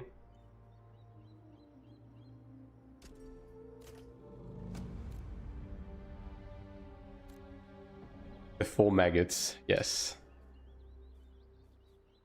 How's the pet situation? Do you still have to grind your ass off? Nope. Pets just kind of go up. They just kind of go up like on their own with this every week. You just run this every week and you're good. It takes 5 minutes per week, and that's good enough. Why do people dislike Ranger? Isn't it the best DPS in the game? It used to be before this patch, and now Ranger is like middle of the pack, and it doesn't really provide anything to the group. Alright, what does this Glad have? Okay, you know what? I'm gonna start over. I'm gonna start over with this. And I'm gonna be omega fucking demanding. Surely, right?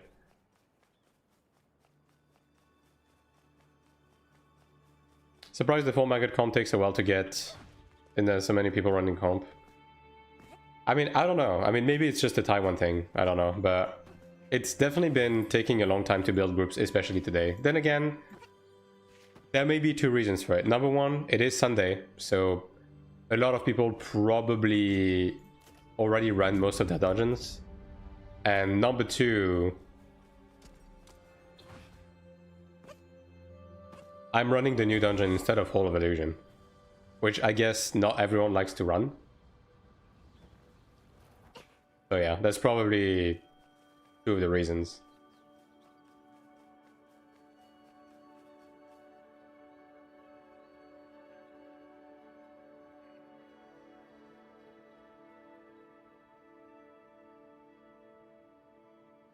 I guess if I run Hall, it would be better, but man, I kind of don't want to go back to Hall. So boring. I don't like this dungeon.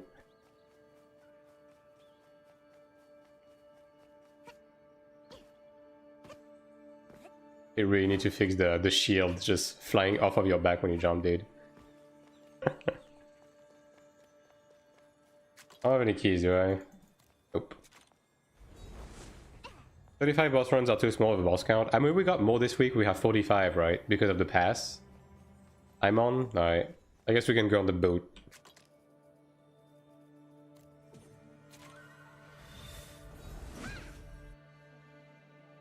I mean, I'm assuming you can dispel it because it is a buff, right? But the fact that it functions like a mantra, yeah, I don't know.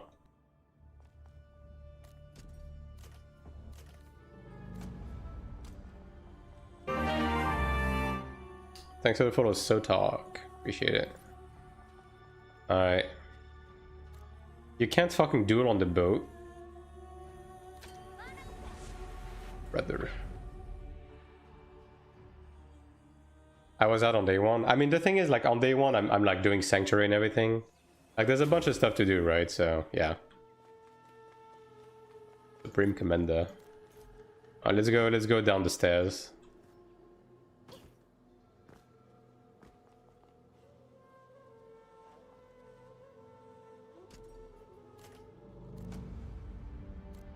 Yeah, it's just taking long, man. Also, this guy is... I mean, that's fine, right?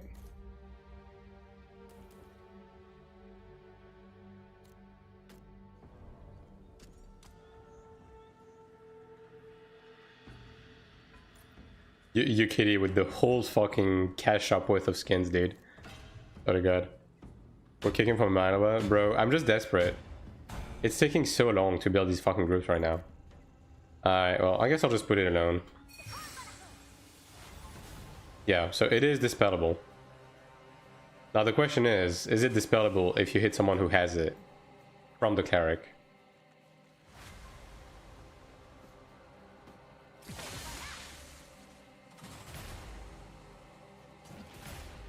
Yeah, like, see the amount of damage the Noble Energy deals, by the way? It's so pathetic. So bad.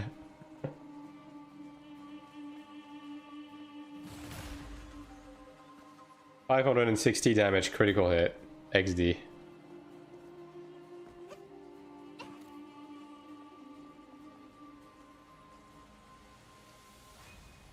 Your kitty is thick. Not really. Is he in PvP set? I don't know. I mean, then again, I am in PvE, but I mean...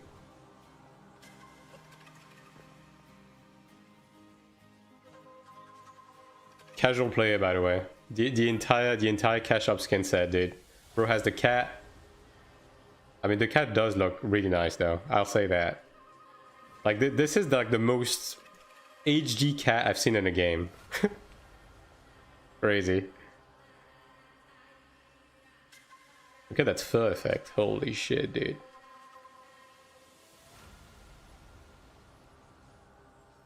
Ignore the man in the maid outfit on the left. Just look at the cat. Waiting for cat is crazy. I mean, is it that expensive? I haven't really looked at the prices. of mounts and stuff like that. It's probably like 20 bucks, isn't it? Or is it more than that? Also, they literally dropped an emergency maintenance to buff the cat's fur, dude. So there's that. Aerodiesel. It's 20. I mean, that's okay for a mount. It's alright. Like, considering it's a Korean game, like, yeah. I mean, that's a nice looking cat. Alright, well, this group is not fucking filling. I'm gonna be honest. I was gonna buy one, but the Lugi is too cute. Fair enough. I regret not buying the dragon mount they had on the first month. They haven't like brought it out yet, like again. I should have bought it.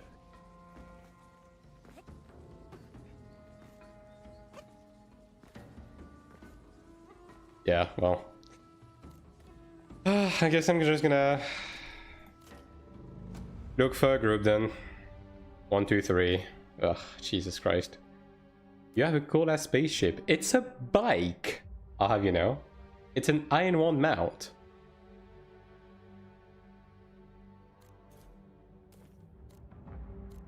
Alright, let me try to join this, surely. Yeah, there we go. Yippee! It's no maggot comp, but it's more like a... I don't know. What would be like adjacent to a maggot? Also, I need to run LOP with this group, so hold up. A worm? Yeah, a worm comp. Something like that.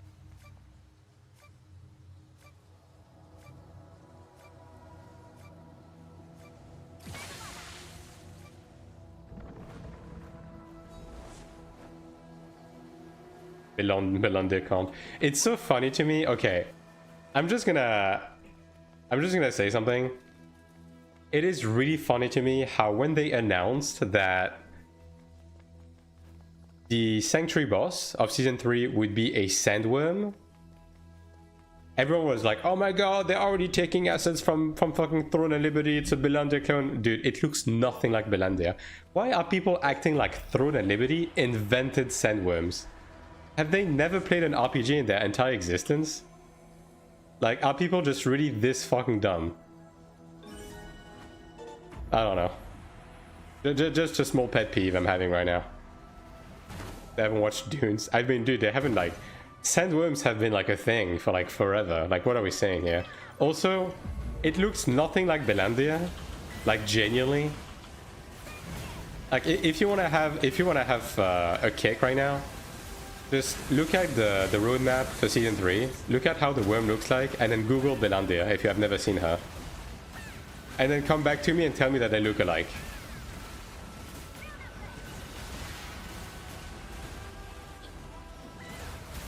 Iron One had a sandworm. Yeah, Iron One had multiple actually. Yeah. Like all of the invasion bosses and everything were also sandworms. I don't know, dude, just... People just say shit, you know what I mean? They're both worm-shaped, yeah, exactly.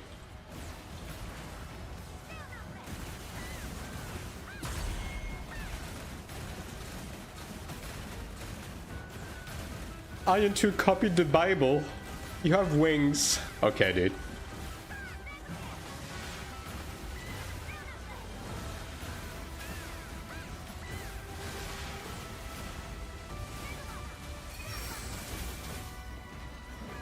Jesus will sue, yeah, clearly. Well, what's the name of the current Pope? Leo, right? Yo, Leo's gonna sue NCSoft. On God, on God.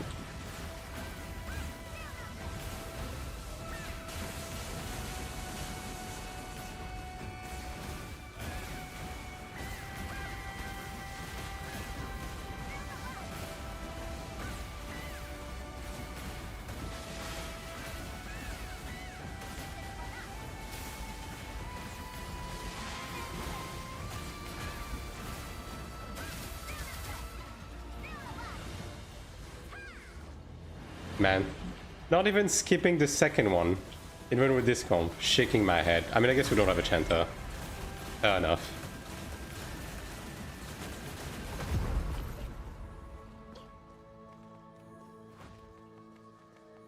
Oh yeah, someone was asking me to put on the DPS meter earlier. Well, I don't know if you're still in chat. I only just now remembered to do so. Sorry. Whoops. You may have asked me to put on the DPS meter like 2 hours ago. It is what it is. Rose asking maggots to do DPS. I mean, hey, the few times I've run the actual maggot comp, we skipped the second one, but that's mostly because of the Chanter, to be fair. Like, the fucking storm buff is insane, dude. It really is.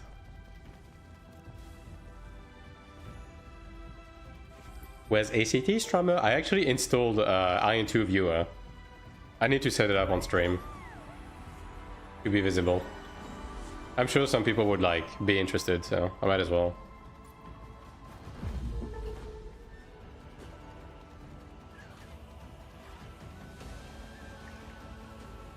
I mean, I guess my DPS is not ideal right now because I don't have amplification and we don't have a Chanter, but whatever. I'm probably gonna be around like 80k or something.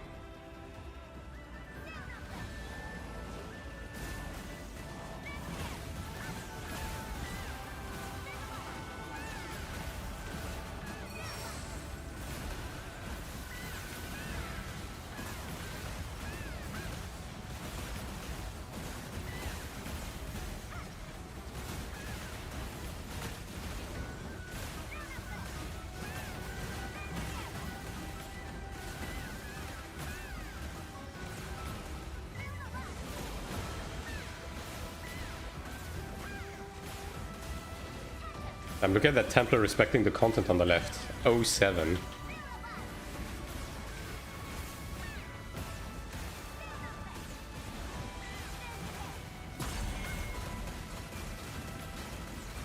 Yeah, DPS is like about 25% less than the last group I run, but whatever, dude. Fine.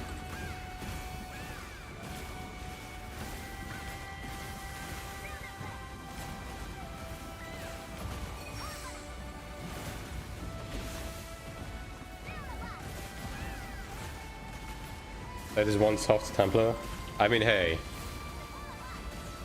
We respect people who respect the content, alright? Rose Gaming.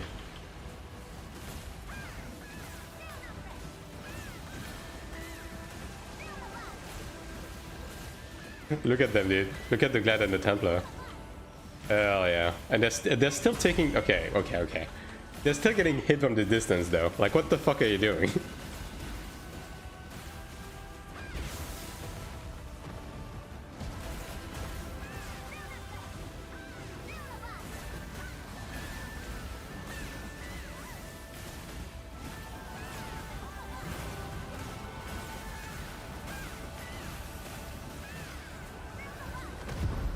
Yeah, 80k DPS, that's about what I would expect without a Chanter. Like, with a Chanter, I should have around 100k.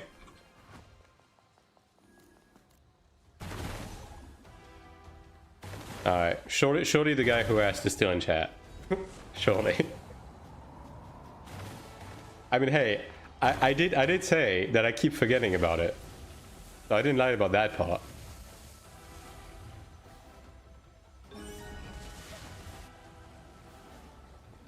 $80 on last and first, 100k on second, yeah.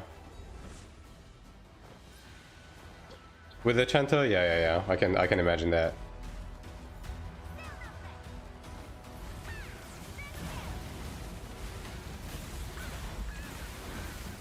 Sounds about right. I mean, on the last one, it especially depends on like how poorly the pillar phase goes. Obviously.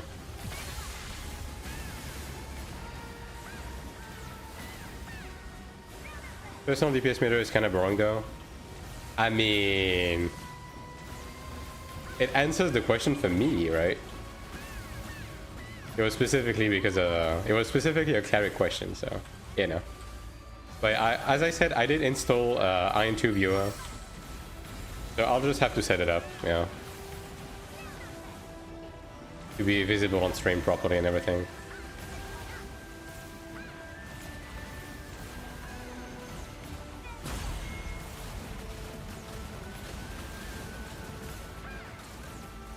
Stop using it. I mean, Lego Fast is like not completely accurate, but obviously using a DPS meter with hyping is bound to be depressing. That is a bit of a given. But I know exactly what I'm expecting, so also I'm playing a healer, so whatever.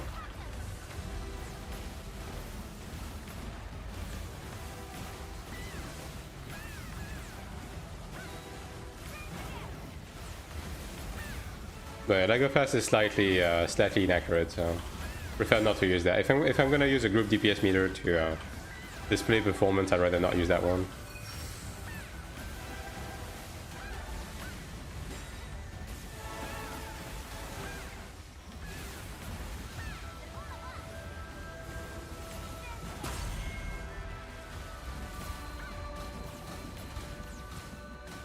Watching this stream makes me want to play even more. It is what it is. I mean, hey, the game is not going anywhere, so... is that... Okay, well, I guess that works. Oh god, okay, that is... Okay, thank god it went the other side, holy moly.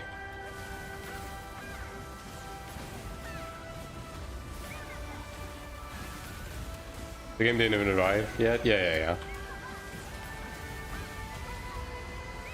But I mean, even on Taiwan, like if within a week from now you're like, fuck it, I can't wait, it's still gonna be around.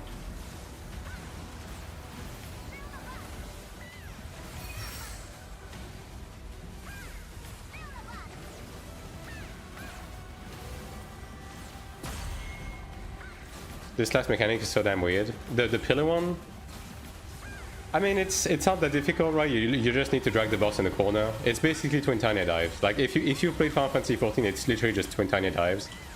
But it does have like a couple of like mild bugs if the first dash dies early. What game is this? This is Ion 2.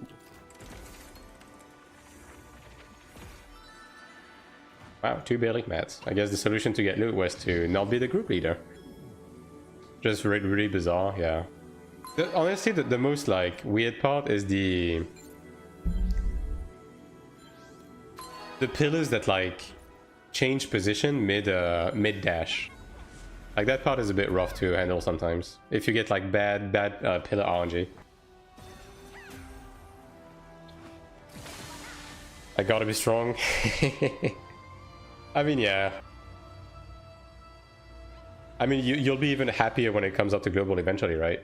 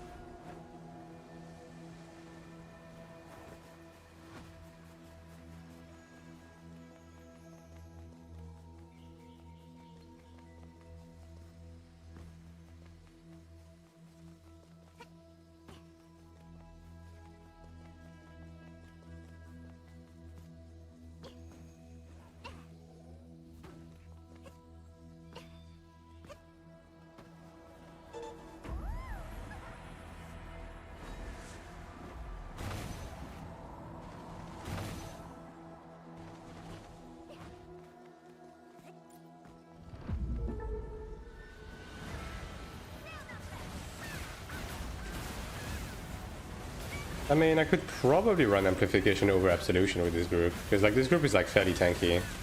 Like Glad Templar is okay. I have time to heal those, right? Yeah. I guess I'll try that after this boss.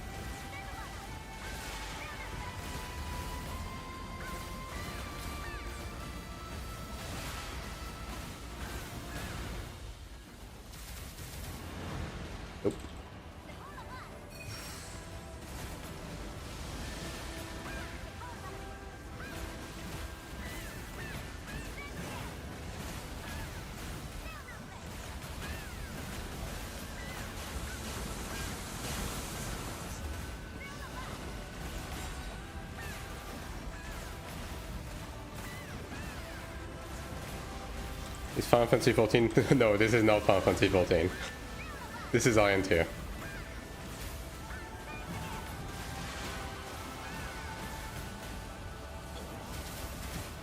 I know the area markers and everything look similar, but this is not Final Fantasy 14.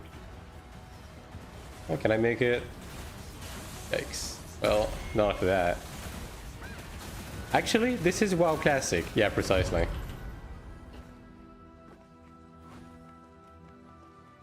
This is RuneScape 3D. Alright, let me equip amplification.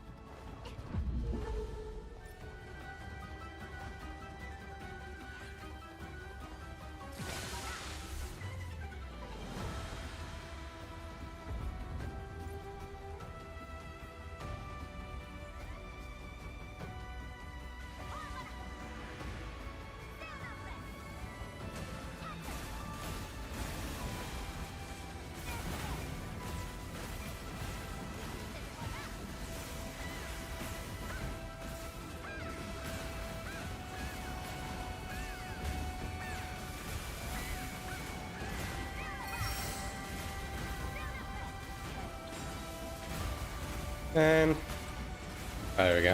That's better. Stay in your lane.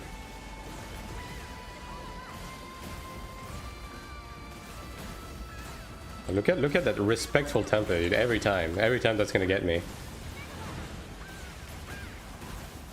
We may be doing negative DPS, but these guys are respecting content. Which one might say there is a correlation.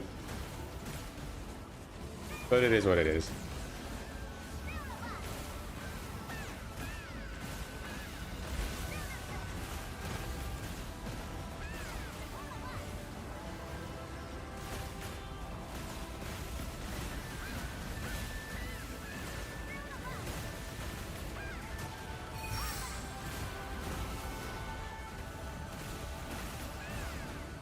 God. I misclick because I'm used to amplification being on this button. Yeah, I should probably swap that around. I'll do that after this boss. I'm actually surprised they didn't do like they didn't pull a sneaky on us.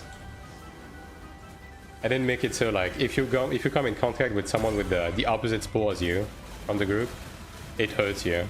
Honestly, if I was them, I would have done that. They're getting soft with the mechanics, dude.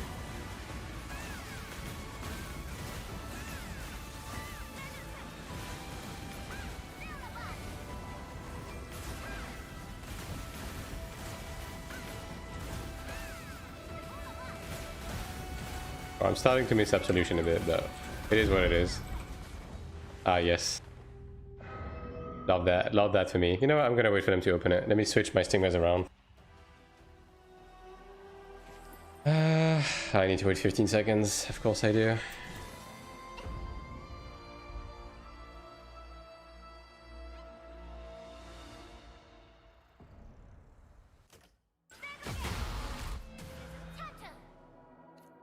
Damn, the FPS reduction even hits me here, dude. That's crazy.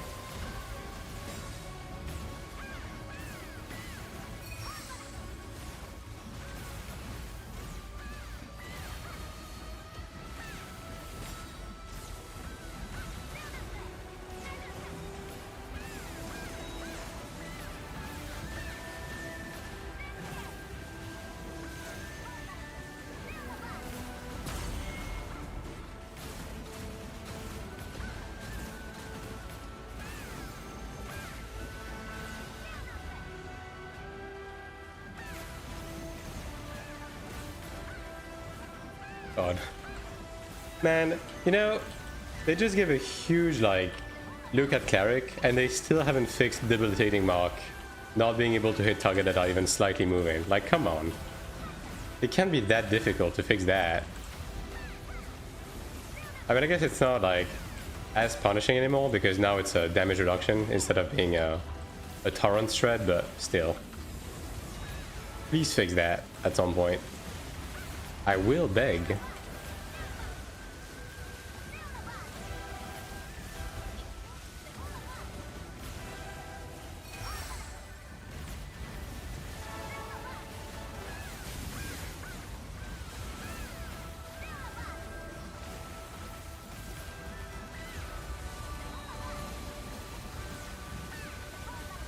I was gonna say, how is the Templar eating so much shit? And I turn around and I see the Templar just like standing in the moving line and almost following it for like a good 5 seconds. Like, yeah, they'll do it. Yep. I'm not wondering anymore. I figured it out.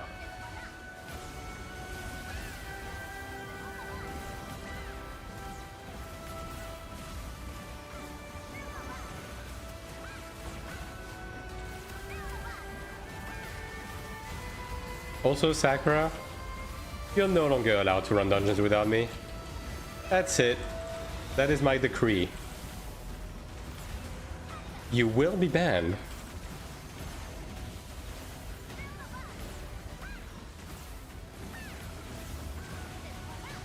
What if I'm bored? Make a note or something, just like everyone else. Holy shit.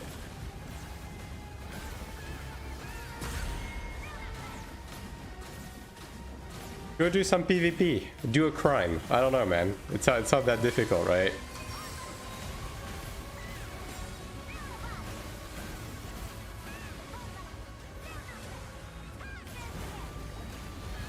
Man, I like benevolence so much. I really do. What a good fucking skill they added.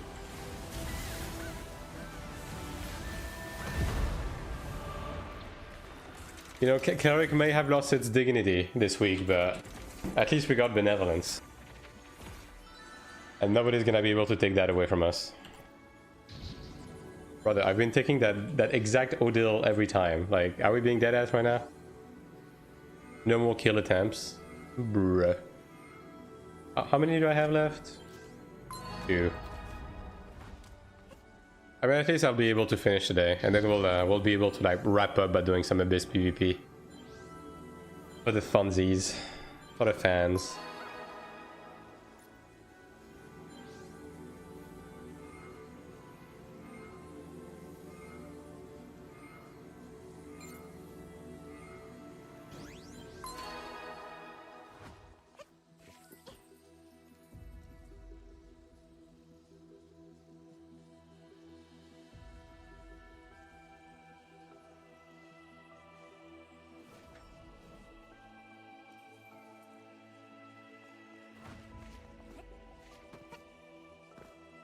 Is the Templar just fucking AFK or something? And look at this dude. Holy moly.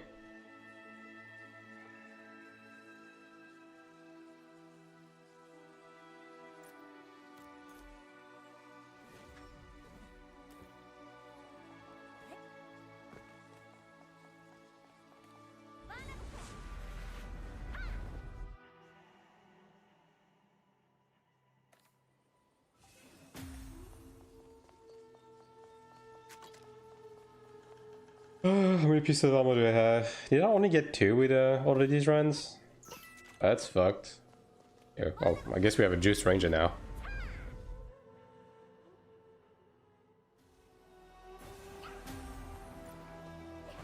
How juiced are you, brother?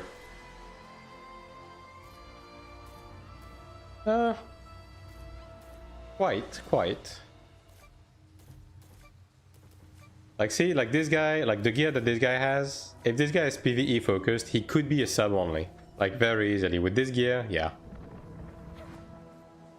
If you only invest into your PvE gear as a sub only at this point of the game, like, this is honestly what I would expect.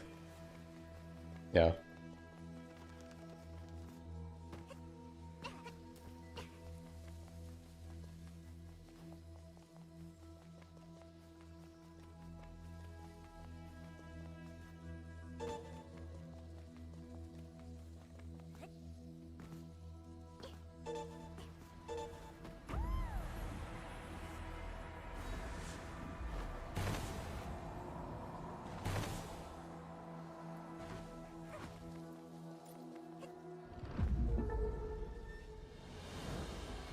How many runs can you do with the weekly Odell reset? 35 regular dungeons, 28 transcendence.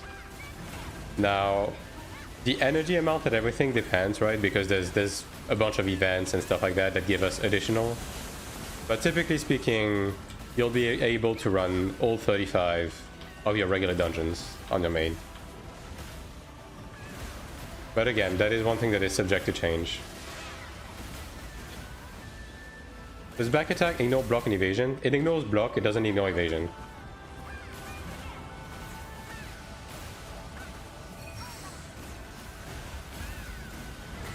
Also, if you use double loot, yes. If you have the second sub, you'll be able to run 35 dungeons. If you... The thing is right now, with the second sub is that, technically speaking, if you don't have the second sub, you just run like both Transcendence and the regular dungeons, and you'll get just as many loot, right? Just as much with your energy. Now, obviously, your Odell energy is going to recharge a bit slower without the second sub, but, you know. Basically, the trade-off isn't like as bad as it used to be. But again, all of those things are subject to like battle passes. Like we have a free battle pass going on right now that gives us a bunch of extra dungeon runs and energy, as well as events and live broadcasts, bonuses and everything. So, and it's pretty likely they're going to change the dungeon entry systems at some point as well. So.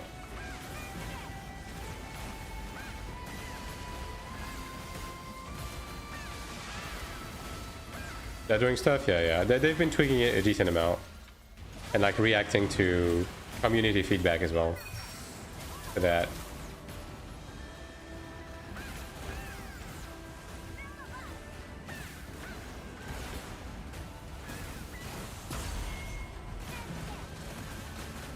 I mean, just like with everything else, right? The game has just changed very drastically since the beginning, and it keeps changing like every other week, so... Yeah, no. By the time it comes to global, it's pretty likely the system will change again. Because there has been some complaints in regards to somehow some of the systems are currently are. What MMOs were you into prior to Iron 2? I played a couple. Like, I've been playing MMOs for like 23 years, so I've played a couple. What do we get? The community feedback? I hope it isn't Reddit. Ad? Just subscribe, XD. So my very first MMO was Final Fantasy 11. I still play that on and off. I go back to it every now and again.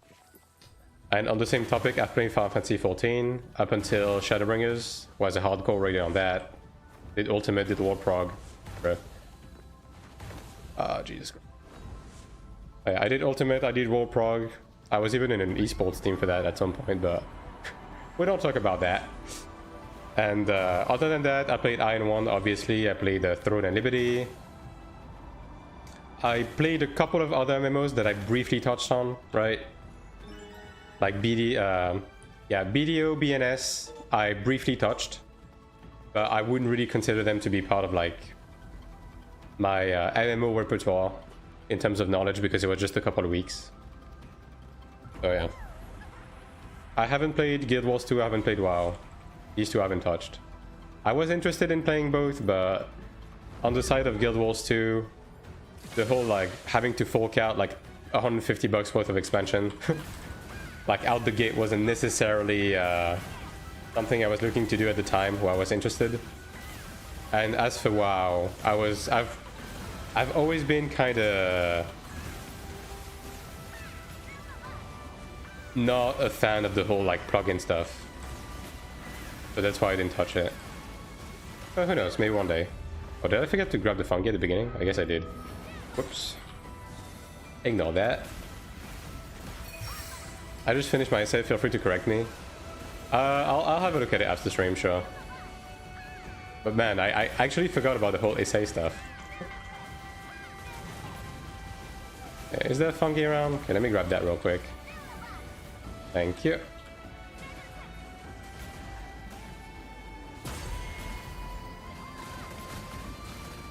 The idea is what can get them. Yeah, I know. It's just that basically it was at a time where I was like in between two MMOs with a couple of friends, and we just wanted to like jump on something. and we looked at Guild Wars due, and there was no deal at the time, and it was like, oh, it's $100 to just fucking play the game, and I was like, okay, well, maybe not right now, maybe later. Especially because one of the friends in question was not really able to afford that at the time, so yeah. Also, I should probably be looking at the game right now. Maybe. You also went through use changes right now. Yeah, also I've heard, yeah, so I've heard. And like, I'm not completely opposed to like never playing it, but right now it's just not on my radar. I don't. Yeah, I've seen. But again, it's one of those things that happened when I was not interested in playing anymore, so. Can you repeat what MMOs you were into prior? The main ones that I played, that I would really consider to be games that I have extensively played for like thousands of hours, are Final Fantasy 11, Final Fantasy 14, and Iron 1. And Throne and Liberty as well. But we don't talk about that one.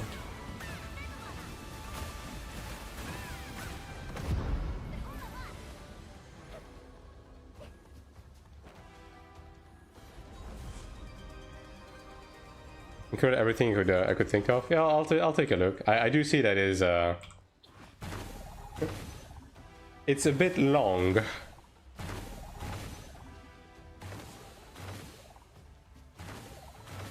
Why I play this so bad, but I can't enjoy the game with high ping. Yeah, it is what it is. I mean, the game feels very playable with this ping, but obviously, like, it's not as good as it could be. So, if you really can't manage it, then see you in 4 months, I guess. Not trying to be wrong, so I made it long. Yeah. What ping do you get? I have around 200.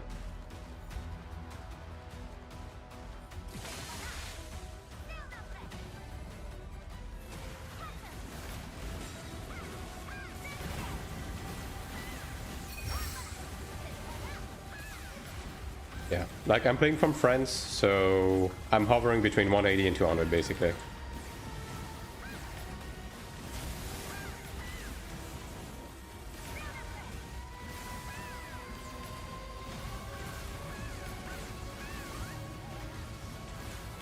Not too early on that one. Assume exit lag is still the way to go. Exit lag doesn't really work for me. It's been pretty shit. I'm using Lago Fast right now. Like, Lago Fast is the only one that has been working well for me. But again, your mileage may vary, depending on like where you live, so on and so forth, right?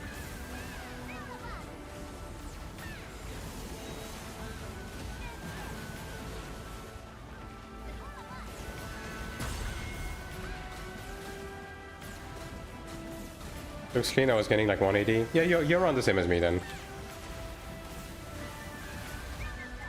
But yeah, again, obviously you lose a lot of DPS and the game is not as fluid as it could be at 180, but once you get used to it, like, it's very playable. Like, I'm able to do just fine in both PvE and PvP.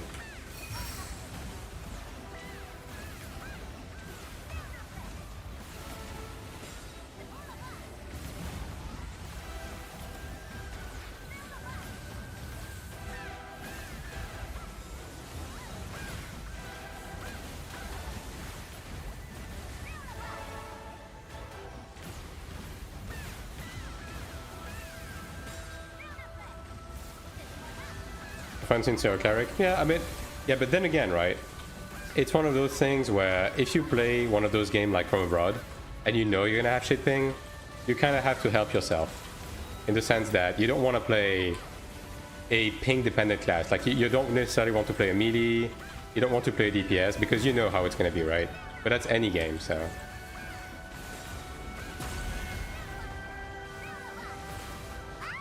Oh boy, I didn't see that one, Chardon. Oops. As DPS it sucks, yeah, but then again, it's like, if you're playing a DPS in this game right now, it's like, I'm not sure what you were expecting, type stuff.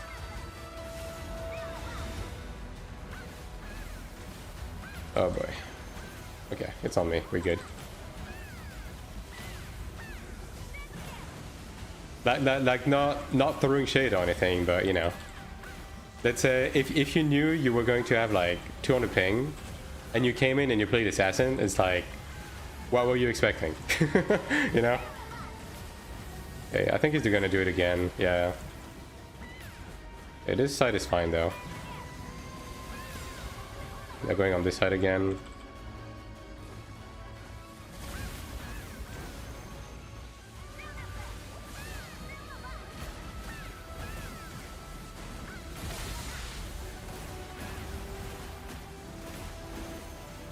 That might hit. Yeah, now we're good.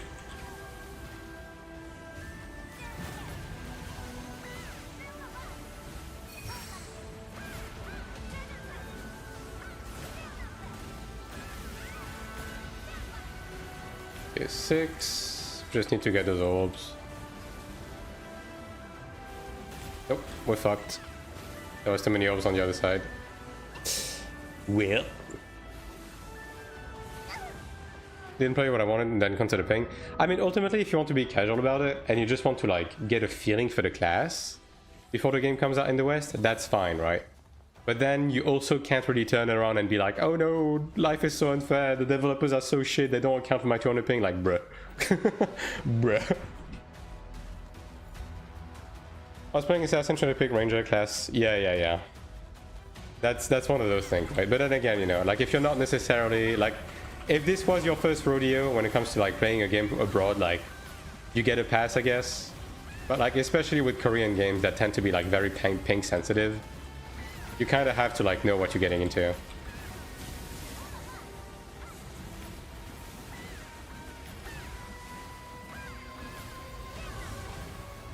SM is spammy but forgiving. This might be true. SM is like slightly less bad because while it's very spammy, it also has a pet, right? And the pet does cover for your ping a bit because the pet is not impacted by the ping, right? So there's a huge part of your DPS that is not impacted by your ping directly. Still not ideal to be playing a DPS class, but at least it's a bit more forgiving.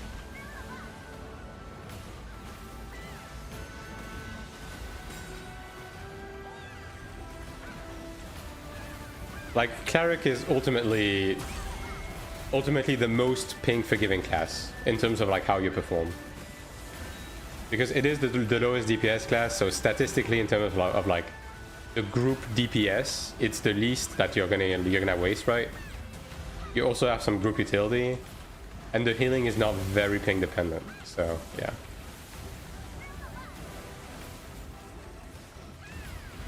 And you also have pets. So, you know, the best of every world, I guess, which is exactly why I played it.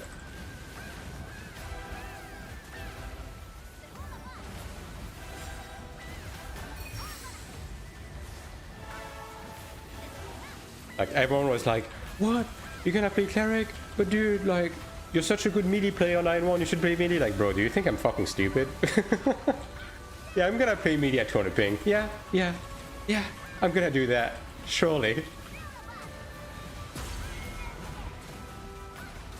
What would be your usual class choice? I'm not really married to any specific archetypes, right? I usually play what's needed on every MMO I play, right? Typically speaking, I do play a lot of support in every MMO because nobody ever wants to play support. So I'm typically like, fine, I'll do it myself type thing. But I'm not really married to any archetype. I can enjoy anything.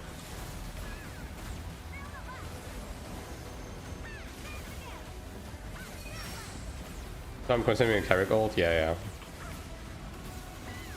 And like when it comes to IN2, when it comes to global, I'm not completely decided on what exactly I'm going to pick right now. Because again, the game is very unstable in terms of the meta and everything. So I'm gonna make a choice closer to release.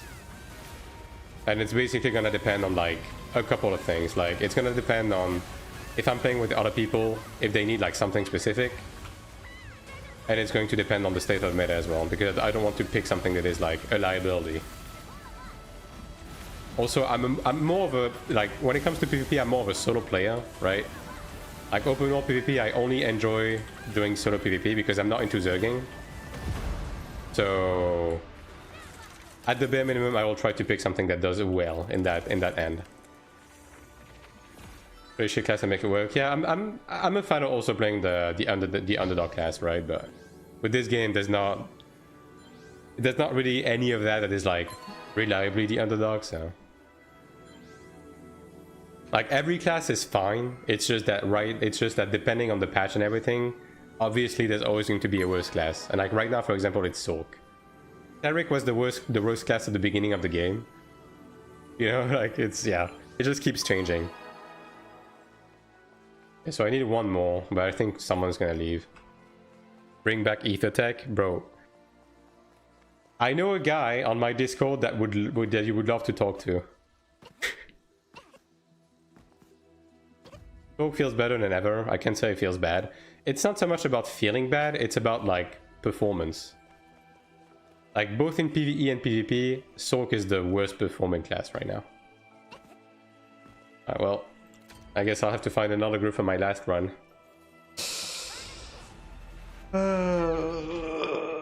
Alright.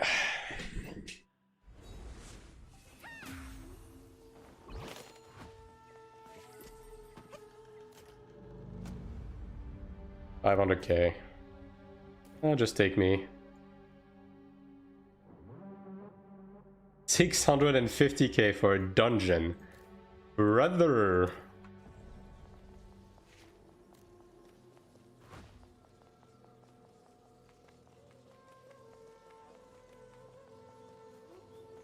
I'm gonna text people on that bitch. I mean, Ethertech was very overpowered. It's just that nobody played it because nobody liked it. Like, we were basically saved by the fact that the good players were so disgusted by the class that nobody wanted to touch it. So there was very few good Ethertechs, thankfully.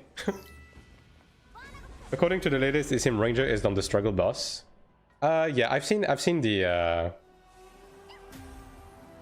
stats, yeah. Like Ranger is like down there as well. But Ranger is doing a bit better than Soak in PvP specifically.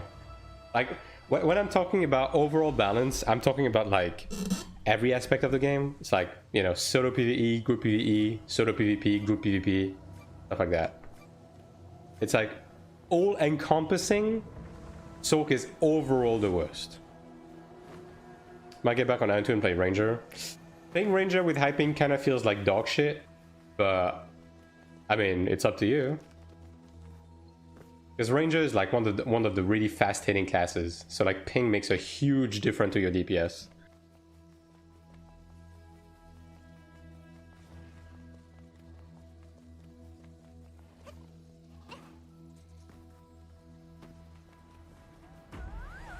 And Ranger doesn't really give anything to the group anymore after this patch, so if your DPS is bad, you're a bit of a liability, unfortunately.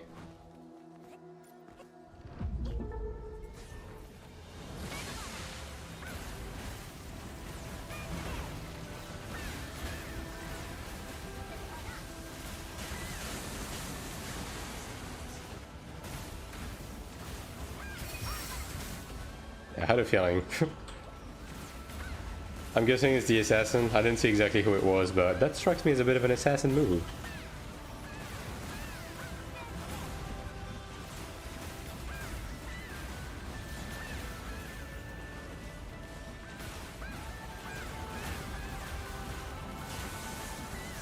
Man, why do you have to be like this?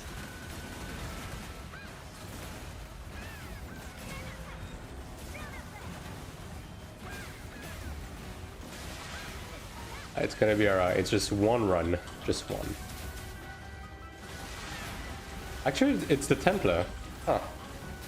Would have known. Well, I guess he gets what he fucking deserves, huh? Well, I guess I get what I fucking deserve, huh? It's just one run. It's just one run. It's just one run, dude.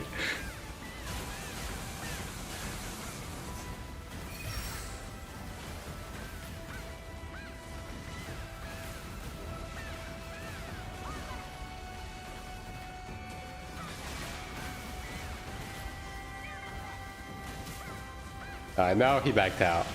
That's right.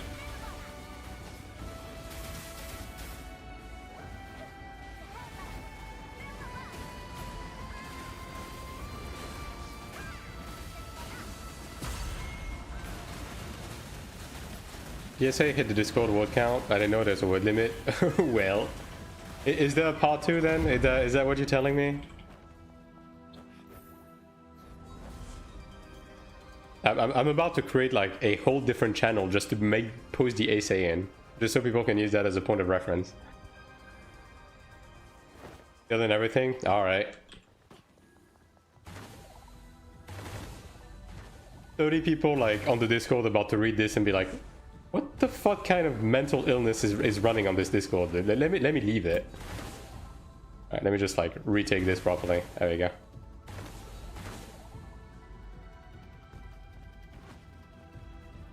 Who writes a 5-page essay on block and accuracy? Who does that?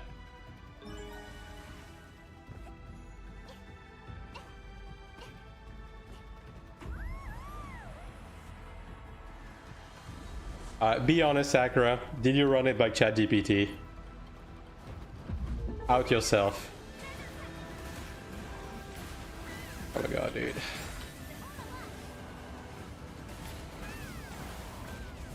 Come on. Thank you.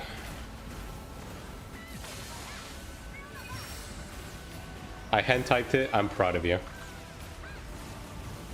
You a real one. A real OG hater, you know? Farm grown.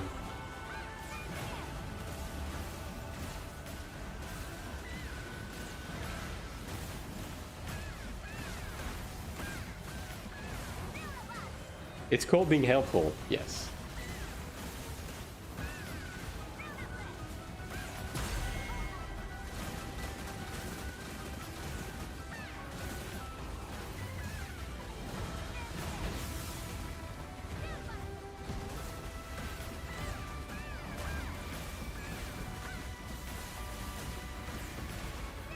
I'm gonna hire Sakura as a ghostwriter for my videos. That's it.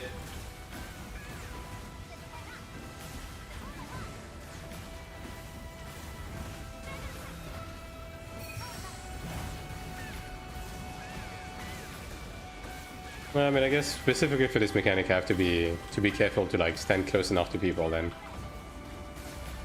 with benevolence. Damn, bro just kinda died. Damn, bro just kinda didn't stop res.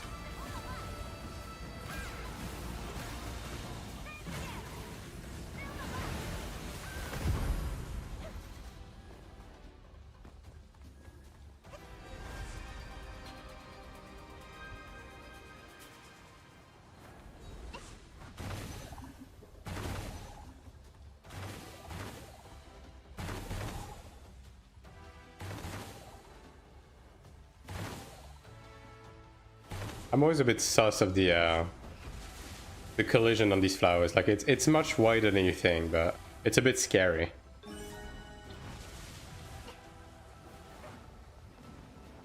Alright, final dungeon, finally.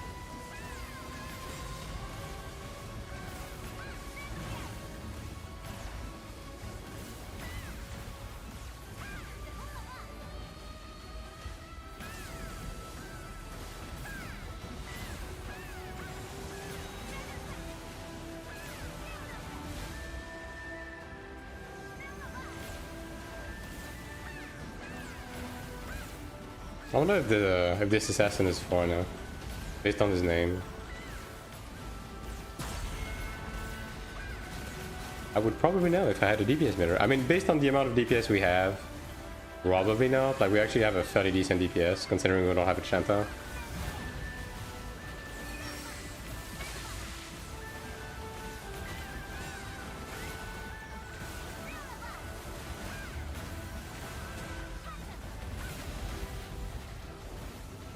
Holy moly. Wow, that was almost bad. I keep getting got by this one specific dash every time, dude.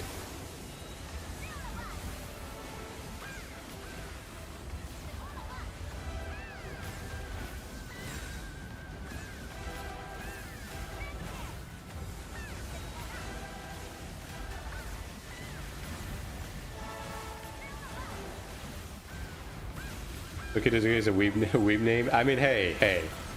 There's surely Taiwanese name, like Taiwanese weebs, right? Well.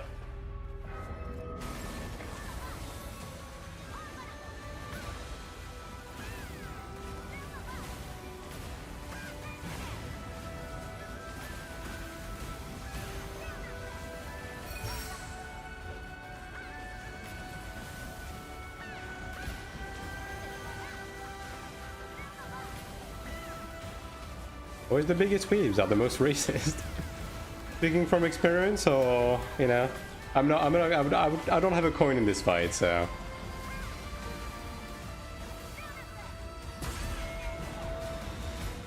Yep. All right. There's a bit of a story to be told here, I feel like. All right. It's Jova. I haven't gotten like many Fiddlestones this week. I'm just a big weeb. Oh boy. Wait, is that a bit of a self-report then? Yeah, I'm done for this week. Elitism if you want, I see.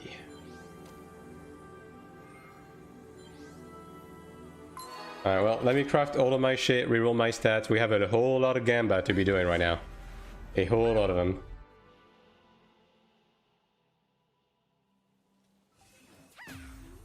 Do you need defensive stats on Templar for PvE or just go DPS and let the class do the tanking? I mean, broadly speaking,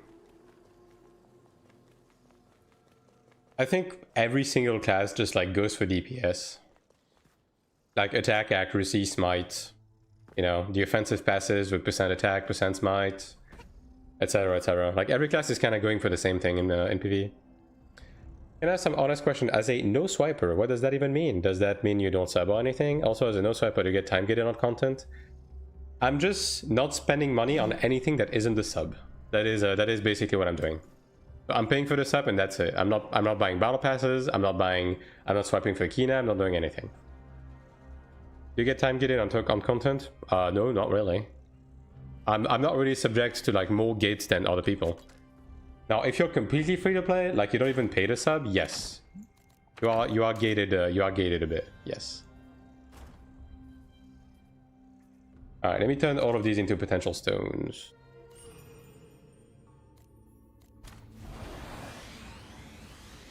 Certified Gamba moment. All right, we build bad luck on this, and now this one's gonna give me 7.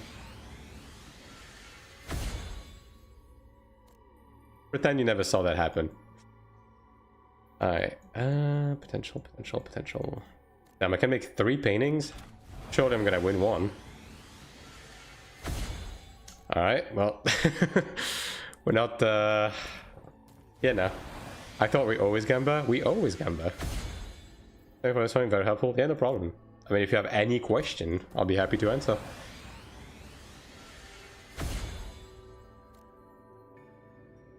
I need to downgrade these, and then we'll hit the next potential level on the chess piece, I guess. That should be enough. I reckon. 6 stones. Yeah, I think it is. Gonna be enough for one of them. Yeah. Alright. Yep, that's exactly enough. Okay, so this piece is done, and now I just need 7 pieces of armor for this.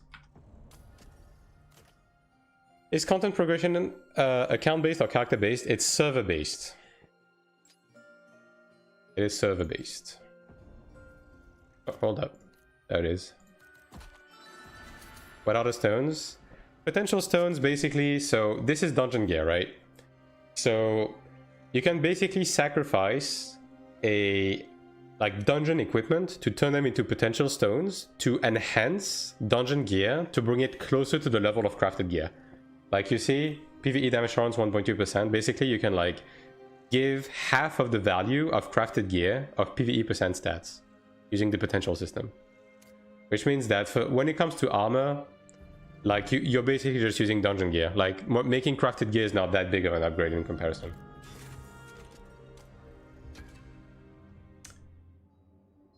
Get the crafting. Crafting is also much better now.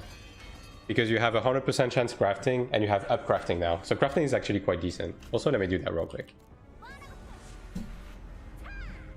Dailies, weeklies, dungeon rate, progression, completion, etc. Yeah, everything is server based on the on lockouts and progression and everything, which means that basically one of the reasons why they did that is to not make a game an ult simulator. So you're running your main on your given server, and there's not much you can do with old characters to like feed shit to your main now. That's basically why they did that. Now, there's still a couple of things you can do on ults, but it's not like major or anything. Like if you want to min-max, you can, but if you just want to run one character, like that's fine. But like when it comes to crafting, they also added, so like this. Yeah, see, this crafting is guaranteed to succeed. So they added guaranteed crafts, all of the crafts, and they also added up crafting. So you see you can use a Dark Dragon mace to make an Ebony mace. And it keeps the enhancement levels and the soul mines as well. So yeah, crafting is a lot better now. There's still a couple of things they gotta cover, but it's better. Alright, cheers, thanks for hanging out.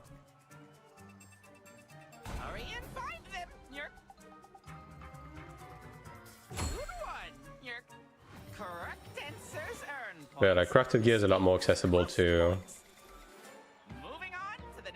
every type of players now. It's not just a wheel thing. Much better. You have 8 seconds to get the balloons and return to the correct tile. Here's the answer, Nyerk. Memorize the positions of the tiles and balloons together, Nyerk. We'll speed up from here on, Nyerk.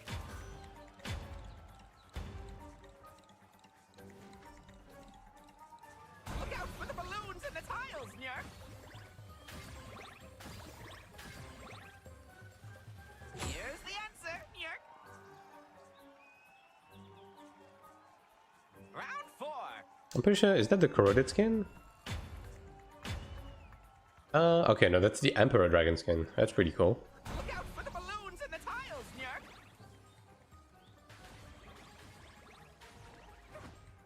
Here's the answer. What a dipshit. I didn't look at it because I was looking at his Greatsword skin.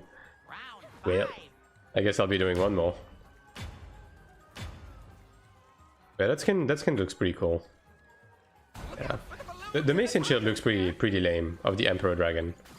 Jesus Christ. But that Greatsword actually looks pretty cool. Yeah, like that. Round 6.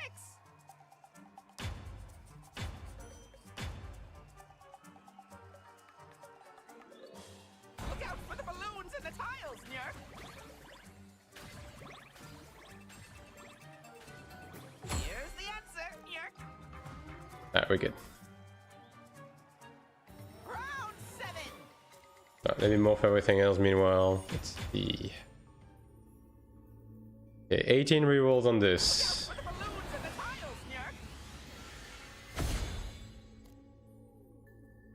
I'll keep the yellow ones for now. That's everything, right? Yeah, okay. I guess if I get an Odile for now, for here, I'll also be able to craft the wings from Hall of Illusion. I think I didn't. Or is it the Dead Ego wings? It might be the Dead Ego wings that I didn't craft. Since it's the last round, I'll give you extra time to grab the balloons, Nyerk. Good work, every Nyerk. You, Deva, did a fine job. Very cool. See you next time, Nyerk.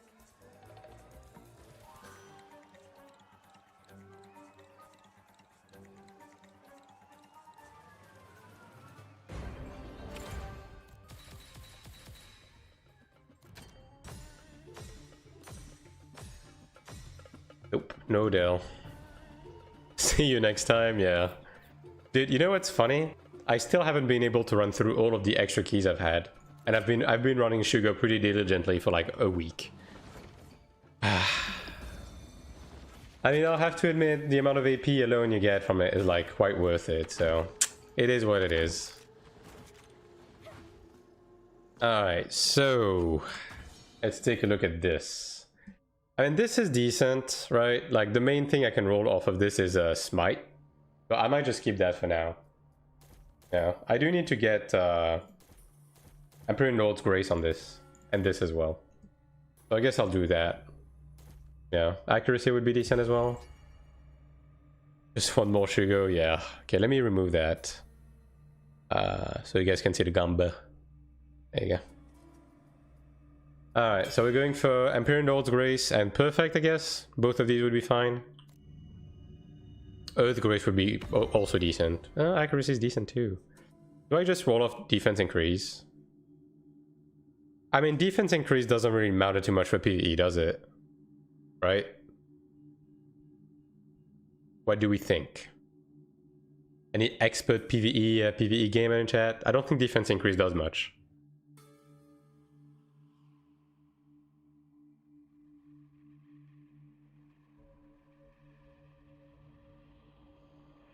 No one? Alright, I'm removing defense increase then. Yeah. Defense increase is better than defense. Yeah, but I don't have defense. I will go DPS? Yeah. I'll go for either Perfect or Emperor Lord's Grace, basically. But you're Cleric. I mean, everyone is the same now because everyone has self-res in Sanct, so whatever, man. X. The main one I just want it roll defense increase again. You can't make this shit up.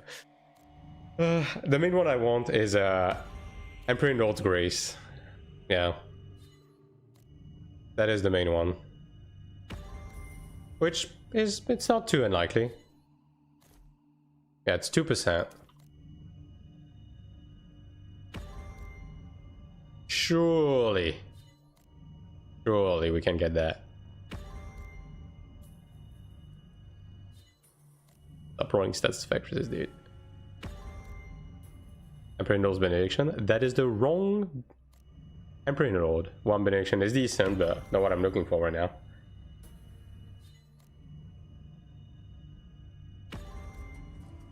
Yeah. We're not winning. Well, I got defense instead, so that is a bit of a downgrade, but whatever. GG, go next. Also, let me sell that real quick.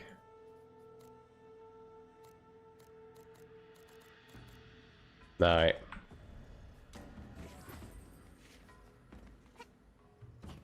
Yeah, so I guess we're done with that, alright? Yeah.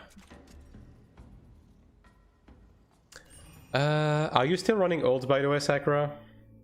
Because you have to run 3 boss now on ults. And I'm probably going to be doing some normal cradle at some point. Yeah. Need to delete some of the soulbind options from the pool, make the pool smaller. I mean, it's like I said, right?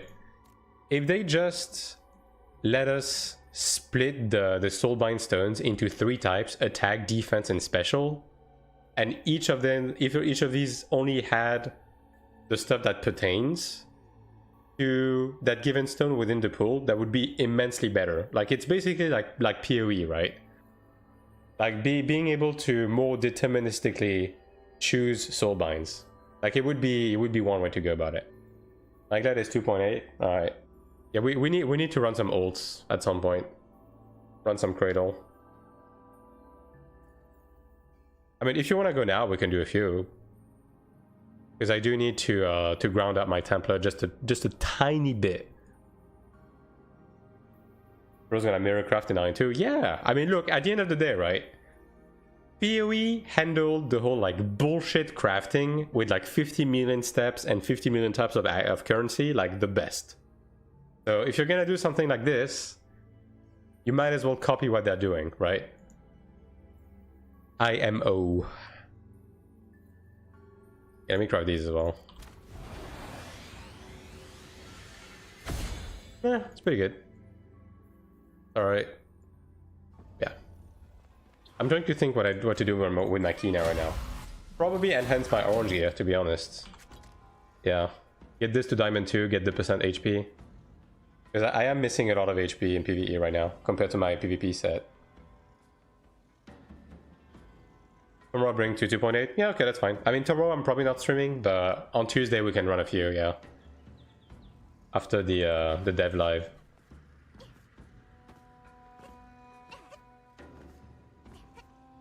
Yeah.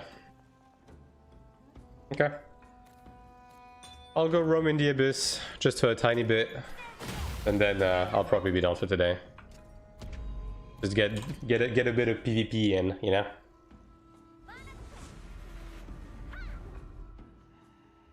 I'm out of life crystals though, which is pretty sad. But I'm not really willing to buy them right now because holy shit, they're expensive. So let me change my keybinds real quick.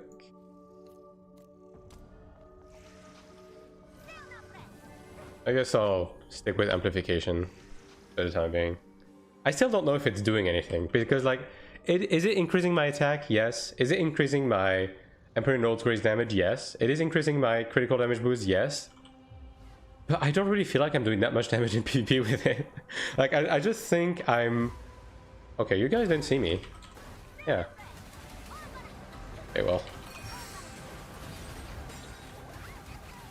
Yeah, it's an evasion assassin. Like, not gonna happen.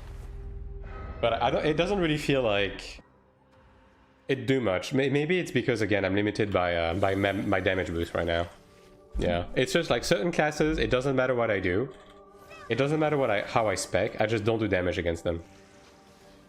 Like Glad, Templar, Cleric, Chanter are basically kind of no-go areas right now. If they're on like equal footing gear-wise. And I'm not quite sure what I can do to help that, I'm gonna be honest. But either way, I'm probably going to be retiring amplification for used heals. Yeah. I'm paralyzed. Oh.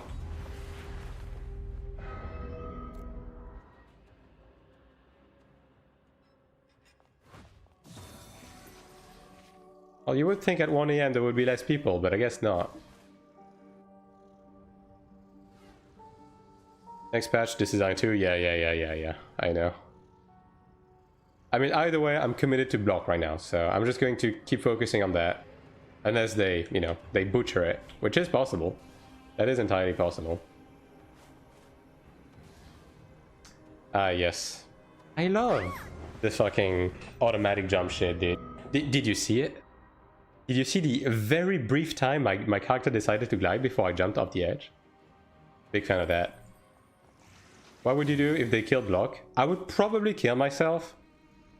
But beyond that, I still kept my crit res genus, right? So I guess if anything, I would go back to that.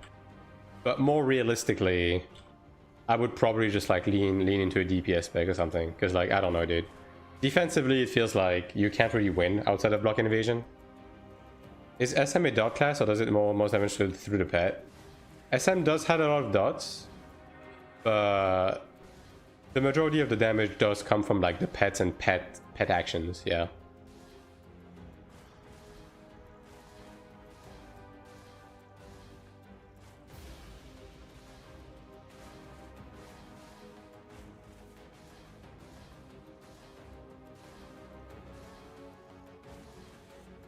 Why is there's so many Asmos here? But ultimately, I don't think they're gonna kill block. I don't think they're going to change like block and evasion that much. At least not until they like significantly change the way CCs work in the game, if they want to do that.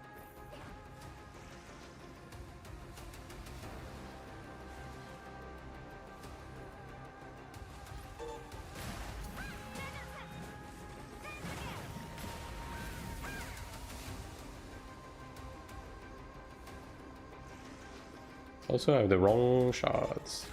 That.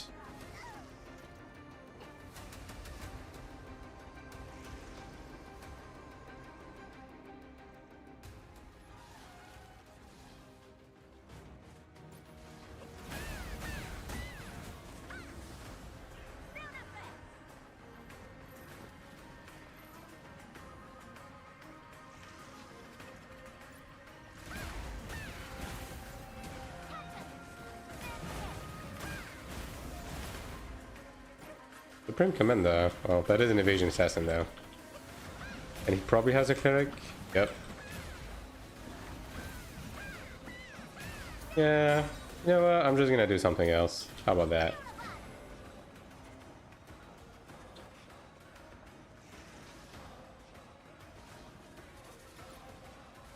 Lifestyle. Are you evasion? You're not. Alright, come back here.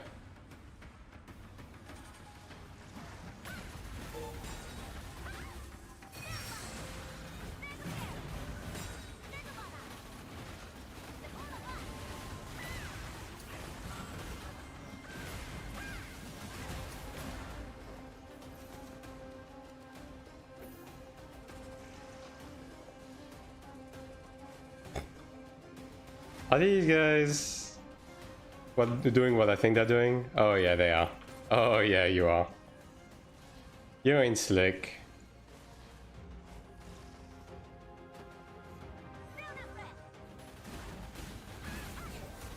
Ah yes, paralyzed. Can they? Thing is, if I go down, he's probably going to be able to push me off the edge. This is a bit of a... Yeah.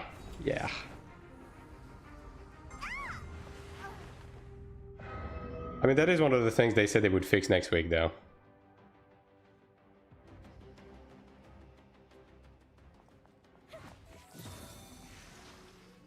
But it is funny that people are really hard committing to this. This can be profitable, surely, right? Like, not that many people are taking these win streams. So like, even if like actually getting the occasional high ranks with that, surely... I mean, all of these people, every single one of these people that are doing this are not really high ranks, so... Yeah. I mean, I guess for the quest, for the potential stone, like if you don't want a Zerg, that is an option. But I guess you just more so do it for the love of the game, probably. It is pretty funny.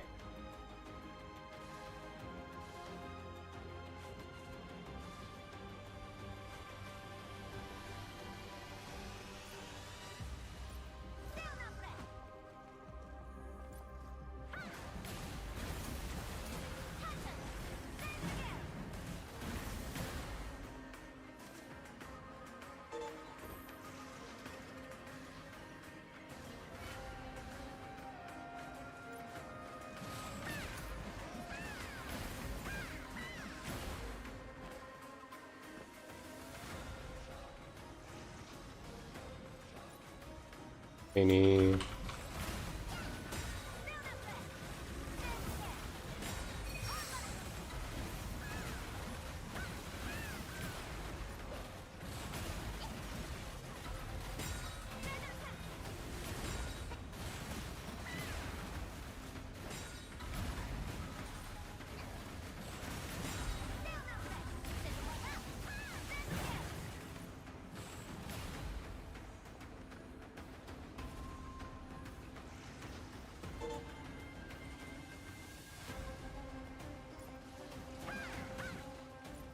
Lifestyle, 2 Chanters.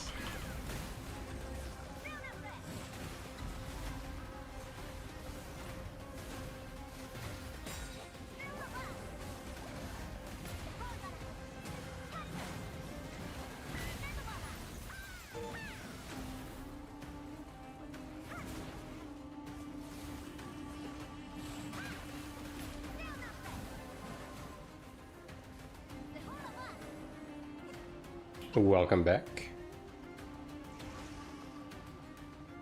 Cleric or Bard, your class icon reminded of Bard. This is Cleric. I mean, to be fair, it is the same class icon as on 901. Just a bit more stylized, I guess. But yeah, this is Cleric.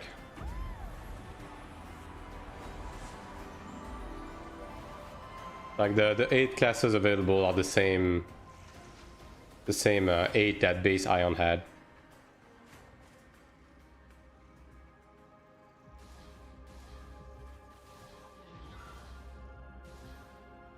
To get back into Ion? Just 4 months, brother.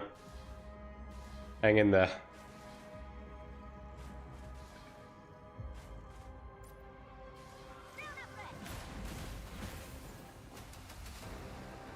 Just on the official line Discord, we have some FAQ answers. Yes, there's a couple.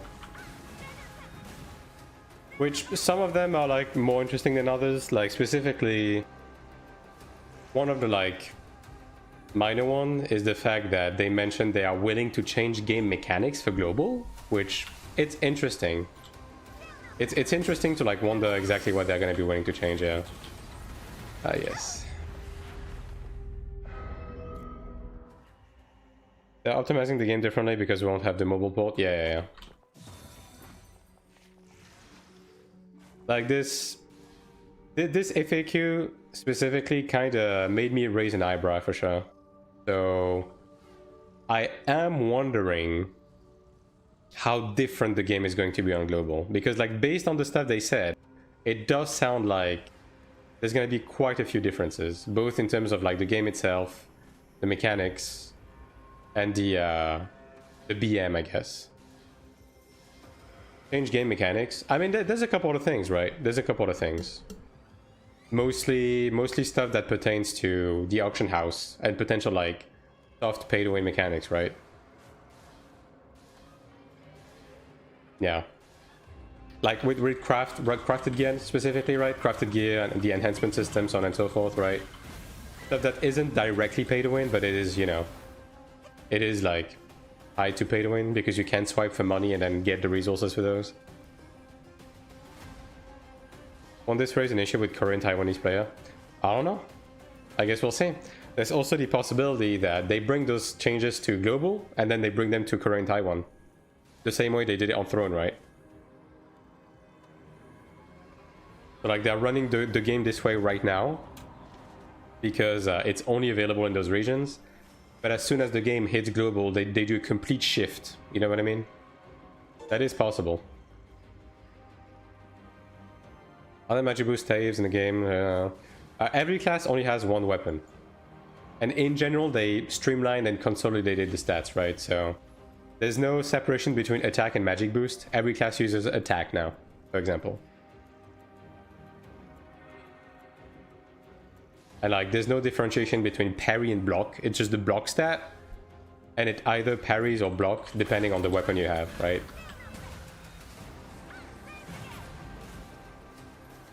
Like, pretty much everything is like that.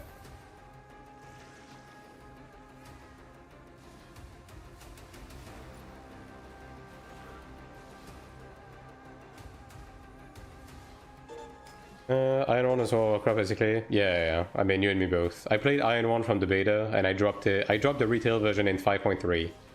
And then I played on a couple of private servers, and I played on Classic as well. Basically on and off for like... How long? Okay, I dropped it in 2023, so I guess 15 years, 14 years? I'm gonna talk about game mechanic, but system of the game. I think it was mentioned somewhere that they mentioned like game mechanics. I mean, I would have to take another look at it, but I wouldn't be surprised if they were willing to change stuff like that, though. Yeah, this Chanter is not dying.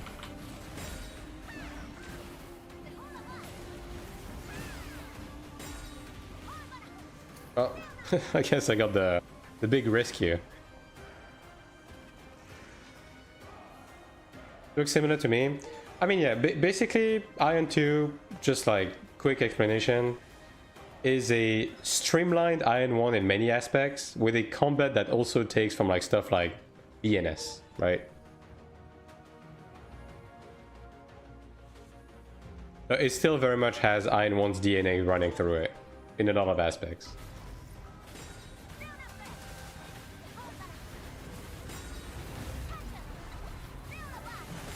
Well, I'm about to get zerged, fellas, and I don't think I can help that. Yeah. Global will not start from zero like Taiwan, the game will be released. We don't know yet. I'm guessing that's going to be one of the things that's going to be addressed when they eventually discuss it. But my personal assumption is that we're going to have the latest like QOL and everything. So we're basically going to have the latest patch. But we're going to go through the same seasons as Korean and Taiwan did. So we're going to be gated to have access to the same content as those seasons.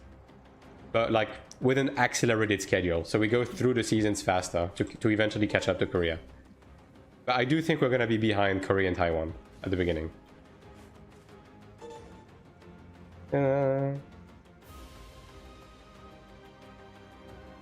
Original Death came back to Vision. Yeah. And like you can tell, like a lot of the stuff they had from the Iron Vision trailer, they did try to integrate into this game. More answers with Tico talk in May. Yeah. We'll see exactly what they say in May. I would expect a release date because I think it's close enough, right? It's 4 months at this point. Like a release date and yeah, well. Supreme Commander, yeah, okay, bro.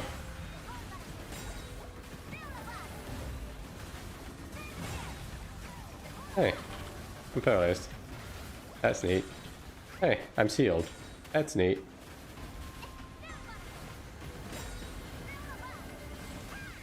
Yeah, this guy that showed up is not very helpful, is he? That's a full evasion sin, so I can't do much about that. Can we tell after the Q3 release? Yes. The current estimate, it's an educated guess, right, is late August to mid-September, like that window. We'll see exactly, but it's probably going to be around that. My personal like bet is on like mid-September. And it's very oppressive, yeah. I mean, Assassin is currently like one of the best classes in the game. It's the best Abyss ganking class in the game right now. And in 1v1, it's like up there with Gladiator.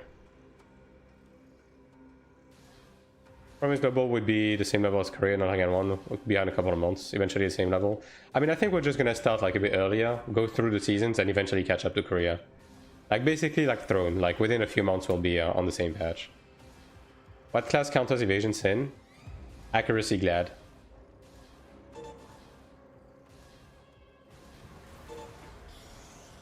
Hope September after 2 weeks of holidays. Is SM as busted as it is in Iron 1? SM is doing okay, but not for the same reason. Like Fear, you can remove shock Fear in this game. So Fear is like nowhere near the same level of oppression. But SM has strong damage and is one of the classes that can cover a silence like really fast. Also, its dispel is like really strong. Because many classes are like very buff dependent, so as soon as you strip them, like they're just kind of naked. And it also does like a lot of damage. And yeah, SM is one of the. It's a pretty tanky DPS because it has Spirit Sub, it has some good like self-sustained buffs and so on and so forth. So SM does pretty well. It's one of the range classes that is doing the best right now.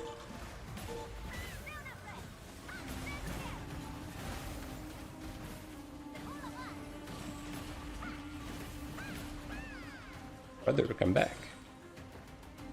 I just want to talk.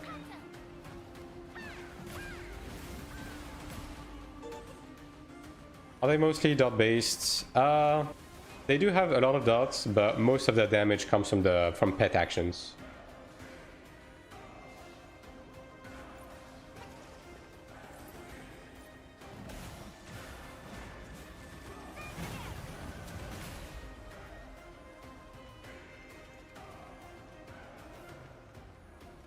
But then again, right, like in terms of like both the playstyle and the balance of classes, the game is getting like very severely updated on a week to week basis. So anything that is true right now might not be true like a few weeks from now.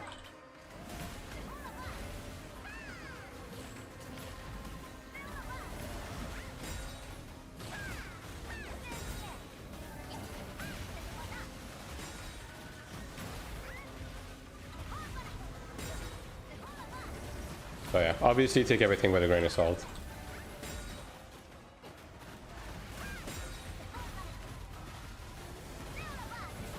Yeah. Too many CCs. Oh, well, here comes another group. Well,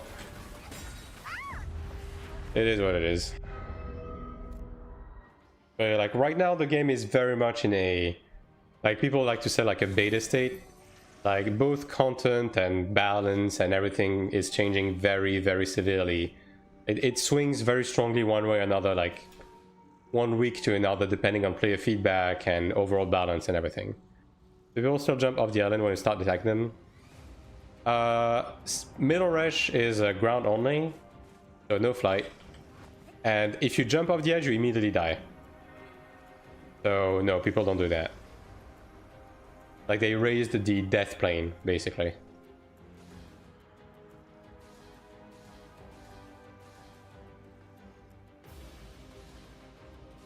In lower Chanter though, which is the flight map, people still drop rings and everything. Not much has changed with that. Which is one of the reasons why they moved away from flight PvP in this layer of the Abyss.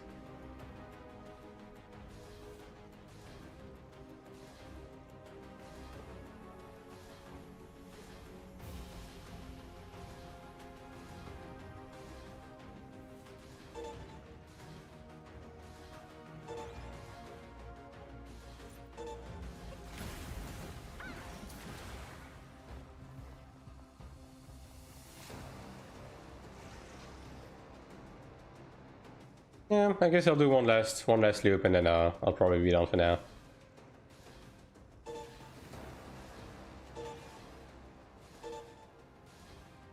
Just a quick unwind after all of that dungeoning. I'm surprised there's like this many people still at this time of day, to be honest. It is quite late for Taiwan, and it is Sunday, so...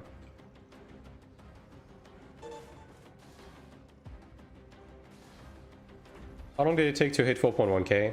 I mean, it's just natural progression. They also have been adding a lot of like systems and everything that give you eye level. So obviously I've been playing since the beginning of the game, so it took me 5 months. But if you were to start playing the game right now, it would take you a lot shorter. Because like a lot of systems have been streamlined, simplified, a lot of things have been added, etc, etc. So yeah. Also, this is my PvP set. I'm also like close to 4.3 in PvE, which is a completely separate set.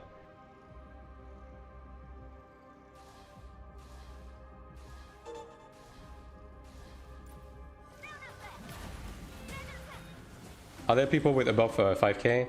I don't know how it is right now, but I think the max you can get is like 4.8 or something right now.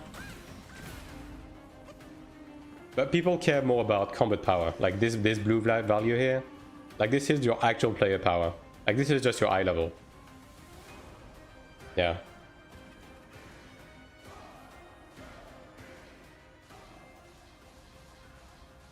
But eye level wise, I think it's around 4.8, the max. Like if you're full splendent and so on and so forth. What's the difference? Eye level is like a pretty arbitrary stat. It's like basically the level of your gear mixed with your level of enhancement and the level of your diving in board and stuff like that. Whereas combat power is like a value that is slapped on top of your actual stats. Although it is weighed based off of well, like the weighing for combat power is based off of PvE performance. So it's mostly based off of damage and damage stats like attack, smite, etc, etc.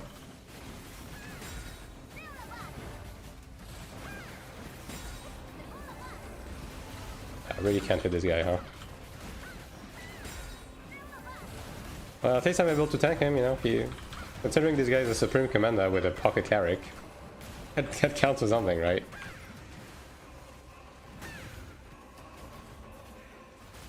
Another fucking assassin. Brother. You guys gotta go. Can I hit you?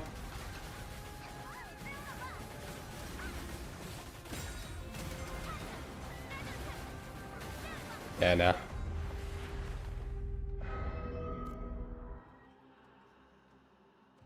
But yeah, like my PvP set is more like weighed into defensive stats, so I'm only 400k. But my PvE set is weighed more towards attack stats, so I'm like 460, 470. And on the high end of people like that really full juice their PvE stats, like people are sitting around 600k, something like that. Like between 600 and 620, I guess, is like the current max for like PvE juice. But it's also a bit class dependent because like different passives also are weighed differently, so.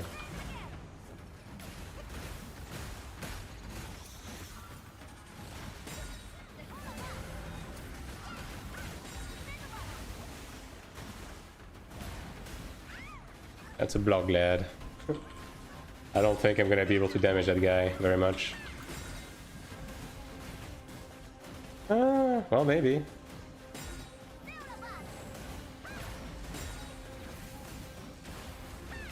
If there's a will, there's a way, you know? There's no way you can sort of win against an assassin right now? Yeah. Assassin is like a king of 1v1 right now. Again, as I said, like the only class at equal gear, right, that really stands a chance is Accuracy Gladiator, because Gladiator is also like a very, very strong 1v1 class. If you can hit it, drown it. Look, I try. People don't follow me to the ocean anymore. I don't know why. I don't know why what it is.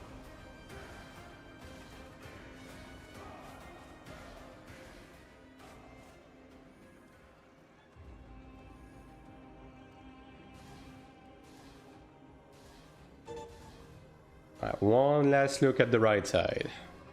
What game is this? This is Ion 2. Aware of the Drowning Demon, apparently. I mean, I'm surely not the only guy to be doing this, though. Right? I mean, then again, I'm probably one of the only dipshit that is solo PvPing as a cleric, so I guess there's that.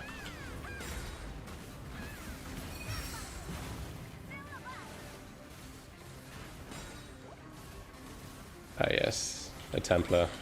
My favorite.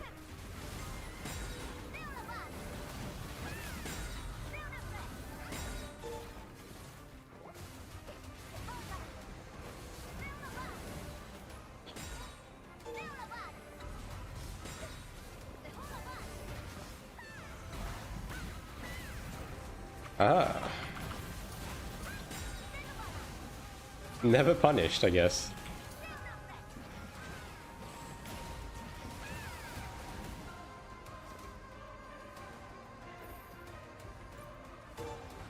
Cavalry came for me. Oh, nice. Can't believe how much to survive. Well, it is what it is.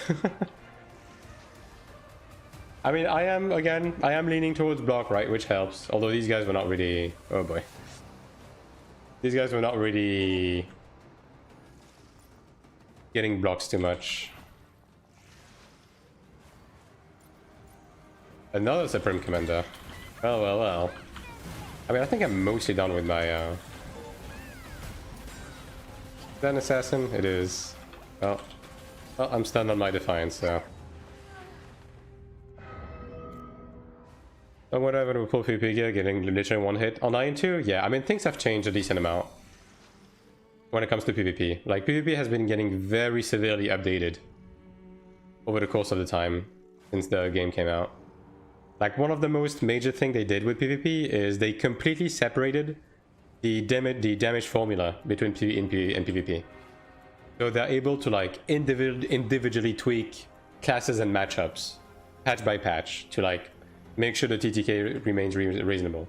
Now, that's not to say that they got it right quite yet. Like, PvP is still pretty wacky in many aspects, but it's a lot better than it used to be. I find every day that the assassin kills them in 2 seconds. I mean, yeah, like, assassin is, like, really overtuned for PvP right now. Like, assassin is, like, very, very strong.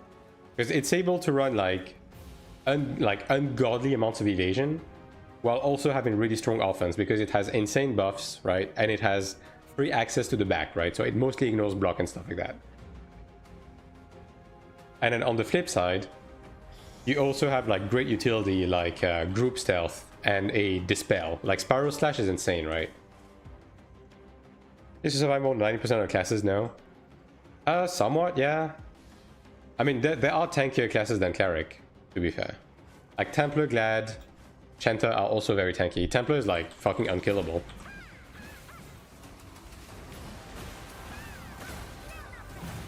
Like, they see even this guy, like, this guy has no PvP gear and he's like still pretty tanky, right?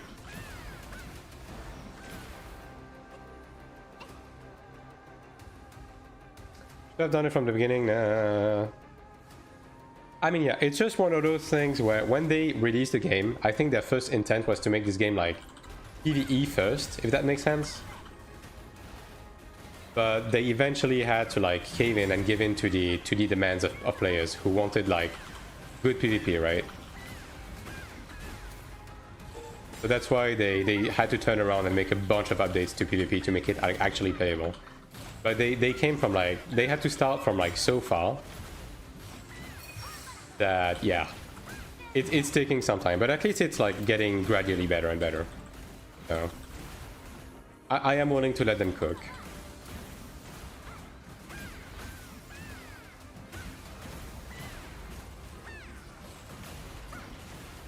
Bro is not really doing damage. 5-star officer. How interesting.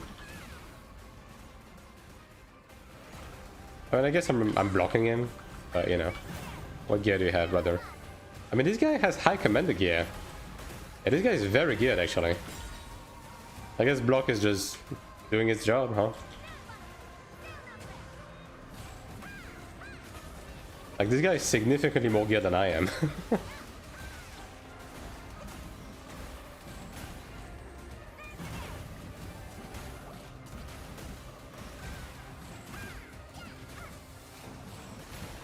Taiwan has better version. I mean, that's basically what it is, right? Even the devs are treating it as much, so.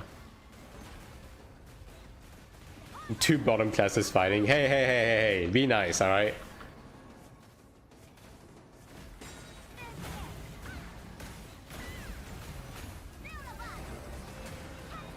Will you drop your character one global? I'm not going to abandon it. Because I'm assuming that we're gonna be behind on patch, right? So I'm probably gonna like keep it just to check the new patches out and everything, but I'm gonna be focusing on global, guess, if that is the question. I should probably be... It is pretty tempting to just equip... It's tempting to just equip like Voice of Doom, because I don't think I'm gonna be able to kill this game without it. Yeah. Okay, well, let me just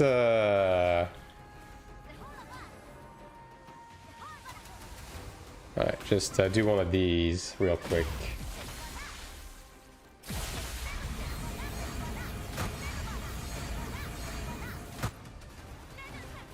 Alright, resume.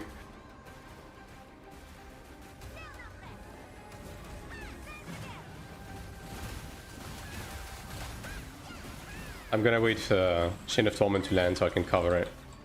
But this guy's blocking me. I can block as well. Yeah, okay, this guy's in block as well, that's why.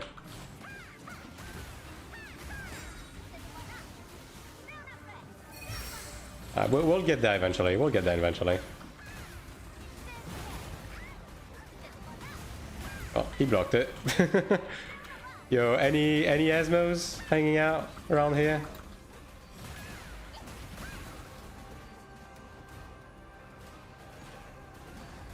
Anyone?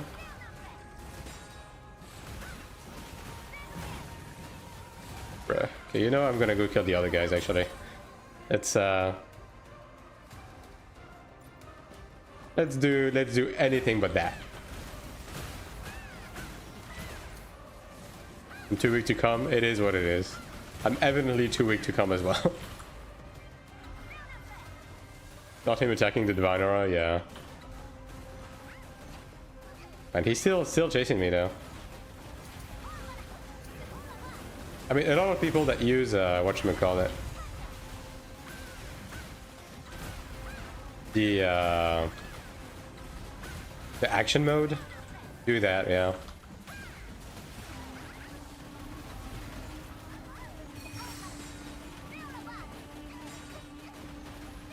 That's a bit much for me right now. Yeah.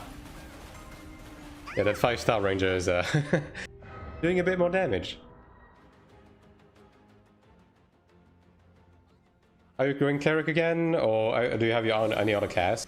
I don't really feel strongly any way or another. It's gonna depend on like class balance and like if I'm playing with other people, if they need something in specific. I'm not really like married to a specific class personally, so it's gonna depend on like what happens at the moment. Questions, Rifle, Dark Rush. I mean, Dark Rush spamming is less effective in PvP now. Like, obviously, you still need to stun lock your targets to be efficient, but yeah. I would argue Gladiator is more brain dead in PvP right now.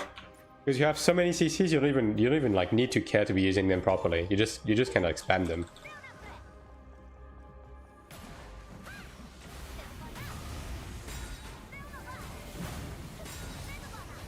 Okay, well, I can tell this is gonna be another one of these. Okay, what gear do you have? This guy's not as good, but he's a Templar, so. Remember what I said earlier with Templar being fucking invincible? Well, you're about to find out.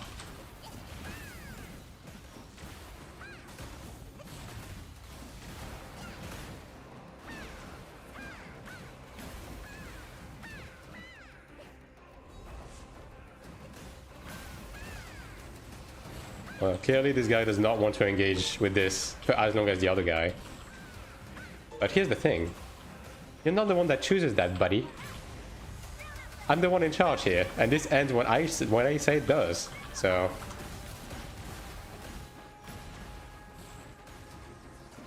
But I guess he could take the windstream. Also, he's about to meet his maker. Yeah, surely this ranger can stop him, right? Man, come back. We're not doing this right now. I don't see his red dot. Is he going all the way? I hate the render distance, dude. That might be him. Hold on. Nope, that's a different guy. Well, I guess he dropped earlier. Unfortunate. I'll blame it on the render distance.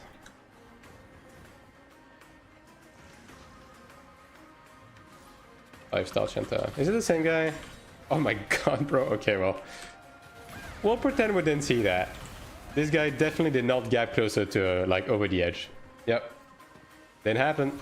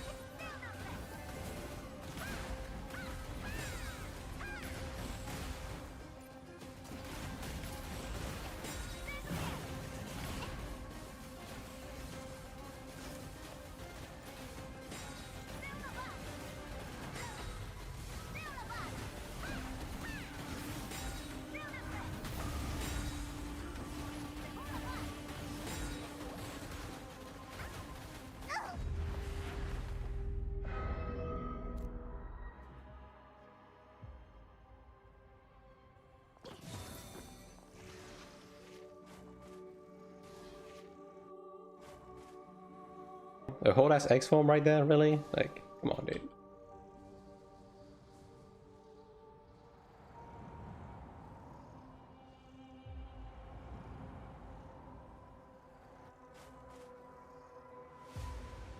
I do hope they eventually bring back the X form announcements from Mine 1.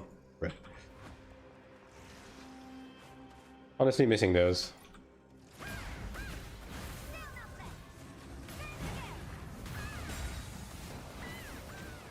He's invuln. There you go.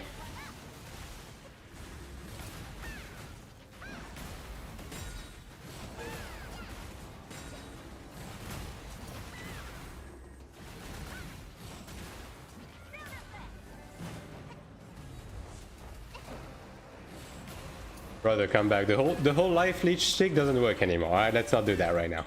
Alright. Like this was a week ago.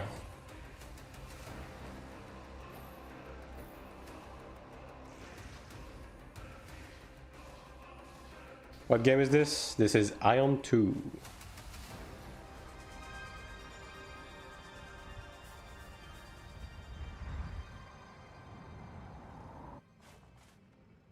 Oh, here's the X form again.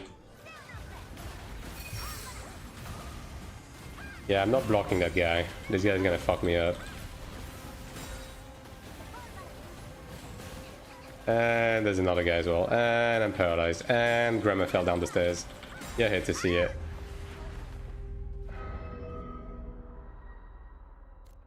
Yeah, Ranger is just really tough right now. Like, I need more block. I need more block. They got enough Glad impacted next week. Can stand up against the Glad unless I evade and knockdown. Yep. That's what I'm saying, right? Because Glad has a lot of, like, self-reset. Plus all of the CC that it has. Like, a Glad that just fucking spams that shit has you on a leash. As soon as you fall down, that's it. You don't come back up anymore. Oh, that's a stealth group. And I'm stunned on Defiance. Does block stop CC? Yes. Block stop CC. It only blocks it if you do a perfect block though. So you need really high block values. Need more block? Need more block, yes. I mean, my genius is like shit on block right now. It's surprising that block is working at all, to be honest. Because I literally just respect into it. I have a 1 week old genius. What is it called? X-Form? I don't know. Bro, I'm not native English, alright? So anything that is slang, I just picked it up. And I don't necessarily know why it's correct. I just know it is. No more wings. It's just that this zone is a non-flight area. This zone in specific. How does perfect block work? Does it reduce more damage? Yes. Perfect block is basically like an evasion. It reduces the damage taken to 1, and it negates all of the effects. But again, block has the caveat that it only like works from the front. Man, it's the fucking X-Form again. Are you fucking kidding me?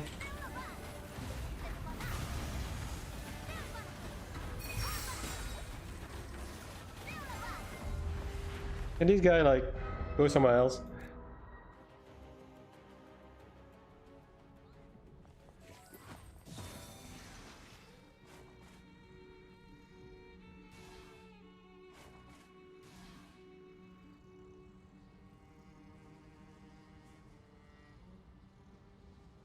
Exit for the rank.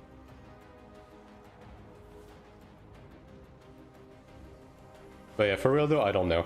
I don't know why people call it an X-Form. I just know that they do. And they do it in every language as well, so clearly there's something to it.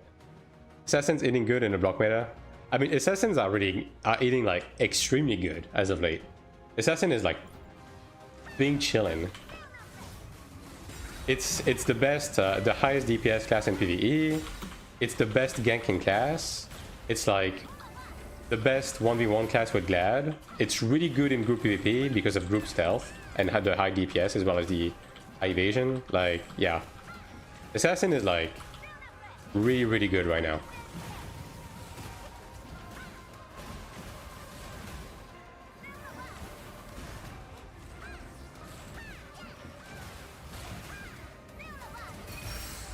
Evasion Assassin is versus Block Glad is just Atomic Bomb versus Atomic Bomb, yes. Pretty much.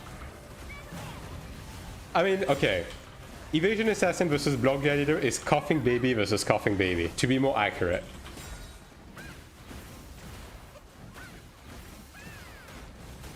Yes.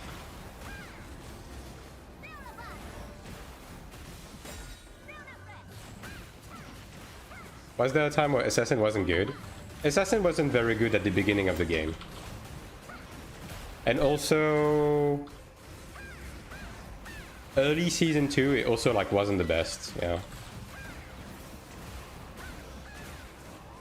In general, as the TTK got longer, ironically Assassin got better because as long as Assassin was not getting one-tapped, it was able to cook, and a cooking Assassin is a strong Assassin. Also, when you guys see this guy's health bar move, like, can you warn me? Oh, there we go. Here's a ranger. Hell yeah. Go forth, my minions.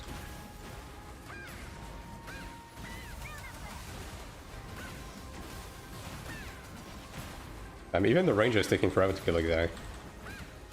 And this guy's not even like well geared. Like, Templar is just fucking insane, dude. Like, defensively, Templar is like, well. My group on global is proving to be Cleric, Chanter, Templar, Assassin. Yeah. Has the recent change made the Chanter Cleric combo too redundant? No, no, no. It's still a really strong combo.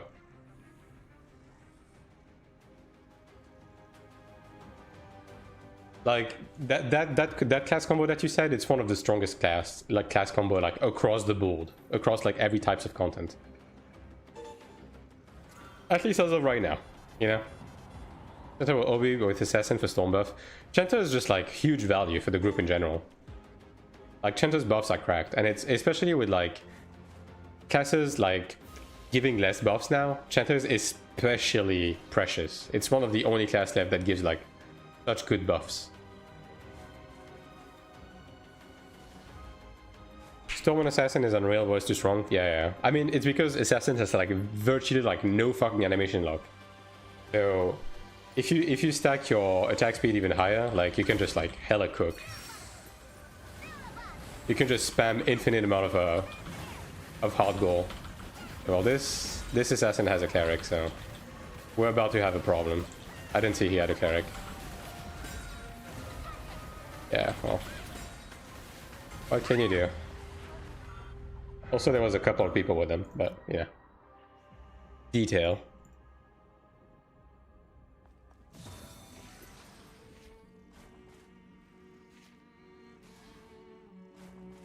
Yeah, that makes sense to me. Yeah. I mean, I didn't think it was a thing specific to Ion.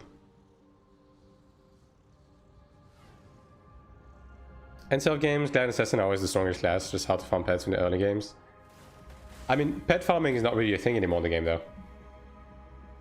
Like, virtually all of your pet farming is done with the pet daily dungeon. So, you don't really go out in the world to grind mobs anymore. You can, if you really want to, like, fish a specific, like, perfect genius roll and everything, but for the most part, you can just be fine with the daily dungeon. The real gamers still farm pets? Yeah, fuck that. Fuck doing any of that. Look, maybe on global I'll do it, but right now, nah. Especially if I'm switching genius every other fucking week because of balance. Damn, I should be looking at the game, dude. Alright, well, that's fine. No grass involved. Yeah, I can tell. I mean, if you play anything that isn't Ranger, like pet farm, I don't want to do pet farming. Dude, pet farming as a cleric sucks ass. Like, you are a range class, yes, but man. It's not fast. How do you feel about crit res as a stat? Feels too many skill bypass the defense. So here's the funny thing, right? I was running crit res up until this week. And it was working okay against classes like Sork and Ranger to some extent. But it's just very clear that block is just superior to it. So right now, crit res just isn't worth running. And as you said, there's too many skills that are like main burst skills like Judgment, Overhead Slam, that are force crit. So it doesn't do anything against these. And using mouse macro can get 10 in 1 second with doping? Yep. Even more than that, actually. Even more than that. Isn't Sakura getting more hard goal in 1 second than 10?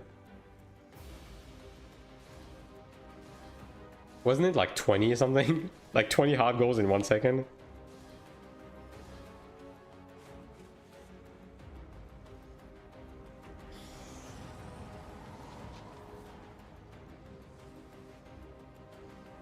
Oh boy, would you look at the time, actually?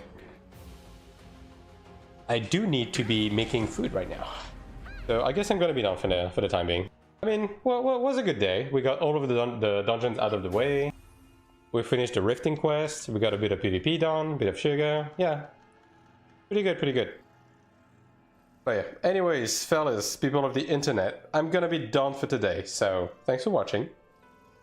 Thank you for the follows. Thank you for the subs and the resubs. I'm gonna be off tomorrow. I'm gonna be doing some prep work for a video I'm gonna be making next week. So I'll be back on Tuesday after the dev live for a short stream before the maintenance begins again. So yeah, thanks for watching.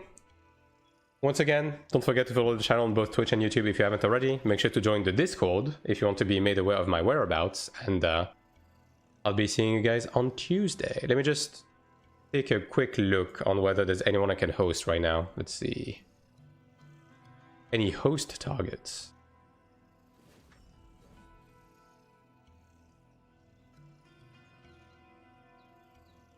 Not really. Asylon is off, Whelps is off. Everything is falling apart. Yeah, I guess you guys are free to join any stream that you would like. So yeah. Thanks for watching, and I'll see you guys on Tuesday. GG's. And I'll see you guys on Tuesday. GG's.